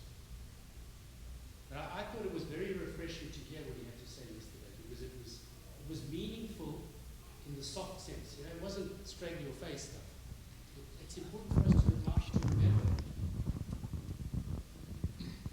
So the green hat approach is leading towards a more efficient process where the experts are working more objectively for both parties. It's more efficient, it's cost efficient, time efficient, and it's more objective.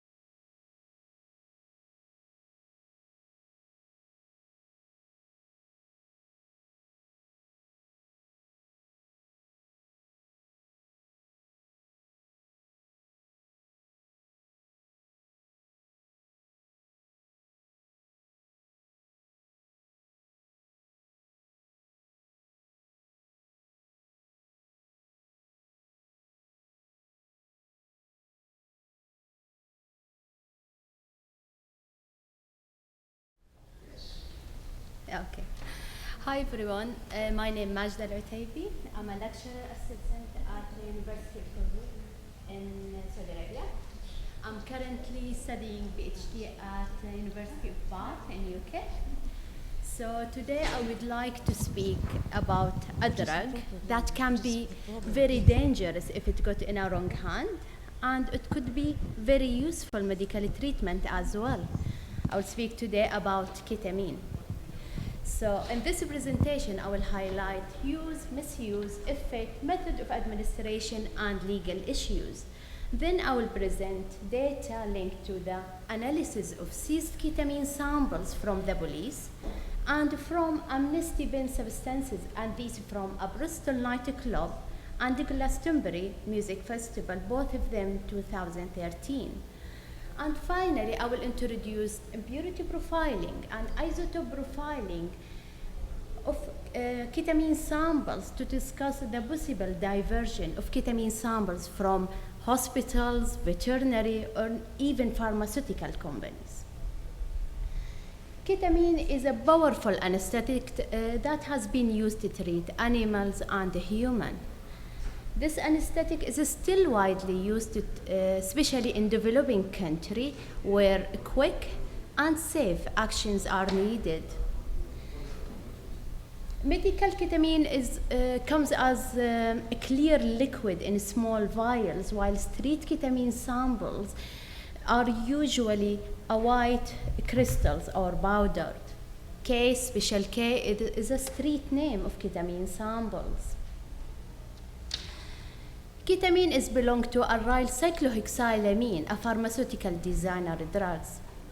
Ketamine was introduced as a relative and alternative to phencyclidine, PCP, and this was taken out of the market due to high hallucinogenic effect. Ketamine has two enantiomers, S and R, but commercial ketamines commonly available as a racemic of these two, with or without preservatives such as benzethonium chloride. So how does ketamine make you feel? As anesthetic, ketamine can make you feel floaty, dreamy a little bit, and can cause hallucination similar to LSD. At high or large doses, ketamine can make you feel physically incapable to move, as you detached from your surroundings, as you detached from your surroundings and your body, and this is called near-death experience or entering the K-hole. For some people, this apparently enjoyable trip. At very high, regular user can develop a serious bladder and kidney bleed. Ketamine has been abused for over 30 years until now for its hallucinogenic effect. The abuse of ketamine also reported in many countries. Misuse by medical personnel and also veterinary professional is also reported. So how abuser administer ketamine? Ketamine as a powder can be snorted, while liquid ketamine is more likely to be mixed into drinks. Ketamine available as well into tablets. Abusers attempt to evaporate liquid ketamine to form crystals and ground that crystals into powdered. Powdered ketamine can be smoked as well by mixing it with the tobacco cigarettes or marijuana. The majority of ketamine seized, I'm speaking about illicit ketamine, is pure and not adulterated, and this suggests the possible diversion of ketamine from legal sources. The synthesis of ketamine is difficult and contains several complex steps, but more recent references suggest the illicit ketamine, the synthesis of illicit ketamine is also possible. The misuse of ketamine in the UK increased recently. Ketamine C samples increased from 244 kilograms to 355 kilograms between 2012 and 2014. Ketamine was upgraded from Class C to Class B. in 2014. Based on our pharmaceutical analysis on amnesty bins and seized samples, for those who don't know amnesty bin is like a normal bin. They allocated next to a gate of nightclubs and music festivals. And people get their choice to throw their drugs or no. But if the police caught them inside, they will be questioned and sentenced. So I used the amnesty bin, Glastonbury and Bristol. Why Glastonbury? Glastonbury is a very famous music festival, and people attend to visit this music from everywhere in Europe. So we expect to see like a wide variety of like illicit samples. So from the analysis of Glastonbury 2013, we can see clearly here ketamine is the second drugs of choice, with 39 samples after MDMA, which is ecstasy, 70 samples.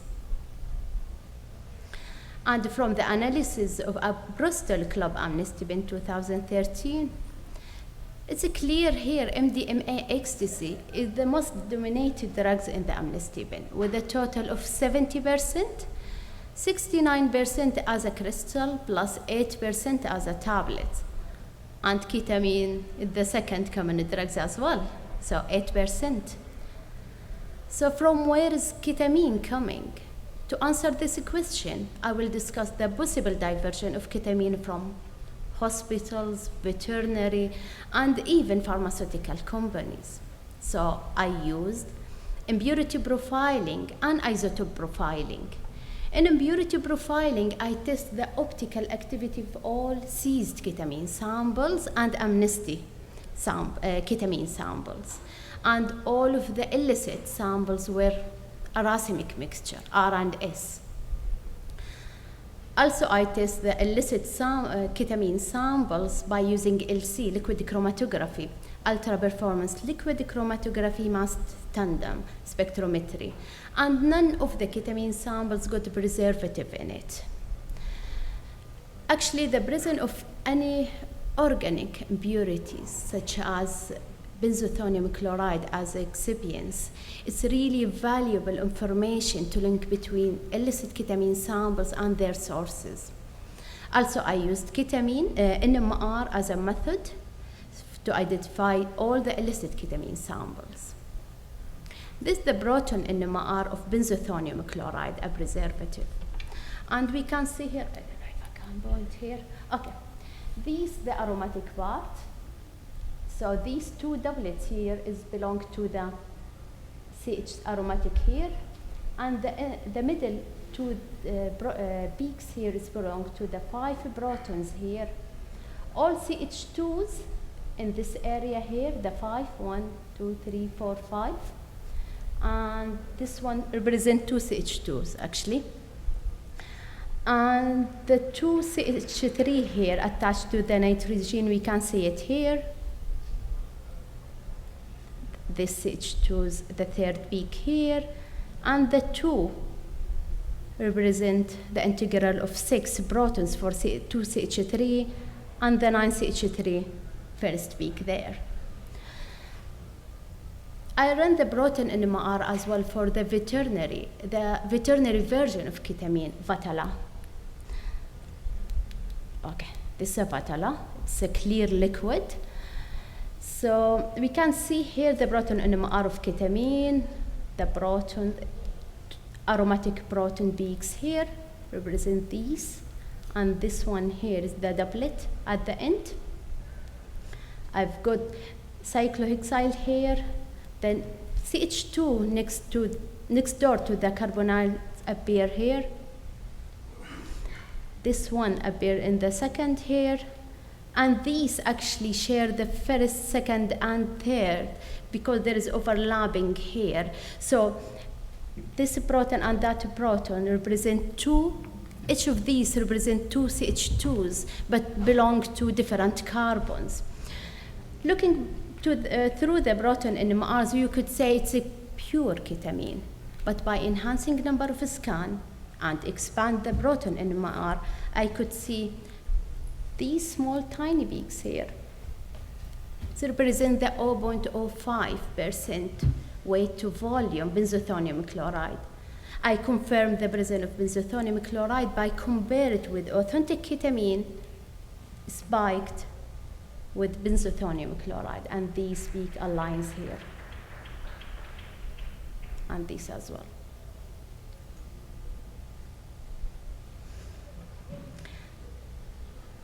Actually, basing only on impurity profiling, it's not enough, because all the ketamine samples are racemic, the illicit one I got, and even there is no preservative in my samples. So I will employ isotope profiling, and I will use element analysis, isotope profiling, mass spectrometry. The isotope ratio analysis has the ability to link between samples and their geographic origin. And this technique can tell me if the carbon comes from America, for example, or from Europe, from Australia. And this available for a number of elements such as carbon, nitrogen, hydrogen, and even sulfur. Isotope ratio mass spectrometry is designed to measure precisely very small, tiny differences in the relative abundance of the isotopes. For that purpose, I measured the isotope ratio for two ketamine seized samples, K2 and K3. I chose 3 ketamine samples from a Bristol amnesty bin and 6 from Glastonbury. I measured nitrogen and carbon isotope ratio and compared it with those from known sources. Authentic ketamine, manufactured in India from Sigma Aldrich, Catala from Ireland, Vatala from Germany. The variation in the isotope ratio usually represented by using delta, and this delta commonly multiplied with 1,000 to be able to go down in the small variation, maybe 7, 8, or 9 digits. Both nitrogen and carbon isotope ratio were referenced to the international references. When we have a look on these data, we can group ketamine samples into 3 groups actually. Group 1 contained the 2 seized ketamine samples, and as we see here, they got almost identical values of the nitrogen isotope ratio and carbon isotope ratio, and this might link to a single source. All Bristol ketamine amnesty bin carry similar or close nitrogen and carbon, and this suggests the same actually might link to the same source. 3 out of 6 from Glastonbury amnesty bin got similar isotope profile, while the other 3 carried different isotope profile. None of the illicit ketamine samples carry isotope signature similar to that manufactured in India. Both Catala and Vatala got very close nitrogen but different carbon isotope ratio. And we can say maybe the carbon more discriminate as a tool between Catala and Vatala. Even both of these came from Europe.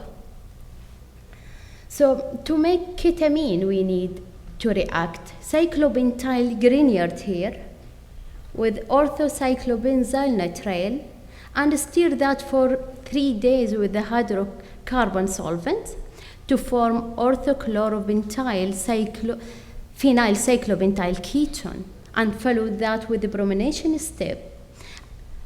And we reacted that with phenylamine. In this step, we introduced the nitrogen to a ketamine and heat it to form ketamine.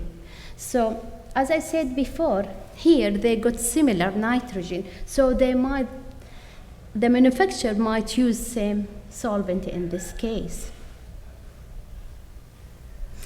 To sum up, the ketamine has been abused for its hallucinogenic effect, and now ketamine is a class B drugs. There is a need to identify the source of all of these ketamine samples in black market. in my method, I test the I did impurity profiling for the ketamine samples, and based on the results, none of ketamine samples got preservative.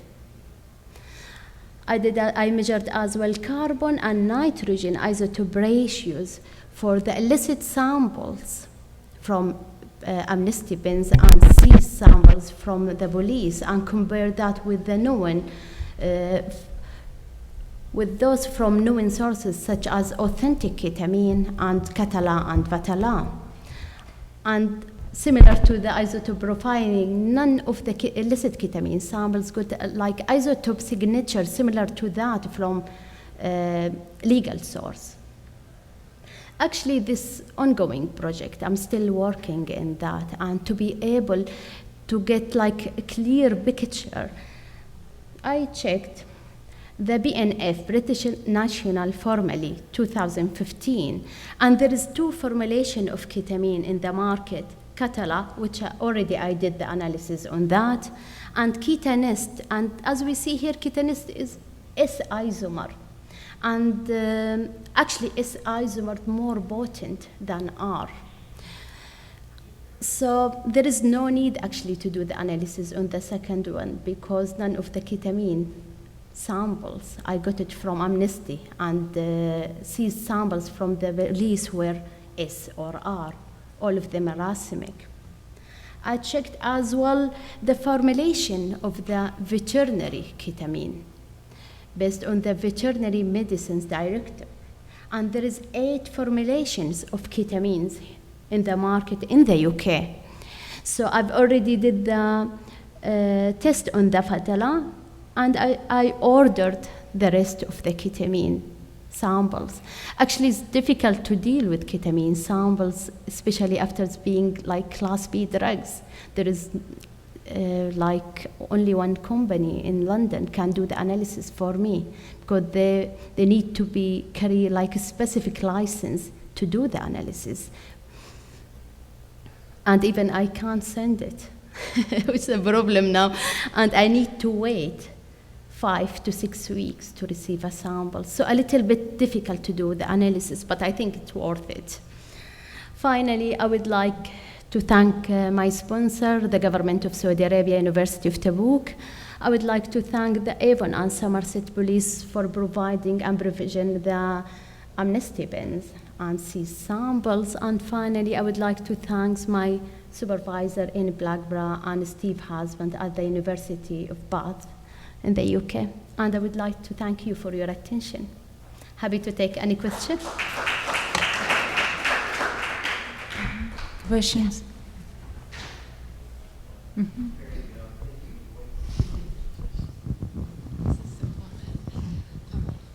I'm not familiar with the chemistry, but how difficult is this to synthesize? I mean, what do you need and how can it be accomplished? Actually, if we look here, in this step when we introduce this one is gas, actually. So it's possible for a manufacturer to do that, but for people to do in their kitchen, it's quite difficult because they use like a round flask, okay? And there is a finger, and on the top they put ice to liquidize the gas. So they can't control it in the basic like lab. So ketamine is difficult to synthesize, and all the references said that. But there is like professional people can make it. And if you hear the news in the China, when they caught like a big village called Bucha, I think, they got like 1,000 of people working in that manufacture. It's a real manufacture, real lab equipment. So they might, that was possible for them to make a ketamine, but in normal, like MDMA, ecstasy, it's easy to make. Amphetamine, cathinones, it's possible to make, but for ketamine, it's difficult. Yeah, you're welcome. Oh, thank you. And Thank you very much. now I invite Dr. Radford. Identification of a missing person from small naturally preserved blood stain detected on stone.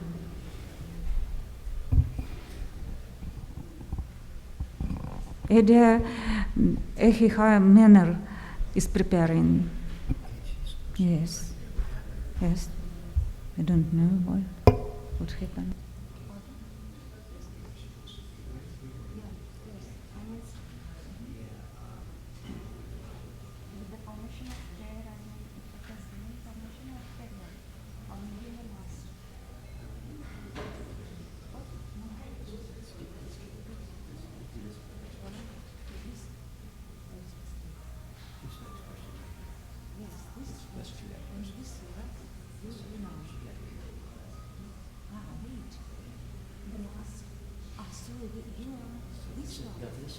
This is VR.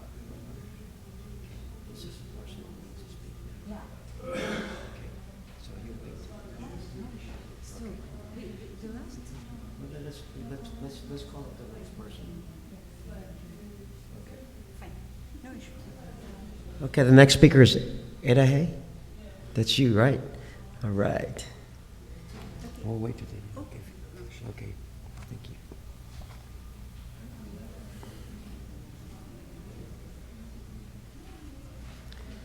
And you are in here already, right, sir? Yeah, the proposed DNA. Which one? The DNA law. It's not here. Oh, did you email it, sir? Do you Yeah. have- no, I need a flash drive. Did you have a flash drive on you? No. I sent it to God, they didn't. We weren't provided with the emails, unfortunately. It's not the flash yet. Because Okay.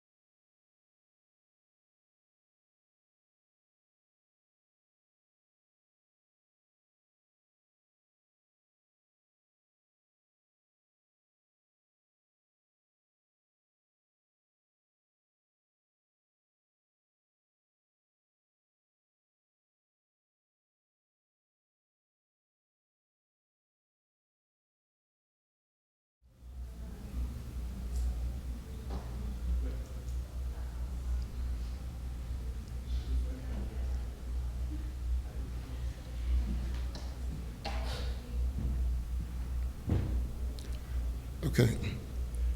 I'm Ediage Kameno, lecturer at University of Benin.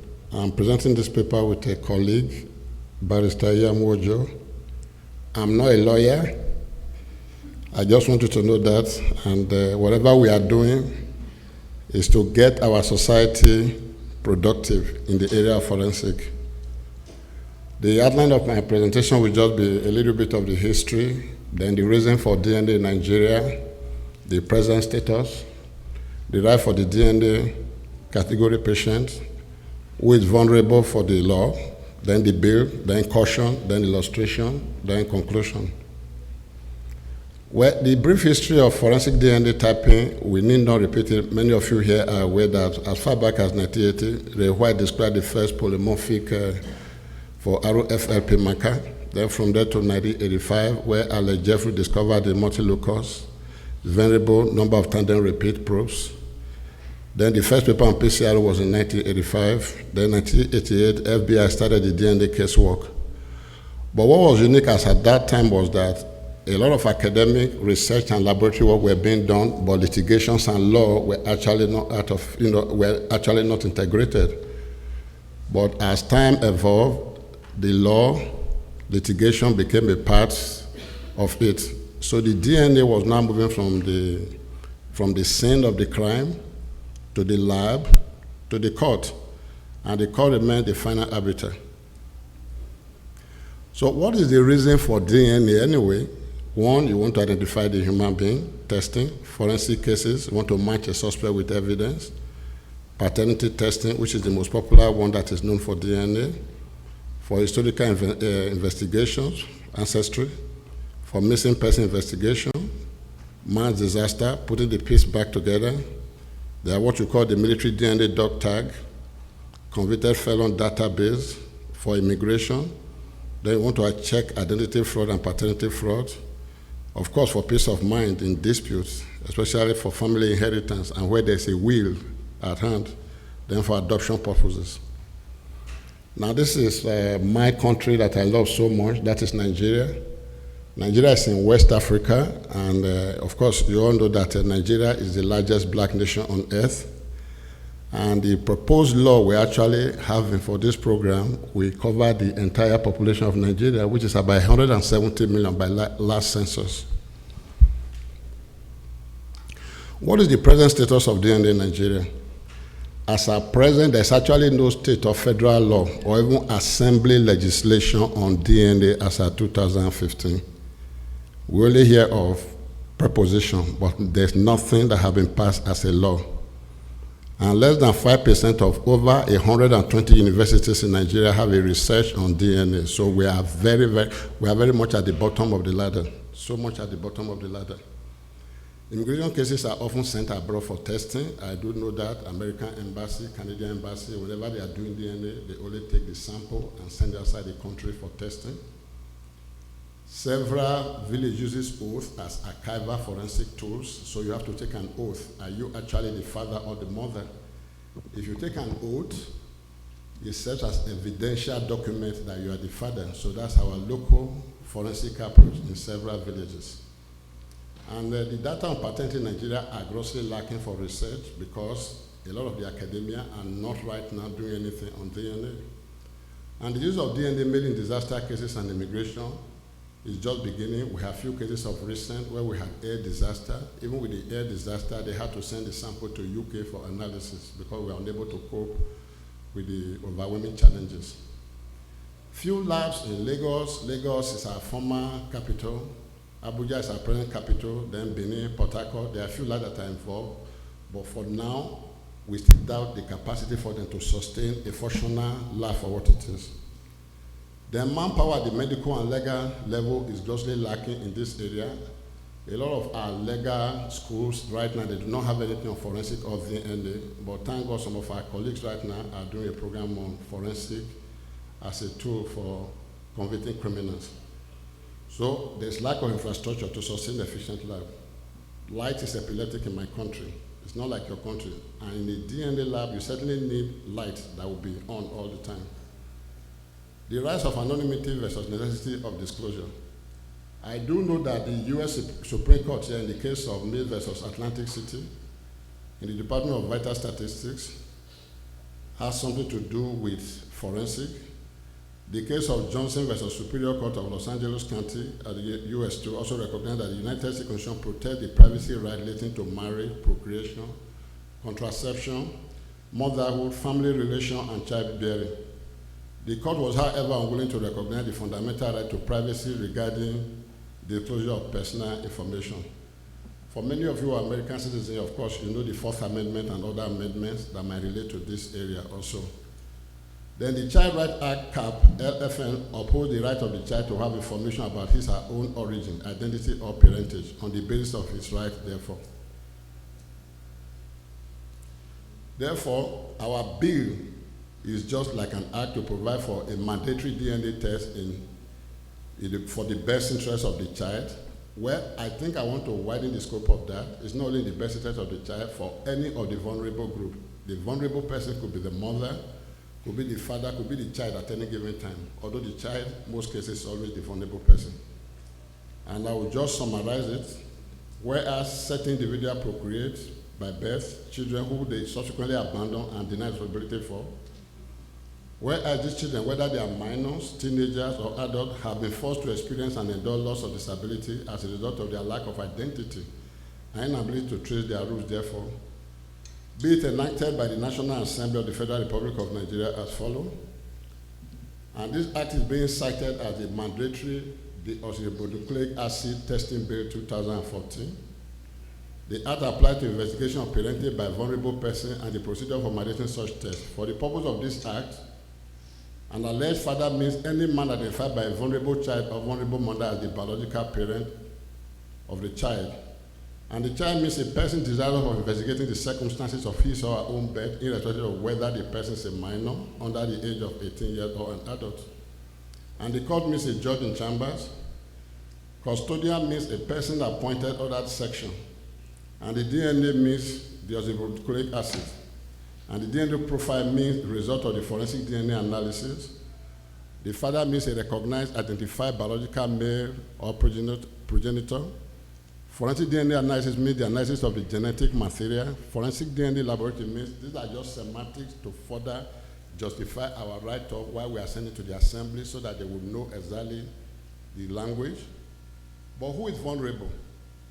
Vulnerable child means any child, whether a minor, teenager, or adult, whose alleged father, whether married to the mother or otherwise, denies paternity of the child in question. More so when such a denial constitutes a lack of identity and results in any form of disability or discrimination. And a vulnerable father means any man foisted with the responsibility of raising a child under the guise of being a biological father. You know there are some females, if they feel that you are very rich, well-to-do, giving you a kiss is enough for them to start an allegation that you are the biological father of their child. So we need to protect such character. I recall the Attorney General of my state who told us of a case of a young Nigerian that came from UK to visit Nigeria, and he had a one-night time out with a beautiful lady and never came back to Nigeria.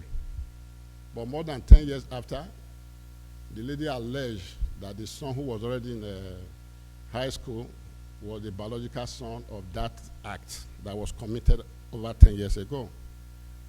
And the man said, I only slept with you once. How could I have been the father? So they decided that they were going to go for the DNA. And the woman herself, as at that time, did not know what DNA was all about. And eventually they went for the DNA in Lagos, and it was discovered that one, the man was not the father. And to make matters worse, the woman was not even the biological mother of the child. And it makes an interesting case. So, because of the paucity of research and litigation, so many children are being raised that way in my country. So we need a proper law to actually guide us so that in the event of a major dispute within the family, any of the party will utilize this bill to get its own justice. So vulnerable mother means any mother believing her child to be the product of herself and an alleged father who is stuck with the sole responsibility for the vulnerable child because the biological father denies him. Then the part 2 regarded as the offense. It shall be an offense for an alleged father not being an anonymous sperm donor to refuse to consent to a DNA test for the purpose of determining the paternity of a vulnerable child. Where an alleged father, not being an anonymous sperm donor, refused to consent to a DNA test for the purpose of determining the paternity of a vulnerable child, the alleged father shall be guilty of the offense parentage avoidance. The offense of parentage avoidance shall be a simple offense punishable with an option of fine. Part 3, procedure for mandating consent. My colleague, the lawyer herself, will give you a bigger, broad picture of the consenting DNA. Where a vulnerable child, vulnerable mother, a vulnerable father requests an alleged father or a vulnerable child to take a DNA test and he/she refuses, the said vulnerable child or the vulnerable mother, in case of a minor child, or the vulnerable father may apply to the court for an order mandating the alleged father or vulnerable child to comply with the said order. And to illustrate our point, we have a group in Nigeria called FORDEC. FORDEC stands for Forensic Research and Development Center. That program started last year. You can Google us, www.forensicresearchgroup.org. We had a case last year where a young lady who is an undergraduate of a university, she should be in her 3rd year, alleged that the father had denied her since she was born, and she wanted to compel the father to come and do a DNA test. The father initially agreed, came to our meeting, our assembly, filled the necessary paper, but when it was time to take the sample, the father disappeared. And a week later, the father got a lawyer and said that we were compelling him against the law to do a DNA test, and he was not ready to do it. Those were part of the catalyst that made us to propose this law so that such people could be protected. And just before we came for this conference, unfortunately, the father died. And as I speak right now, that child was not privileged to do the DNA test before the man died. But we are hoping that this law come into being so that even if we have to exhume the body or get a assembly that was accepted by the biological father, we can actually do a proper DNA so that the student in question will have a rest of mind.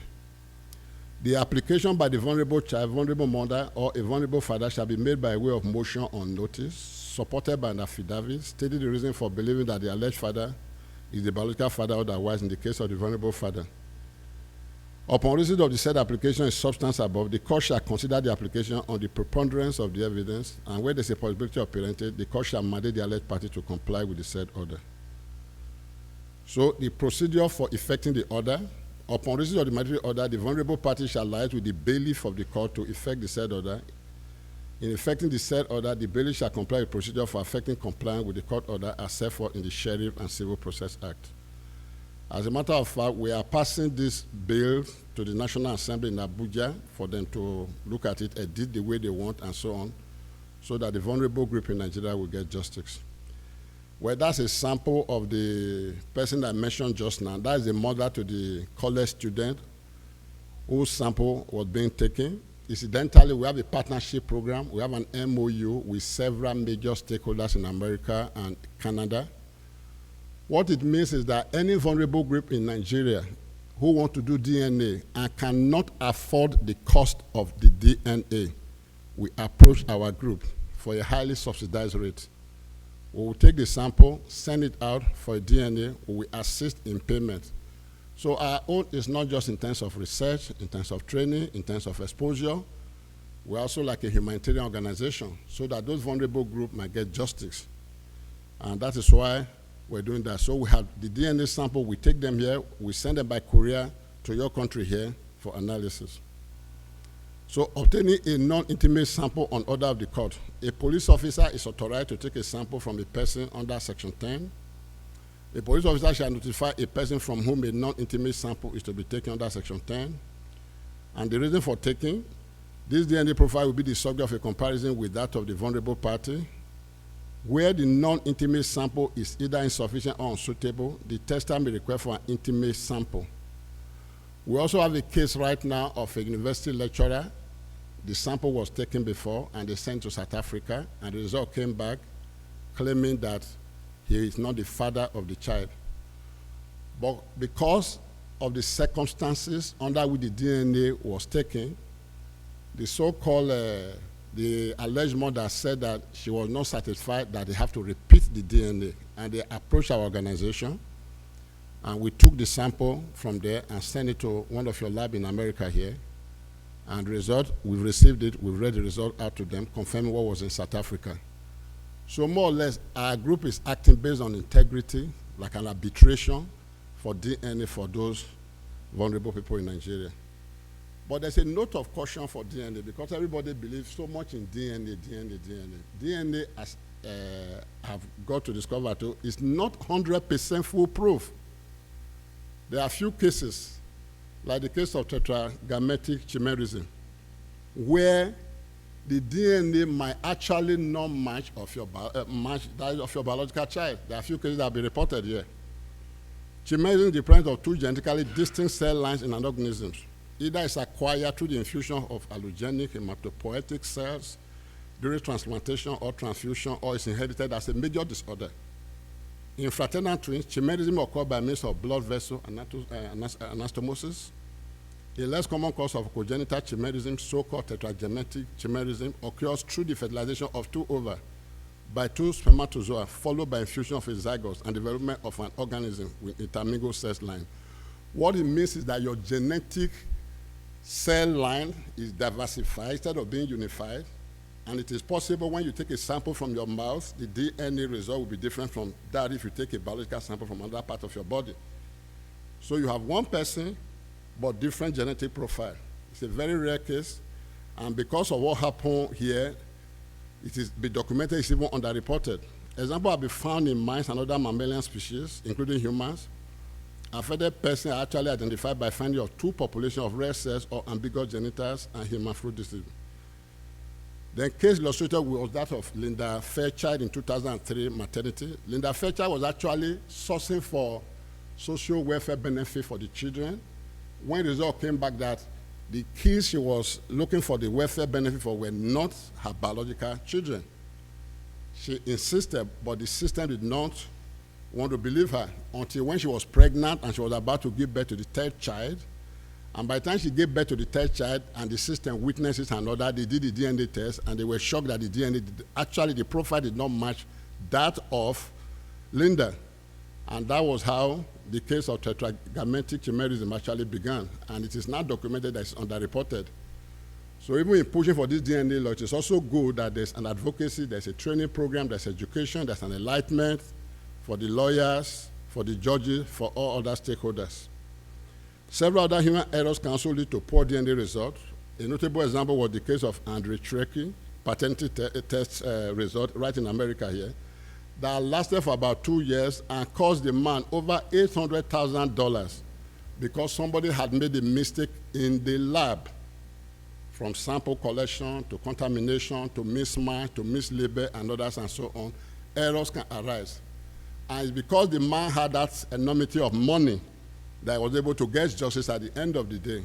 You imagine how many people who would have gotten this kind of injustice and not pursue it any further.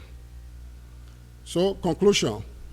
At all times, the best interest of the child must be paramount in the course of making decisions involving a child. Thus, where a child is born as a result of irresponsibility on the part of the parents, such a child should actually not suffer the attendant consequence of an abandonment. And when the opportunity arises, the issue of identity of the father comes into question. So there's absolutely no possible reason for a man to refuse to consent to a DNA test to determine whether or not he is the biological parent of the said child. The knowledge that impregnating a female and abandoning her is not the end of the scenario, and that remedy could be exerted mandatorily to enable young men be a bit more responsible as regards where and how they plant their own seed. Thank you very much for the opportunity. Any questions?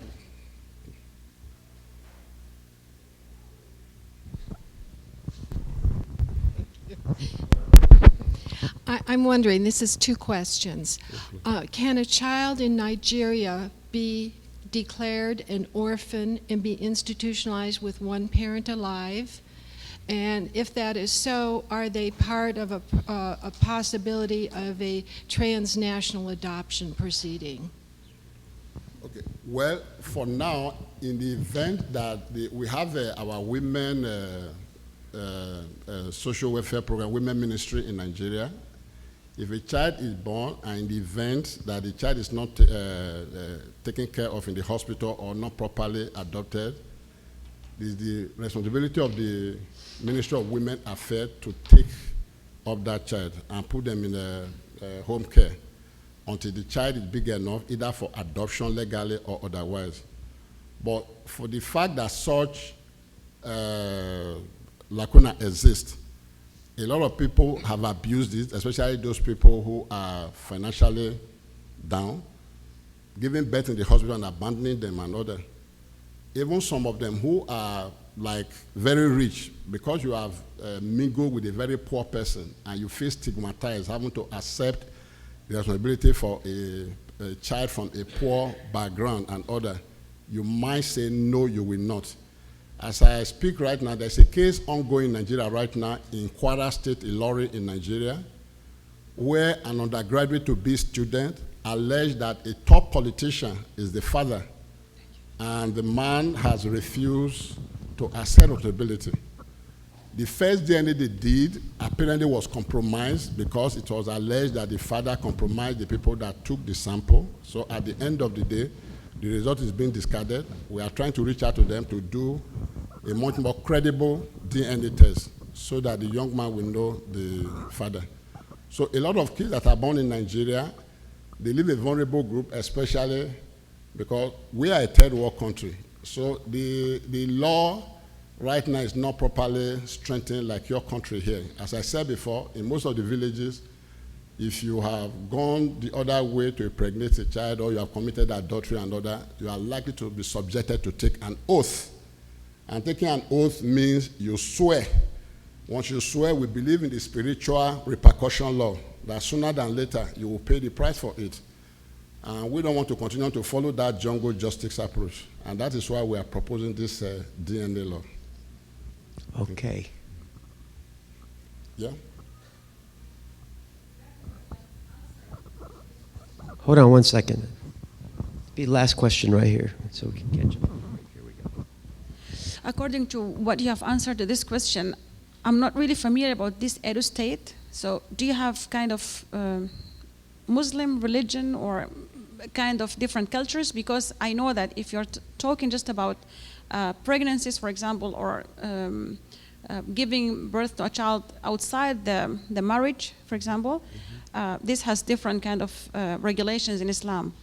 Because this, in this case, we would just like treat the case in a different way, in a different religious background. So, in my country, first and foremost, Edo State is predominantly a Christian state. Okay. But that notwithstanding, religion plays little or no role in terms of childbearing, child adoption, or child care in my country. Okay. And religion has no role to play whatsoever. Okay. Yeah. What plays a role is more or less having the means and having the conscience to accept that you are the child or not the child. And it is much more common, especially maybe among the young ones like the student, because they are not prepared for it. They are not prepared for parenting. And because they are not prepared for parenting, they are ready to go the whole hog to deny being the biological parent. So for now, religion has no role to play whatsoever. So in this case, this law applies for marriage cases and non-marriage cases, like all? Yes, Okay. marriage cases, any cases whatsoever. Okay, yeah. Anybody, whether be you the man, be you the woman, be you the child, and you feel one way or the other, this DNA does not favor you, or you want to be sure you are the mother, the father of the child, you can enact this law, you can activate this law to protect yourself. Okay, thank you. Okay.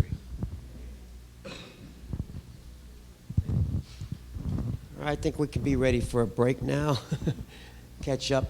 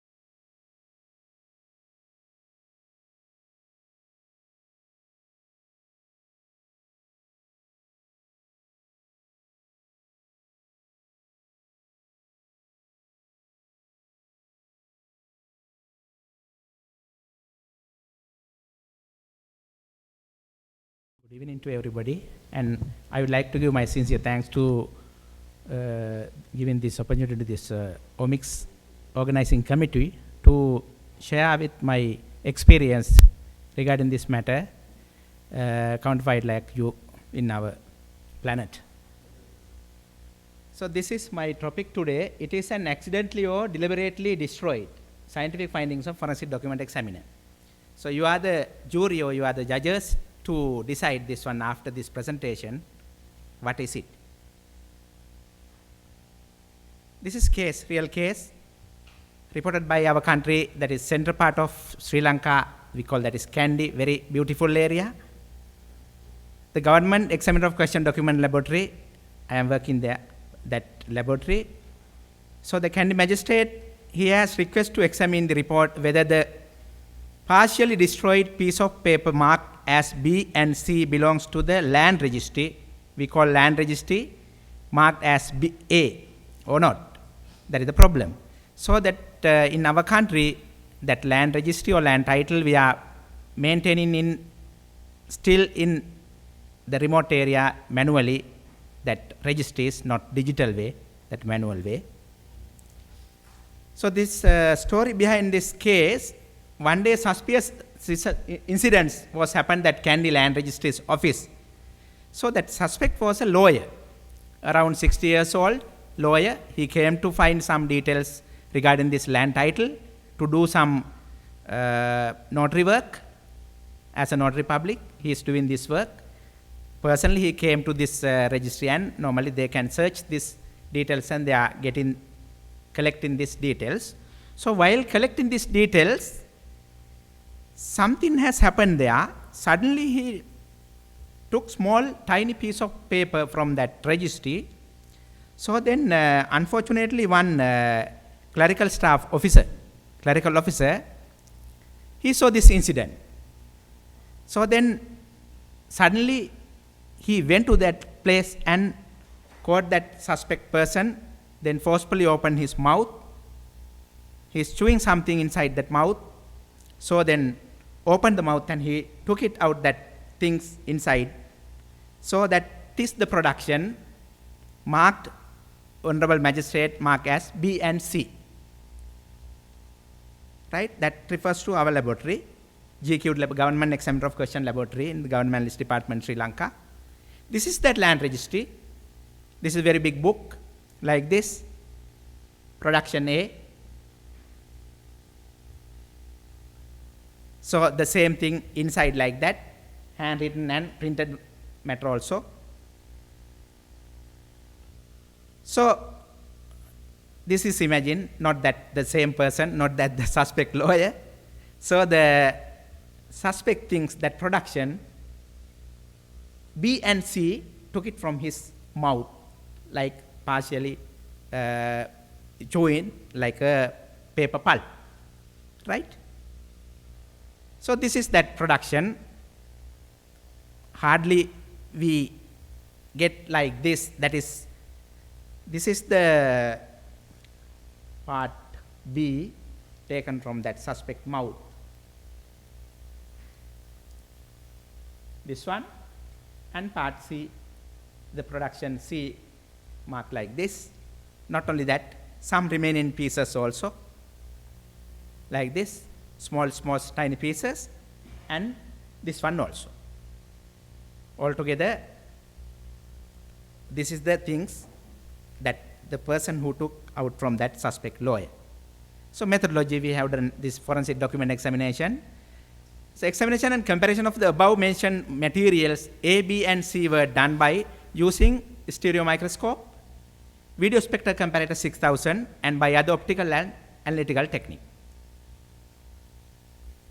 So this is the specimen. Specimen means that land registry, one page, small part of that page. This is the way normally these details is available there. So this is the question, or the suspect page belongs to that registry.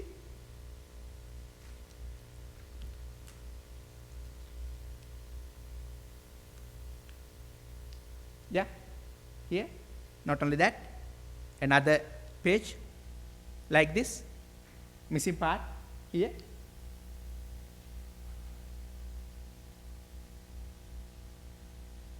So that magistrate has to do whether that part, that small portion that B and C belongs to the one and the same registry or that marked as A.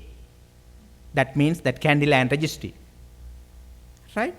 So we have done this examination with the stereo microscope and video spectra comparator 6000. So finally, we can see what is the findings. So we have done some UV luminance examination also. Why? Because we want to see whether this paper properties, the physical properties and chemical properties belongs to one and the same paper.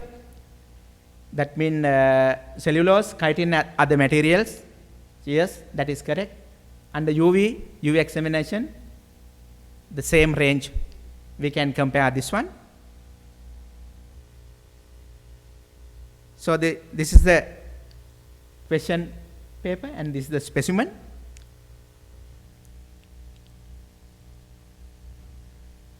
If you see here that tone edges matching, that means that this edge destroyed that cellulose fibers, we can match exactly that portion B and C.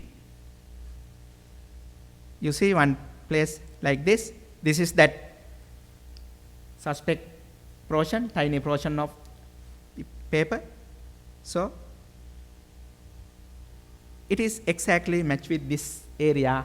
You can see this is in our vernacular language, that is, we call that Sinhala, that is in Veluma, and in English we call that is folio. You know that. Veluma, the same thing in English, folio. So this area, exactly we can match with this physical matching, the TRN matching with the stereo microscopic examination. We matched that one, exactly matched. But the problem is, so each and every fibers we could match because some part missing that very, very small paper pulp like that. So each and every this cellulose fibers we couldn't match, even though we can get some idea, we can get some conclusion regarding this TRN matchings. So like this. Other one. Then again, I have done that ultraviolet examination.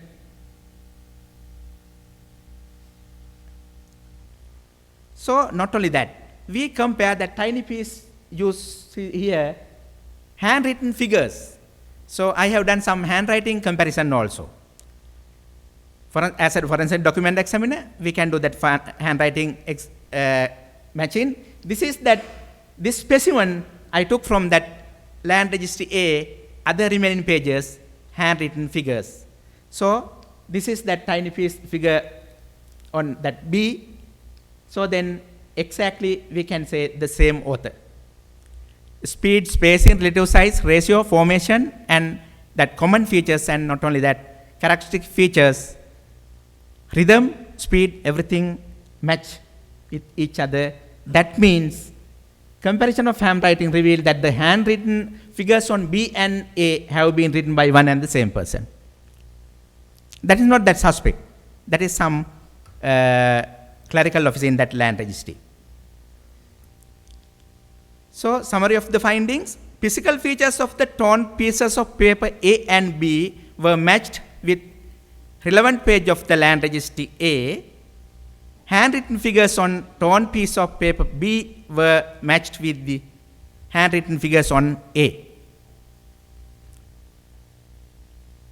Judgment of yours. Whether it is accidentally or deliberately action. So, thank you very much. Yes, ma'am.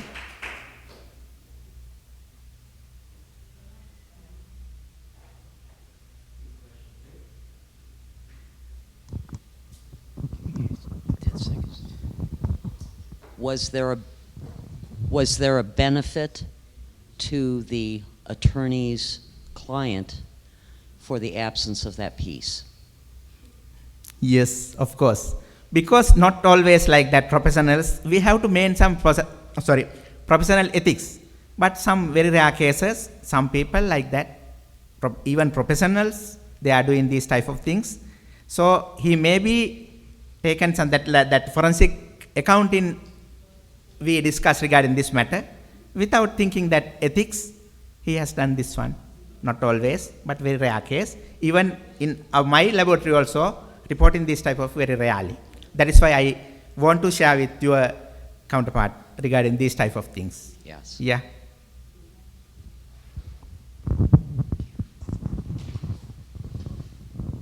Anything else?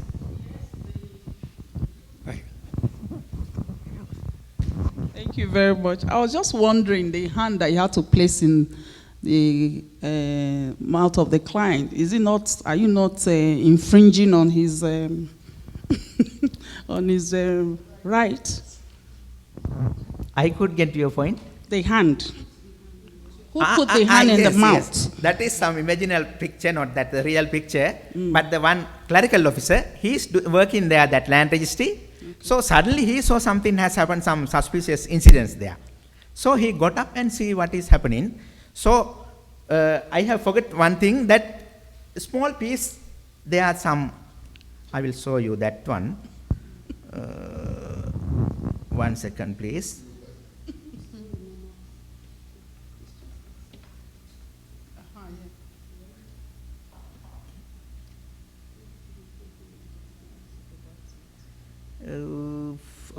Okay.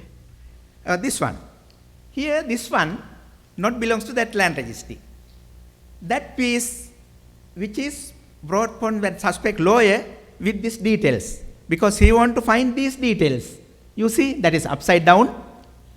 So altogether, because that clerical officer, he is coming to see or coming to do this one, this incident, to see this one. So suddenly he grabbed everything, that tiny papers, and even this page in his hand, all together he put it and put them out. You see, this one, that lawyer brought to get this information. You see here, deed number means deed number, and some date. These details, while he is finding these details, he has done this one because he want to do some dispute. He want to remove that volume number. I don't know what is the reason. That is why he has done this type of bad things. Okay.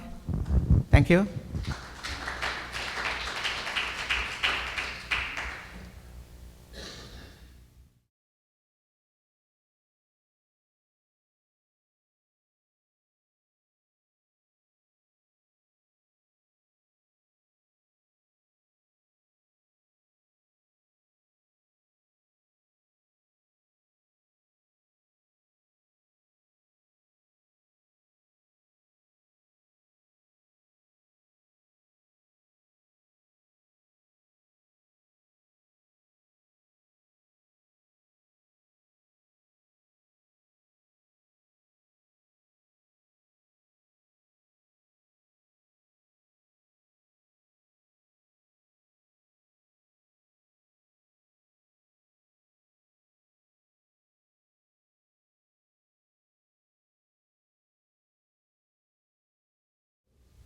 And as you can see, I'm with the Forensic Research and Development Center, FORDEC, of the University of Benin, Nigeria. From my senior Dr. Eddie's presentation, you have seen what Nigeria looks like, and like he said, the largest black nation, African black nation. So today I'll be talking about the requirement of consent to DNA testing, and we're proposing a case for reform in Nigeria. Actually, Dr. Eddie has taken a good part of the work. However, I'll try to focus on some other aspects of it so that it's not like, okay? So that it's not like a repetition. Now, introducing it, you find that the family is the smallest unit of society, and it comprises of the father, the mother, and the children, basically. Now, when these three components of the family are well knit, you find that it serves as a basis for the development of the society too. Now, if we think back to the presentations of yesterday about fire setting youths, you discover that most of them have psychological problems, one reason or the other, a problem at home, hence the setting of fires to call attention to themselves. Now, when an individual lacks information regarding the person's background and or is misled regarding such information, it can lead to devastating effects. For example, a man who has taken care of a child for years, suddenly discovering that the child is not his, or such things can devastate the individual and it can lead to dire consequences. Now, in such situations of deception, the most genuine way to determine paternity would be by DNA testing. And then, to successfully carry out a DNA testing, you need to acquire the consent of the individual. Now, this paper, it considers the issue of consent and the circumstances surrounding it, and then also consider circumstances where it would be necessary to mandate consent. Now, ordinarily, I would skip this because this is about DNA and we have, you have the basic knowledge about DNA. So, now,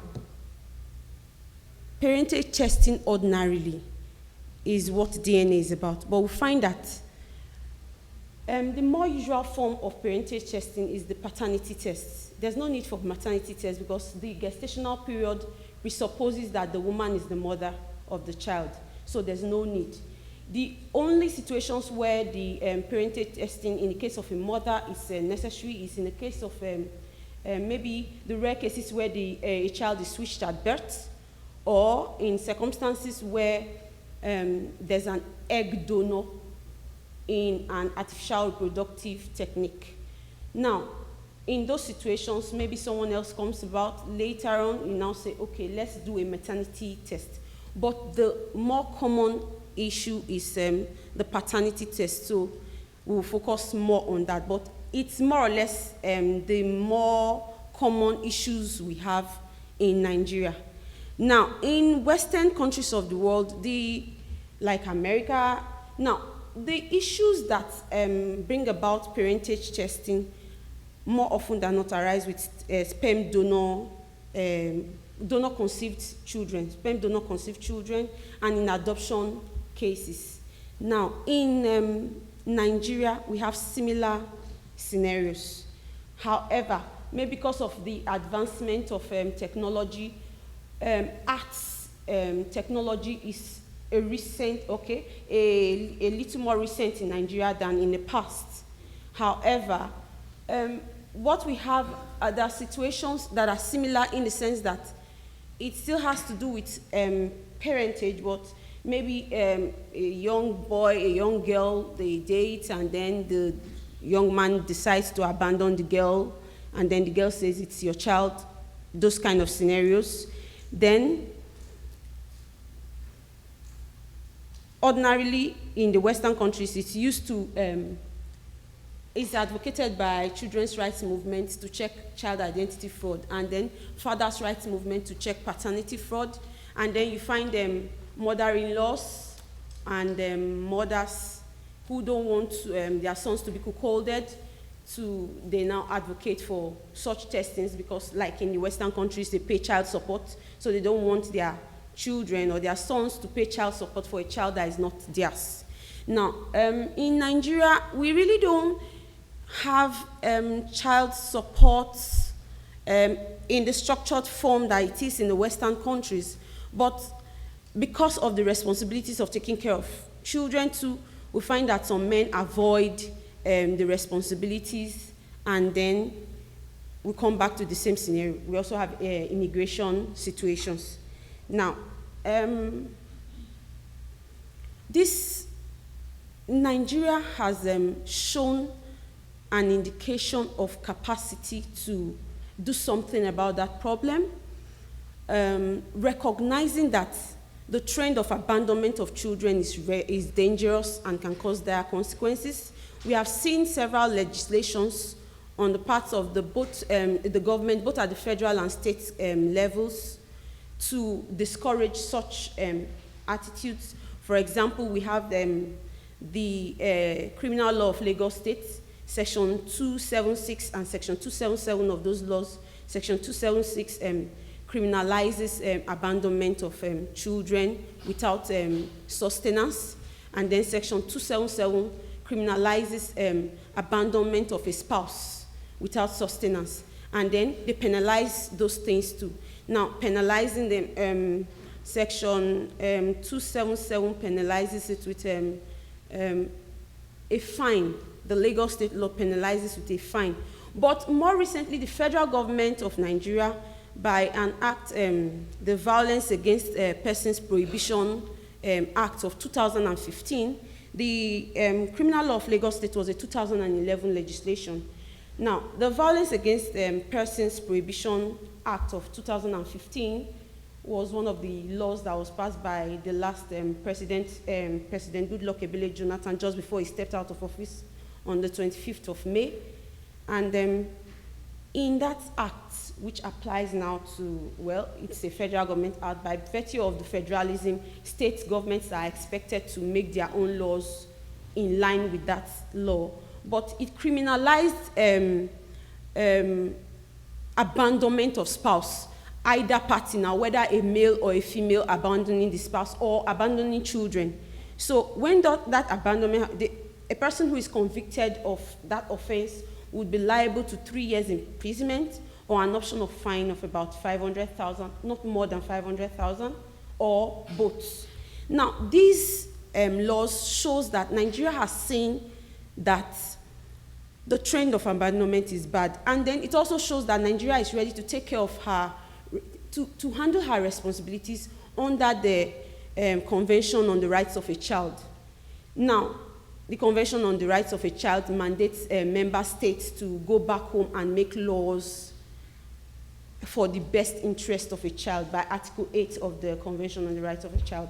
Now, the Nigerian version of the Convention of the Rights of a Child, the Child's Rights Act, by Section 1, says that the best interest of a child must be paramount in all dealings regarding children. So, bearing in mind that there are indications of capacity on the part of the government or indications of willingness, we find that there's a need to cover a gap.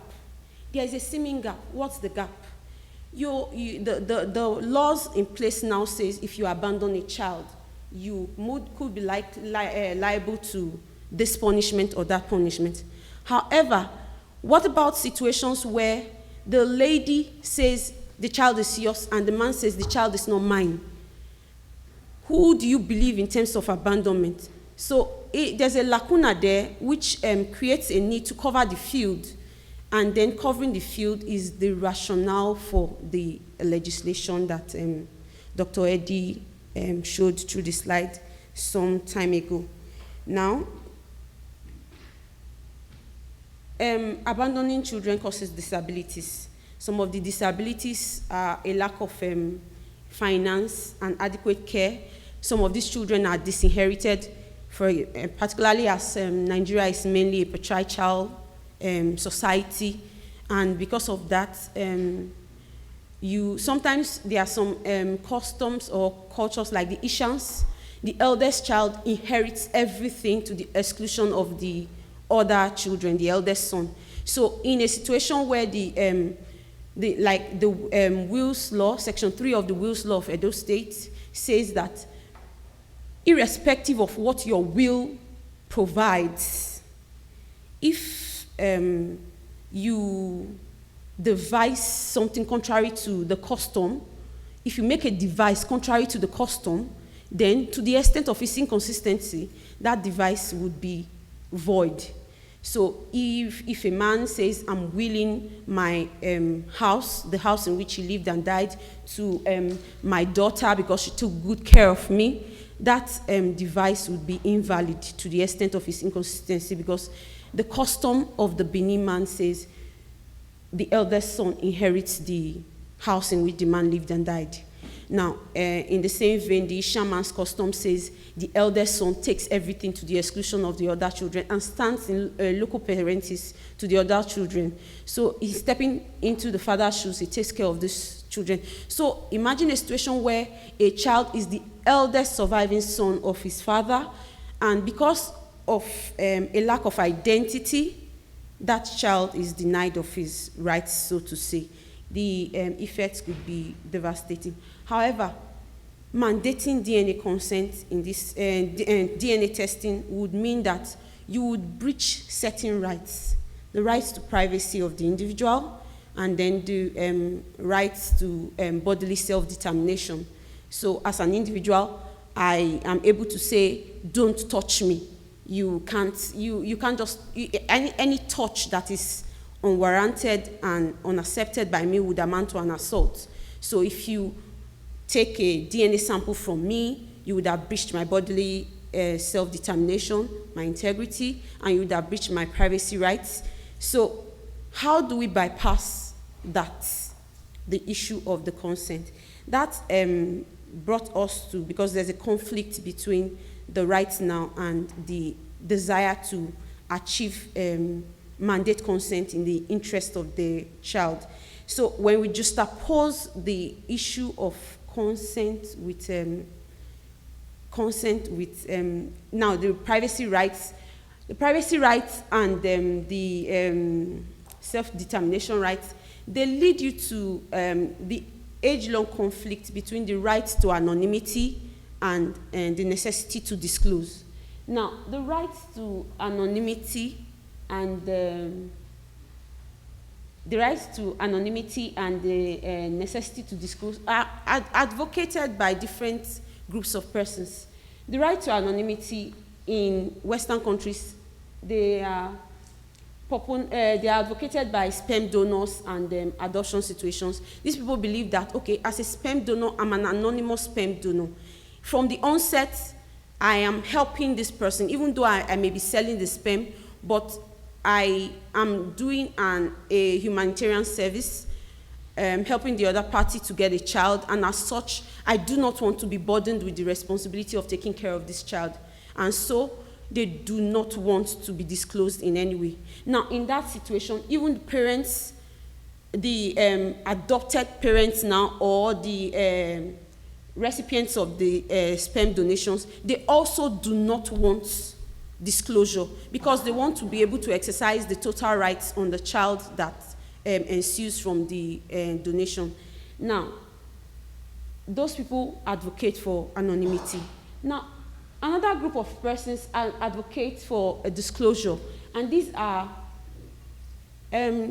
most times the children, adult children now of those same sperm donations and adoptions, and they say they deserve to know where their origins, what their origin is, and that it's a fundamental part of their being that is missing. They lack an identity on the basis of that. And we find cases in US Supreme Court cases that support that. For example, Mills against Atlantic City and Department of Vital Statistics is a case of 4 individuals going against the Atlantic City Department of Vital Statistics and insisting that those the laws that insist that their birth records be sealed, their adopted children, that law infringes on their constitutional rights. Now, in Johnson against the Superior Court of Los Angeles County, that was a case where a young girl was a result of a sperm donor situation, and she was diagnosed of a generic kidney disease, genetic kidney disease, and the only way to save her life was to get information about her biological father so that they get the details of the genetical makeup so they can treat her. Now, Johnson fought tooth and nail to hide his identity, despite knowing that the child was in dire straits and on the brink of death, so to say, that it was a life-threatening situation, it was the more the parents of the girl fought to lift the cloak of anonymity, the more Johnson fought to cover himself up. But at the end of the day, the Supreme Court has consistently held that while the Constitution protects privacy rights, it also, in terms of marriage, procreation, contraception, and all that, it does not want to it does not want to rule that those privacy rights are absolute. So the US Supreme Court continues to consistently hold that the right to privacy is not fundamental. It is there, but it is not absolute. It is contingent. And then the court or the state holds onto, has the right to decide if the privacy right is outweighed by an overriding state interest. Now, in the case of Johnson, the court held that, yes, it was in the interest of the child to disclose the identity of the biological father. So what these cases in Western countries of the world, even in UK, there are cases where holding in the best interest of the child, sometimes those private rights to anonymity advocates have been let down and told that the disclosure has been mandated so that the child could, in the best interest of the child, so to say. Now, bearing all that in mind, the question is, what is the best interest of the child? Now, the best interest of the child is a phrase that was derived from the Convention on the Rights of the UN Convention on the Rights of a Child, and member states were mandated to uphold the principle. Now, the best interest of a child has defied definition nationwide, but one thing is consistent, that it means weighing weighing the effects on the child, long-term, short-term, and coming at the end of the day to the conclusion that if this is best for the child, then do it. Now, different countries have taken it in different ways, but there has been a consensus that the best interest of a child is not, it's a factor, it's something that is weighed in consonance with other factors. So, but each time, it's like in weighing those factors, the court is the final arbiter. The court determines who has, what is the best interest of the child. So, bearing that in mind, we're able to, in Nigeria, say, let's go back to the court to determine what the best interest of a child is in situations where the father is saying he doesn't want to be tested because he has a right to withhold consent to DNA testing. So that this is the background for the legislation you have seen earlier. Now, in the legislation, we have taken time to define some terms, and one of the striking things about the proposed legislation is that the child, in the context of the DNA, the proposed law, is not an underage. It's not. It could be a minor, could be a teen, could be an adult, but the context of a child is different from most other definitions of child in that situation. Thank you.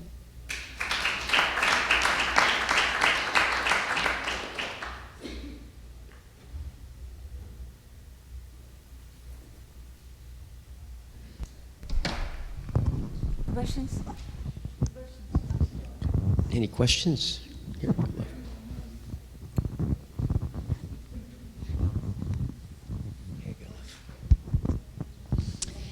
Is it my understanding that the law on the abandonment of a child, did you say they could be sentenced to 3 years in prison?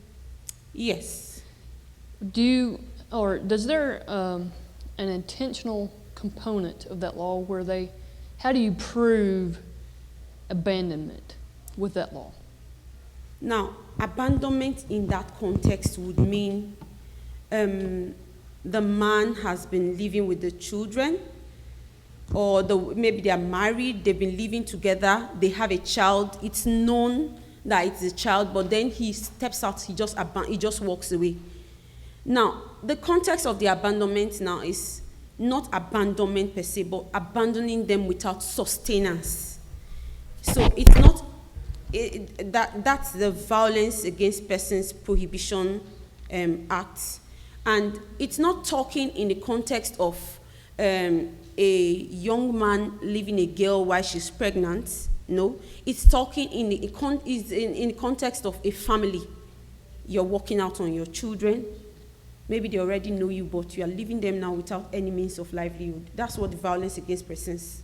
Now, the Section 277 of the Criminal Law of Lagos State actually provides that in a situation where a man impregnates a girl and then goes away without taking care of her needs from antenatal to postnatal, it went further to specify that apart from antenatal to postnatal, that those needs referred to include shelter, feeding, clothing, to a reasonable extent. Now, the law says such a person is, when found liable, would be, when convicted, would be liable to a fine of 45,000 naira without prejudice to the right of any other person to recover money spent in taking care of the young lady. So that's what happens in the case of a pregnant. Would they fall under the abandonment law at that point if they knew the mother was Yes. pregnant? Yes. Well, on that, if the father's in prison, how would he pay for the No. How There are two would laws he now. support them? There are two laws now. The criminal law of Lagos State does not talk about imprisonment. It only penalizes in terms of fines.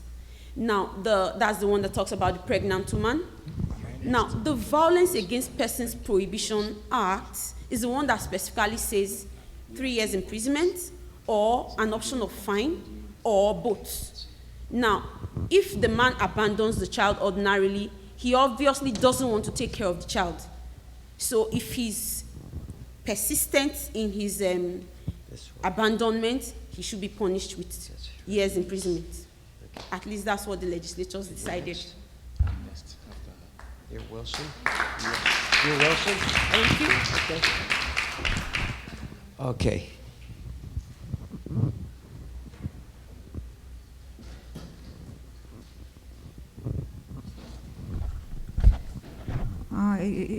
Wilson Archivo is invited with the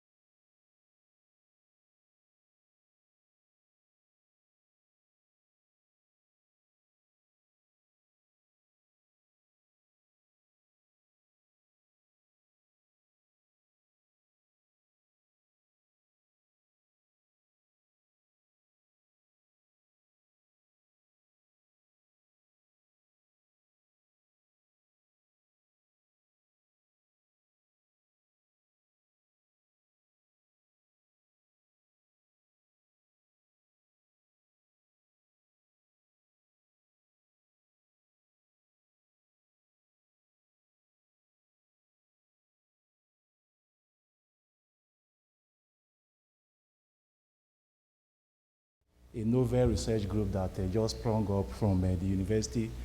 Wilson Ahiwu happens to be the head of the forensic team of the Nigerian police force.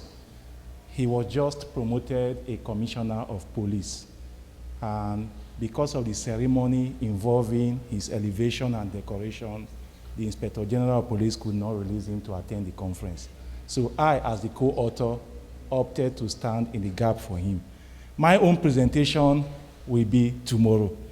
And so the title of our work is Improving Digital Forensics Practice in Nigeria Through Academic Initiatives. Forensics or digital forensic practice in Nigeria is not a new phenomenon. At least we've been hearing of it since we were growing up. Lots of our law enforcement personnel and other individuals, they possess the requisite qualifications, but they are fully unable to practice in the country due to a variety of factors. One of them is lack of facilities, modern facilities. We lack them a lot because you know Nigeria is a developing country, a strong one at that.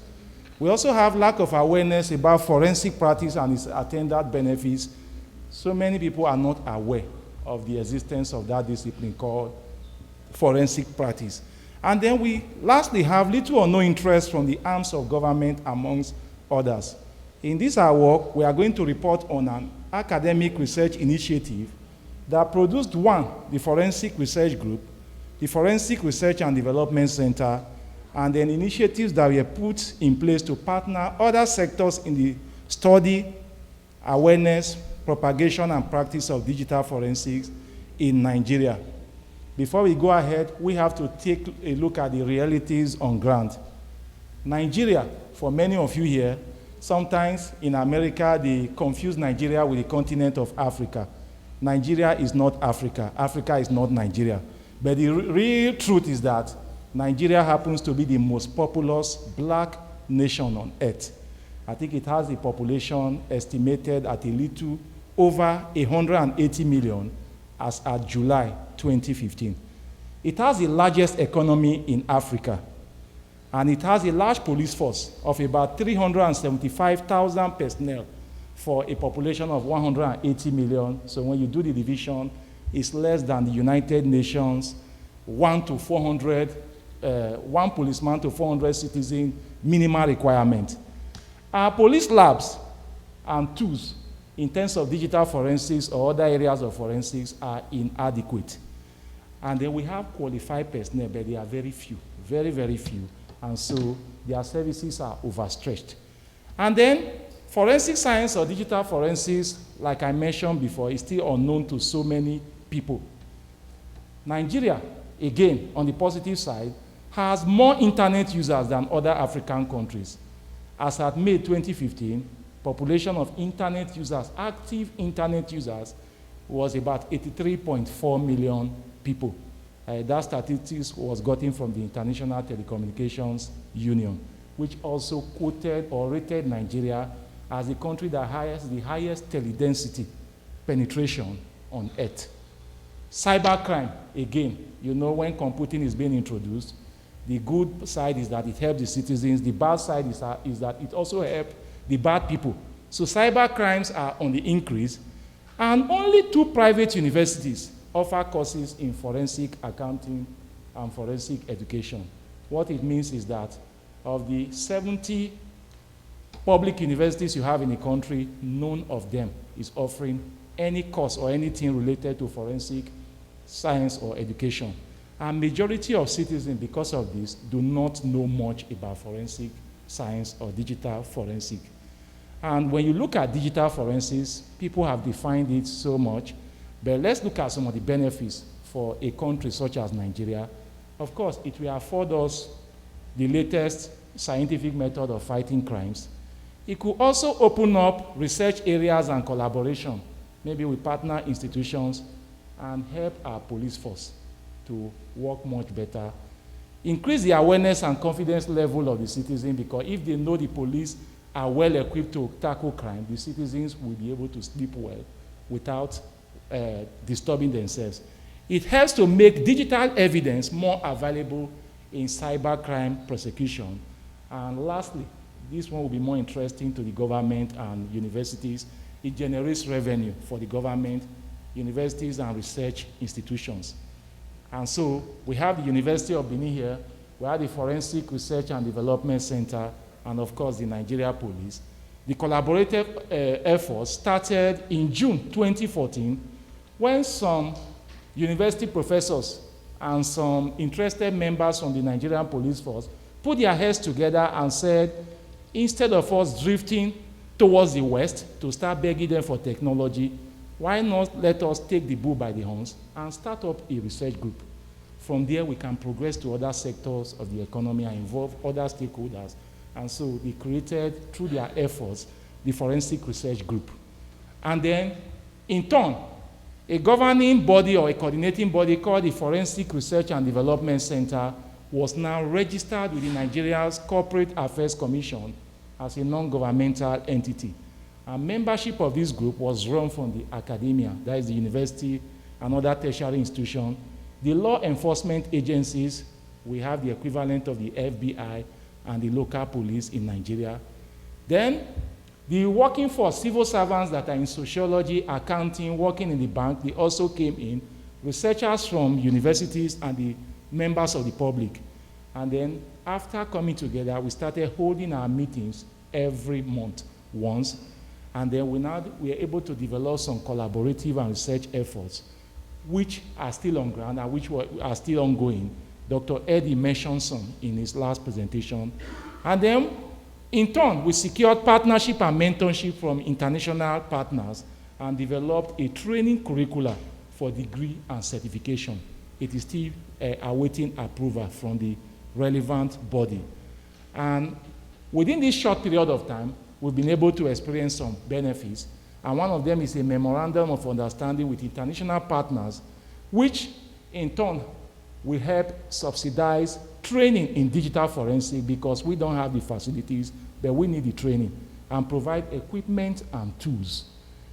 Some of you may be upgrading, and you may want to give us some of your equipments. We can use them to at least get to your own level that you are just living. And then we also secured membership opportunities from the American College of Forensic Examiners Institute and some networking opportunities from some universities here where some of our members have been able to do some exams. And then the training curricula that we developed has been experimented at the introductory level where some of our members have taken some exams to broaden their scope and understanding of what we mean by forensics in general and digital forensics in particular. And the police force expressed so much interest here, and they are already partnering to enhance training. If not for one or two hiccups, the number 2 man in the police registered for this conference, in addition to the co-author. They were supposed to be here, and maybe they would have been able to benefit more. And so many other universities, apart from the University of Benin, had already opted into our program, holding meeting with us and looking seriously into our curriculum.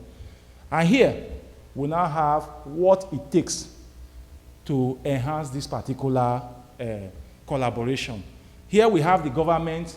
They cannot provide everything to all the citizens because if you wait for them, we are not running a socialist economy, we will stagnate. We have the universities and training institutions. Even though the government gives them some funds, they don't give them everything they need. And so they must be up and doing in research and development so that they will be able to raise more funds. We have the Nigeria Police Force and other law enforcement agents. They get funding from the government, but it is inadequate. In terms of research, they don't have much, and so they look up to us from the academia to help them in fashioning their outdated curricula, make it more modern, and then provide some guidelines that will help them in training their personnel on modern practices in digital forensics and other areas of forensics. Then we have the citizens. So at the end of the day, the government will benefit because research and development effort could be fashioned out by the Forensic Research and Development Center, which is at the top, and then it can now suggest some cost structure to the universities, which will take them, imbibe them, and use them in training the police. And then the policemen, since they hold meetings with us, the Forensic Research Group, they also get the latest trend on the world of digital forensics, and at the end of the day, they provide safety, protection to our citizens, and the citizens will have more trust and confidence in them. And the citizen, again, will also be looking up to the government through us to provide their corporate social responsibility, all the things they promise to give to them. So this is just a summary of what we stand to gain as we are moving ahead. Membership ensured creation of several multidisciplinary groups. In the group, we have so many members, 16 of us registered to attend this conference. But due to one problem or the other, only 6 of us were able to make it. But that does not dampen our spirit, because within the next subsequent conferences, we hope to come out much more stronger. Otherwise, if we had all been here, the Nigerian delegation would have been the highest attending from any country for this conference. Research collaboration also ensured that some members attended this conference, like I mentioned, and then partnership between the group and the Nigerian police force ensures constant flow of ideas and innovation, and our university, that is a positive, on a positive note, has already adopted the group as a research body, and other universities are keying in. Future trends and conclusion. We already have a website, www.forensicresearchgroup.org. We intend to make it more innovative, and we'll be updating it as time goes on. We just registered it, and so we are just putting some information there. And then we also are helping to enhance the introduction of forensic education in more universities, like the University of Benin. They want to take it as a foundation course for all students that are entering the university at the foundation level. So we are working with them. And then we are hoping to help secure funding from international bodies, from the United States and other advanced countries, for training and equipment. We are not looking for the money. We are only looking for the facilities, training, and opportunities. And then at the end of the day, we will help in fighting computer crimes, which are on the increase the reliance of the judiciary on technology, because, sorry to say, whenever we are prosecuting electoral offenses where some people will be thumbprinting with palm kernel, you cannot visualize, maybe look at the ballot paper and use your eyes to tell them that this is palm kernel, this is human thumbprint. They will require the services of a digital forensic expert to even leave the shores of your country to come to Nigeria at great expense to help in separating the truth from the falsehood. And so we intend to be doing that on our own after getting more training from you, and then to beef up the digital forensic manpower in the country. So ladies and gentlemen, that is just the short and long of the story and the report so far. Thank you for listening.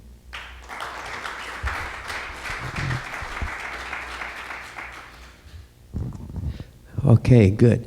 Before questions, I need to announce, I've been told to announce that there's a poster session going on outside if you're interested, so we'll rush out of here, look at some posters.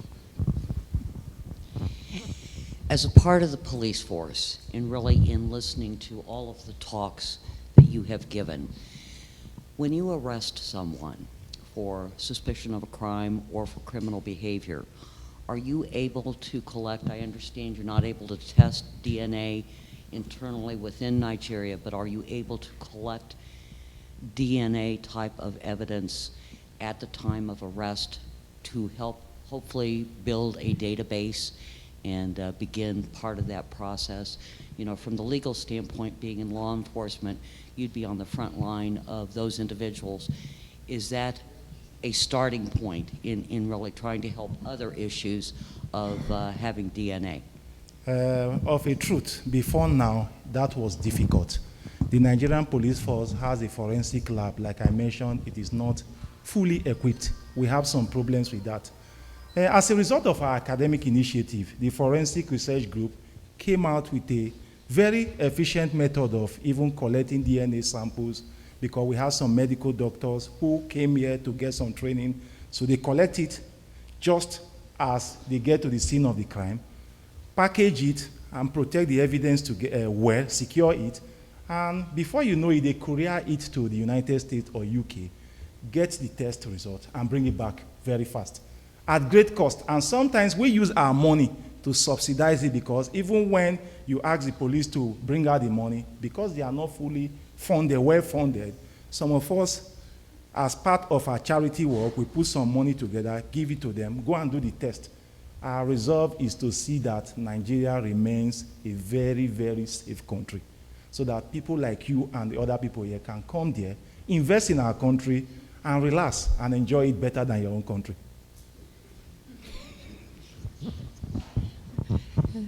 My question is based on your comment within the slides that the citizens are not well informed about forensics.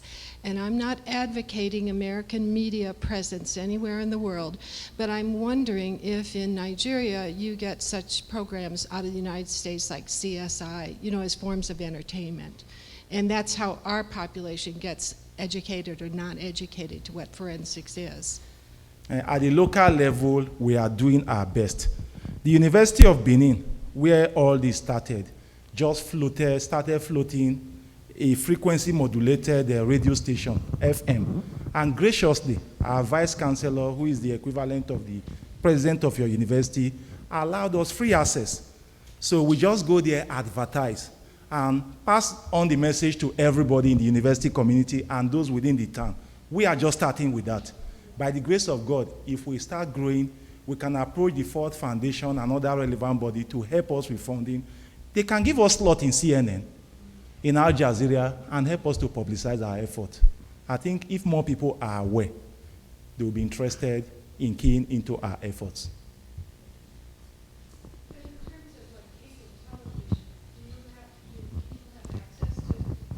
Programs like cable TV, CSI, Yes. so that people are seeing this media? Yes. Yes? Okay, thank you.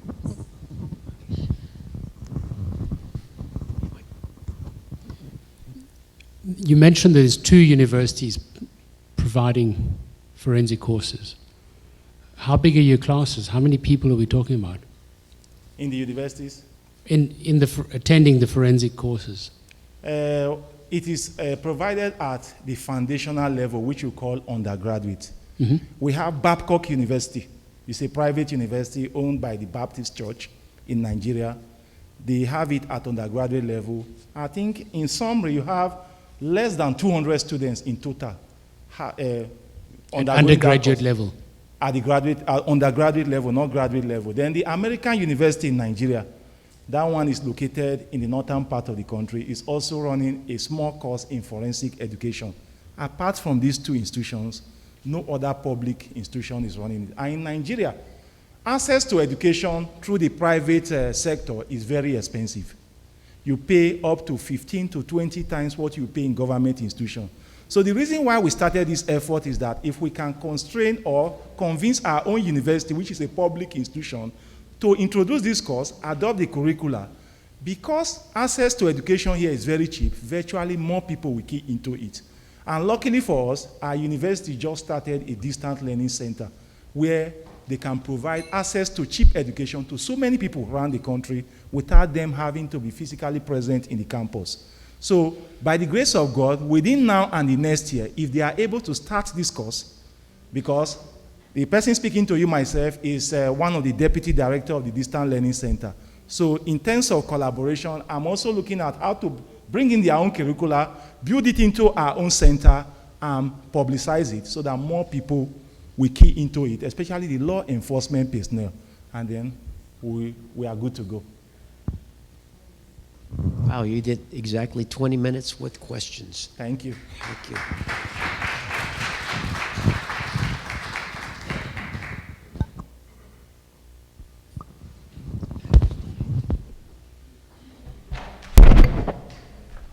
So, Dr.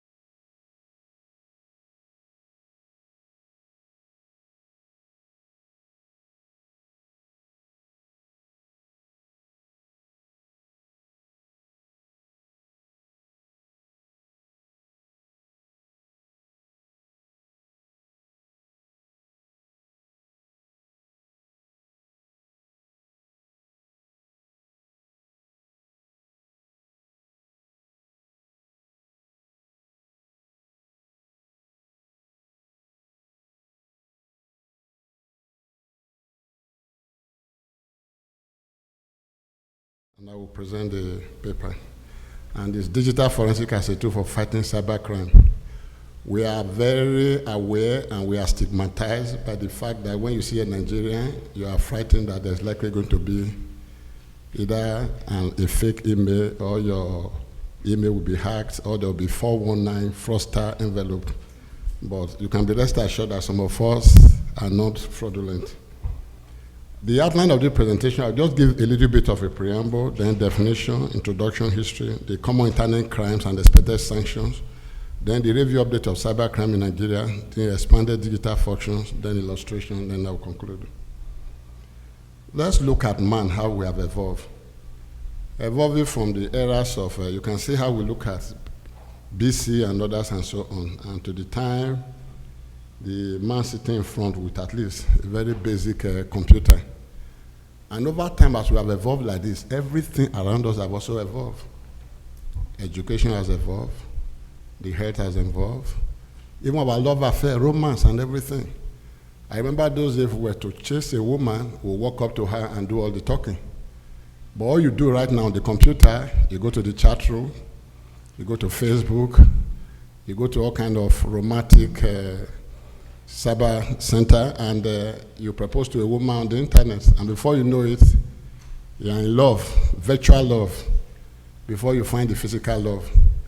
So over time, man has evolved, and everything about what we are doing have evolved. So the evolution of man has also evolved with crime. It is common those days, if you're going to be a burglar, a thief, and other, you break in physically to steal the cash and other.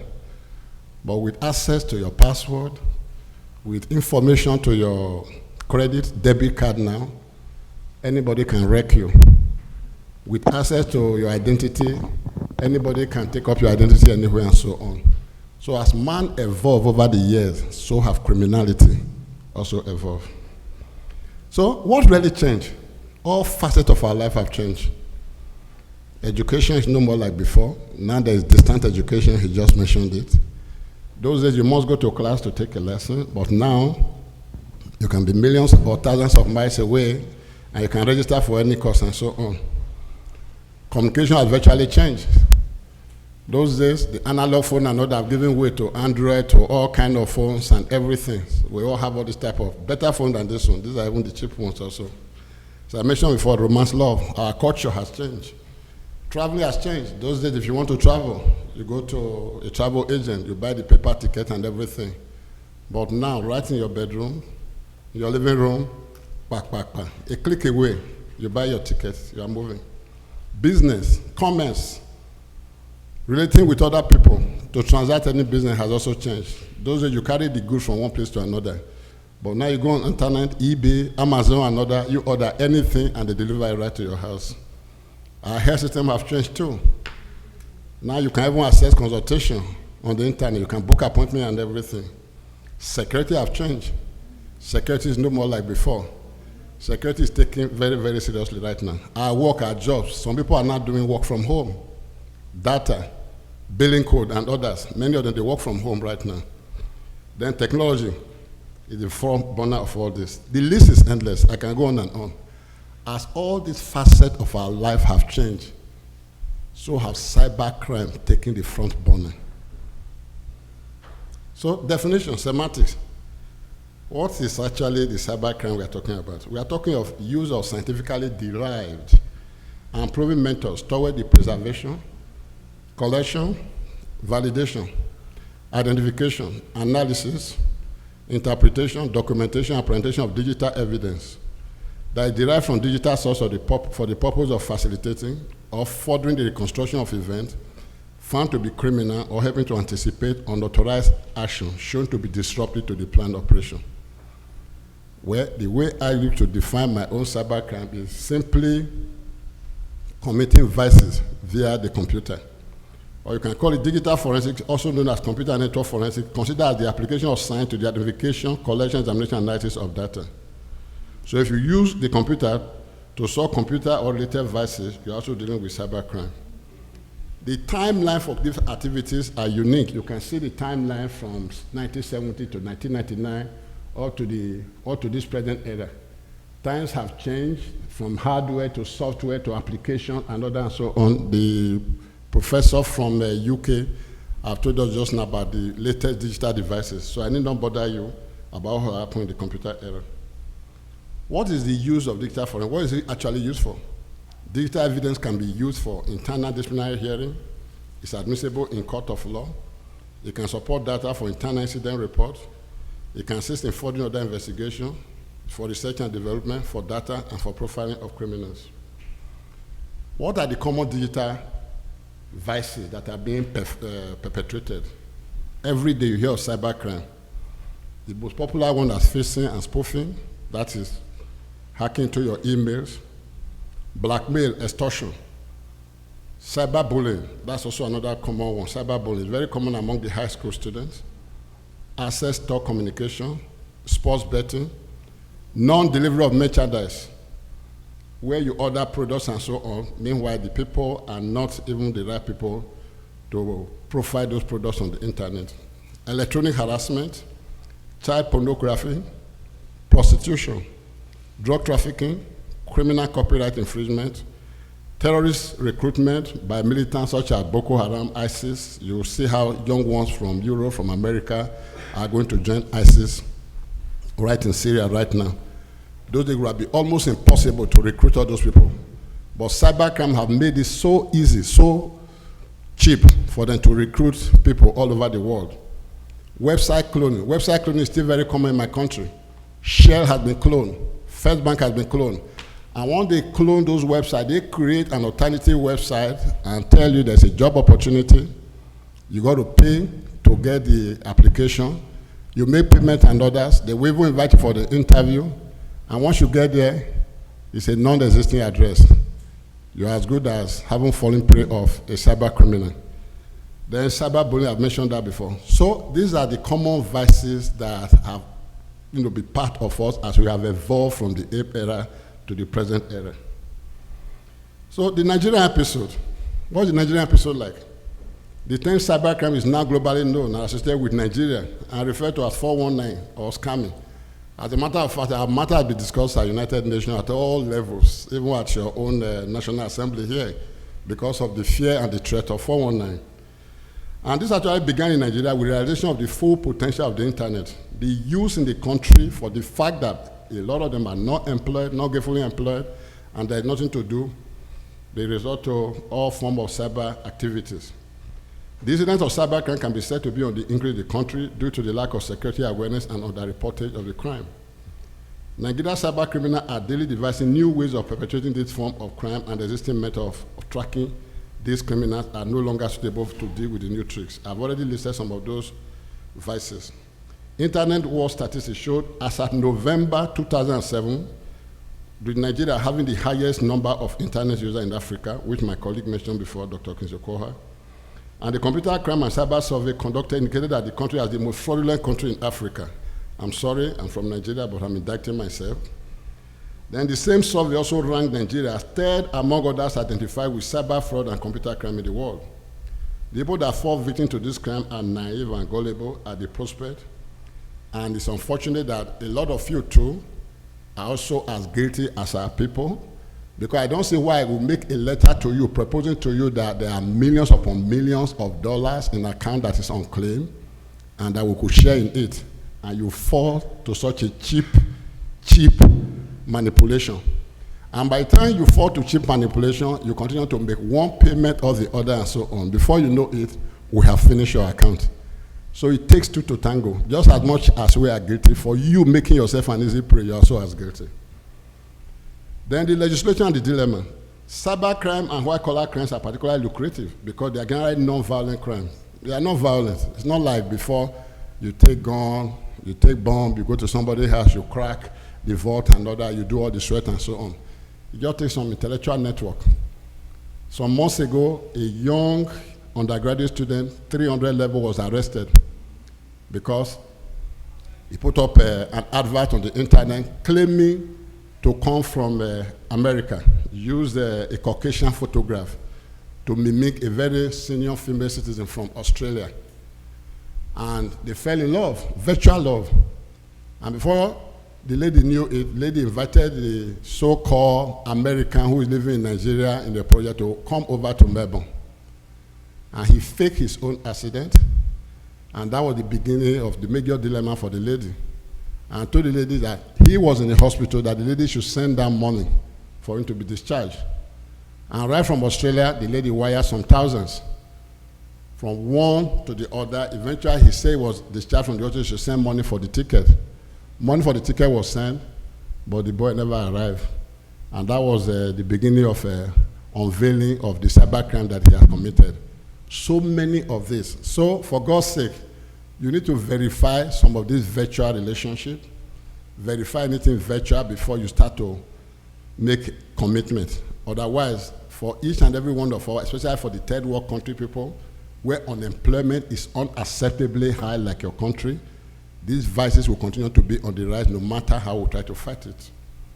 So the internet is a major problem of legal investigators because of the issue like jurisdiction. It is possible for a criminal in one country to perpetrate a crime against another, just as I've given example. The use of the internet has totally changed the crime scene investigation due to its dynamic mode of operation. They are changing every day. I can tell you, it is possible for me to download a software. There is a software called the Natural Reader. That Natural Reader, what it does is to convert all text messages to audio messages. And that means once I download it and I begin to play the text messages, you'll be listening to me as if I'm either a Caucasian, an American, or an Australian, or whatever I want to be. So by the time you listen over and over, you will feel convinced that you are in love with an American. Meanwhile, I'm from Nigeria.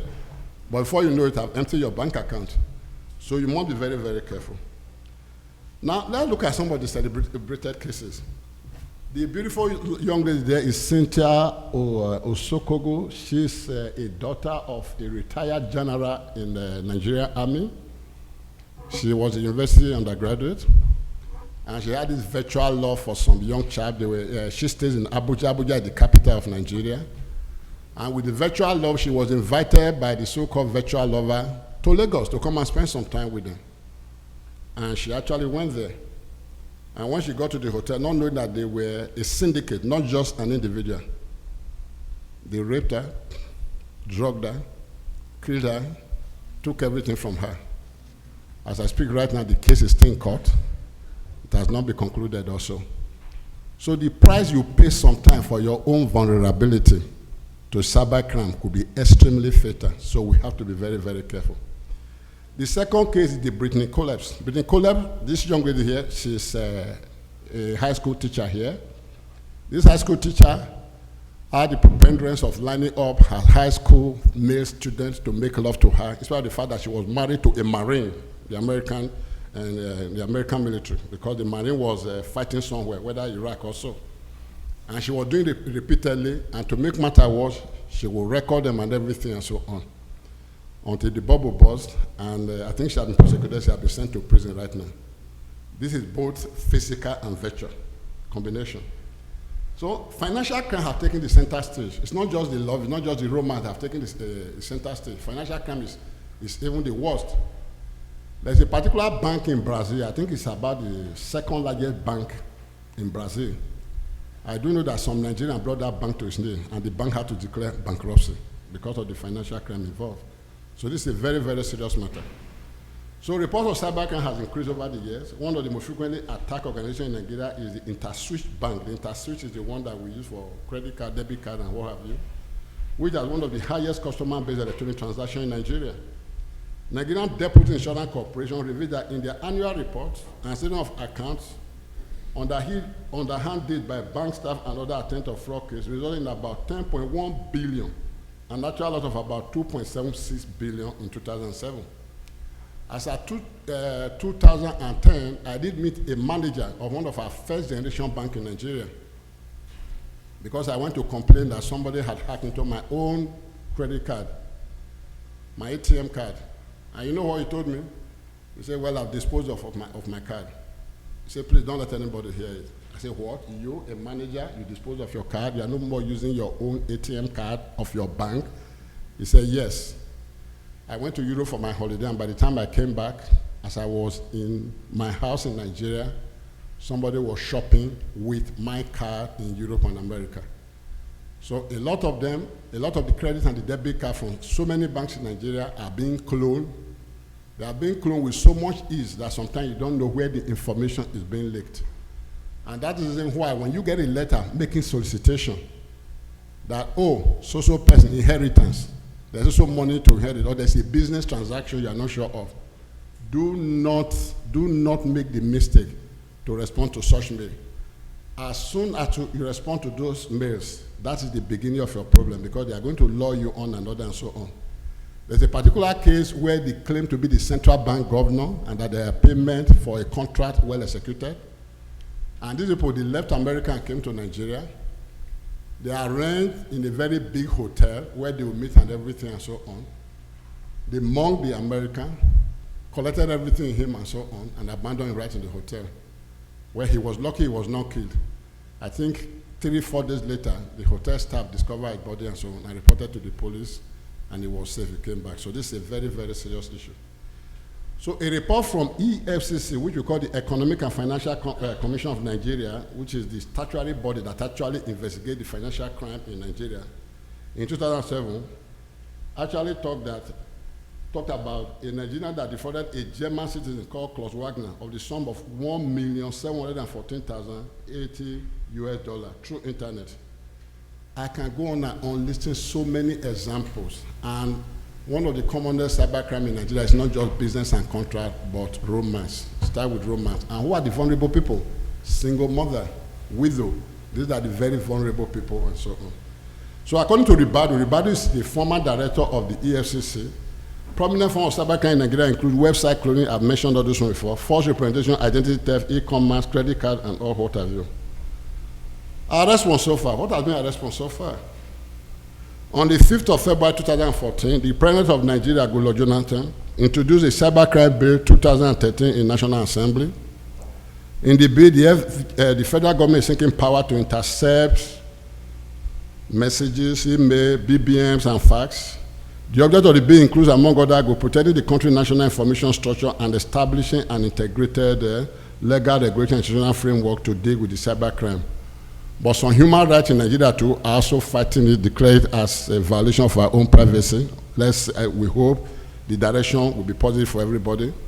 As at now, there's actually absence of appropriate law to guarantee the legality of online transactions, which as a result continue to create fear in the minds of users and potential online users.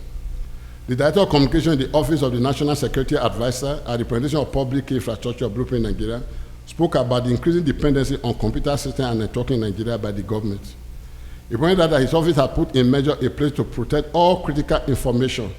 Well, I'm not carried away by this promise, and I'm also cautioning you not to be carried away by this promise, because if you get solicitation of letter that you did not expect, it's better you do not follow up the line.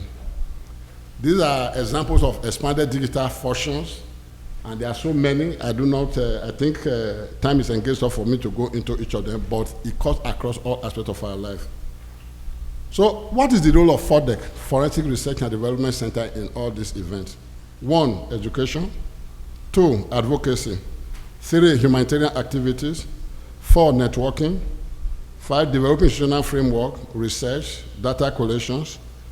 If we are able to achieve this mandate, the primary mandate of FORDEC is actually to enhance access to forensic education in all its ramifications, and also the services, utilizing Memorandum of Understanding, MOU, with any other stakeholders whose infrastructures are considered par excellence. So we are here today not just to present, to also seek partnership with any individuals, group, that feel that there's a need to partner with us in enhancing our academic ability to utilize forensics for what it is. So the summary. Digital forensics is a young, maturing field which still needs many more forensically sound solutions. Advocacy, support, and awareness. We need to assist a corporate legal team with discovery and ensure compliance with local laws and regulation.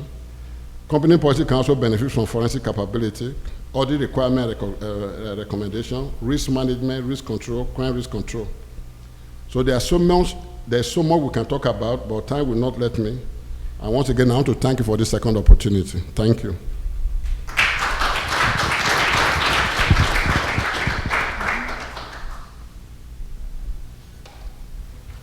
questions?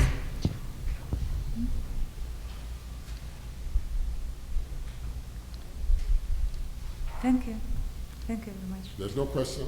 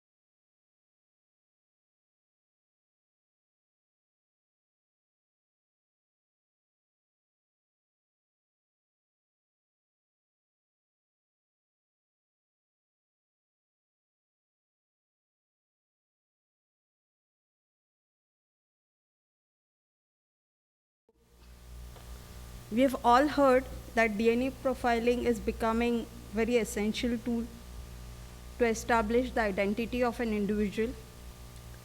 Now, your forensic scientists have one major role, that it has to establish the presence or absence of a link between the crime, the criminal, the victim, and the place and line of occurrence. So here the evidence sample, analysis of evidence sample or extraction of DNA from the evidence sample is much more important.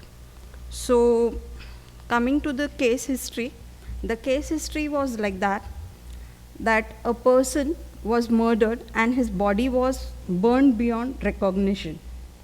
On the crime scene, burned skeleton under the bush was found. You can see. Whereas police officers could not find any clues. Then you can see the stones, small stones. Yeah.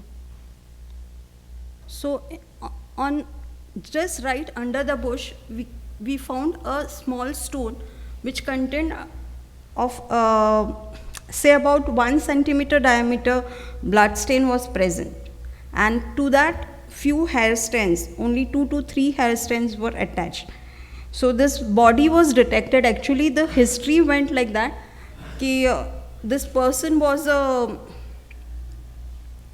person who died was a money lender, and he had given money to a contractor, labor contractor, and these laborers were not returning the money.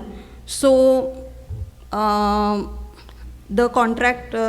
money lender was not getting his money back. So these laborers, they played some foul thing.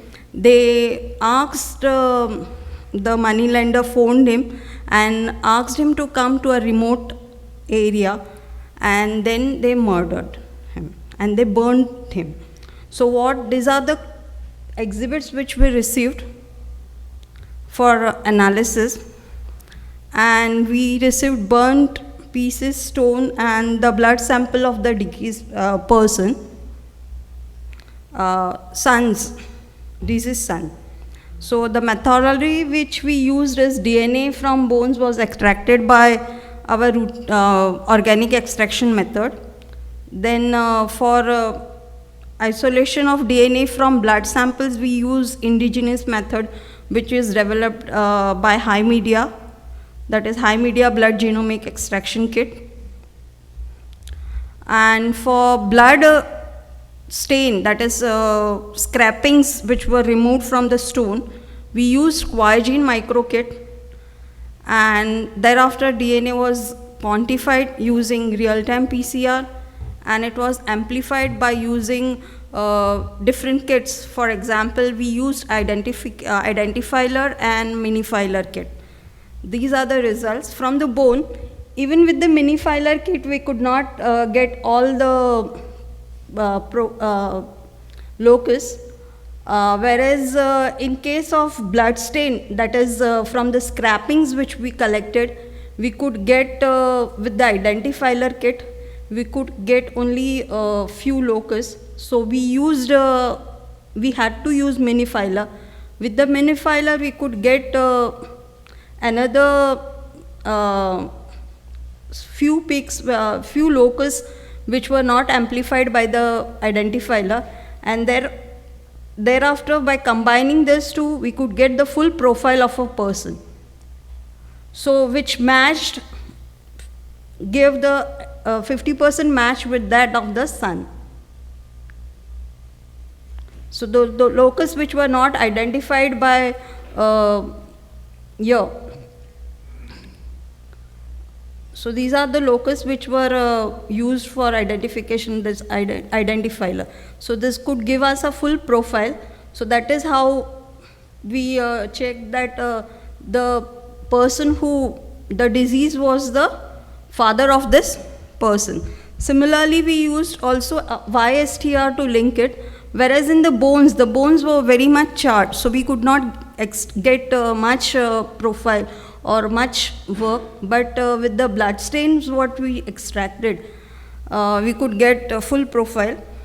So that is how the unknown person was identified as a male, and all the three genetic systems which we included, that is identifier, minifiler and Y-filer, shows that the son matched all the obligate paternal alleles which were present in the unknown person, and hence was concluded to be the biological son of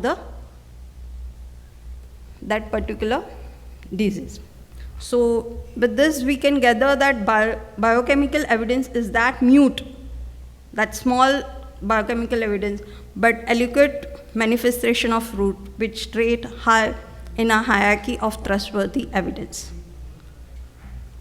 Thank you. Any questions? Sure.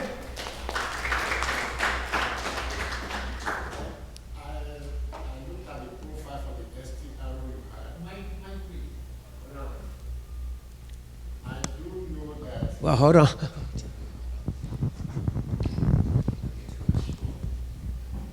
First and foremost, as a dentist, yeah, I do know that one of the most stable, non-degradable products that you can get for DNA analysis is the tooth. The tooth is about even tougher than the bone. The pulp inside most of the time is intact. So for maybe next time another, you could also take the tooth, have access to the pulp, or grind the tooth all together, and it will give an excellent profile. Because most of the time when the body is burnt or buried for a long time, you have a lot of degradable, degraded DNA products, so it might be very difficult to actually get it. So actually this case was occurred in a remote place, and by the time they could get to the deceased person, they could realize actually the case went like that he was found missing. So actually unknown call had received, and this case is from a remote village, not in Maharashtra. So the IO had attended one of our trainings. So due to that training, he phoned us and inquired how would I, because I'm not finding this missing person, and there has been queries that since 8 days he's not come back. So that is how it led to the investigation. Then he phoned me and he inquired what could be done. So first I asked him all the history, what all is the history. So when he told that missing person, he received the last call. So when he told me that, so that way I asked him to trace the mobile number from where he got the call and all. So from the last call from whom he received, that is how the case went. So by the time, it took around 10 to 15 days to locate the crime scene. So there were I agree with you 100%. I'm only saying this is the thing. This is the practical thing. What I'm telling. From the tooth, I have myself extracted many of the DNAs. So that is not the thing. But this is the fact which I am telling. So it is a remote place, and there are wild animals with the burned bodies. So you may, when the IO who could have gone, he could not get any of the teeth present. So whatever he collected and sent to us was this bones, burned bones. The bones were literally burned. I could not find any teeth or tooth. So this is the case, and besides that, only I could find from the debris, which so a stone which had a very small blood stain. So from that, maybe it could have naturally preserved, because after 15 days, by the time it went, so that is how the case is. Any questions, please?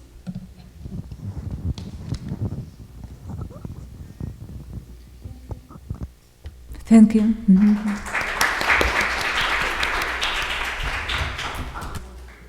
Did you want to hand out some certificates? Okay. Let's do this real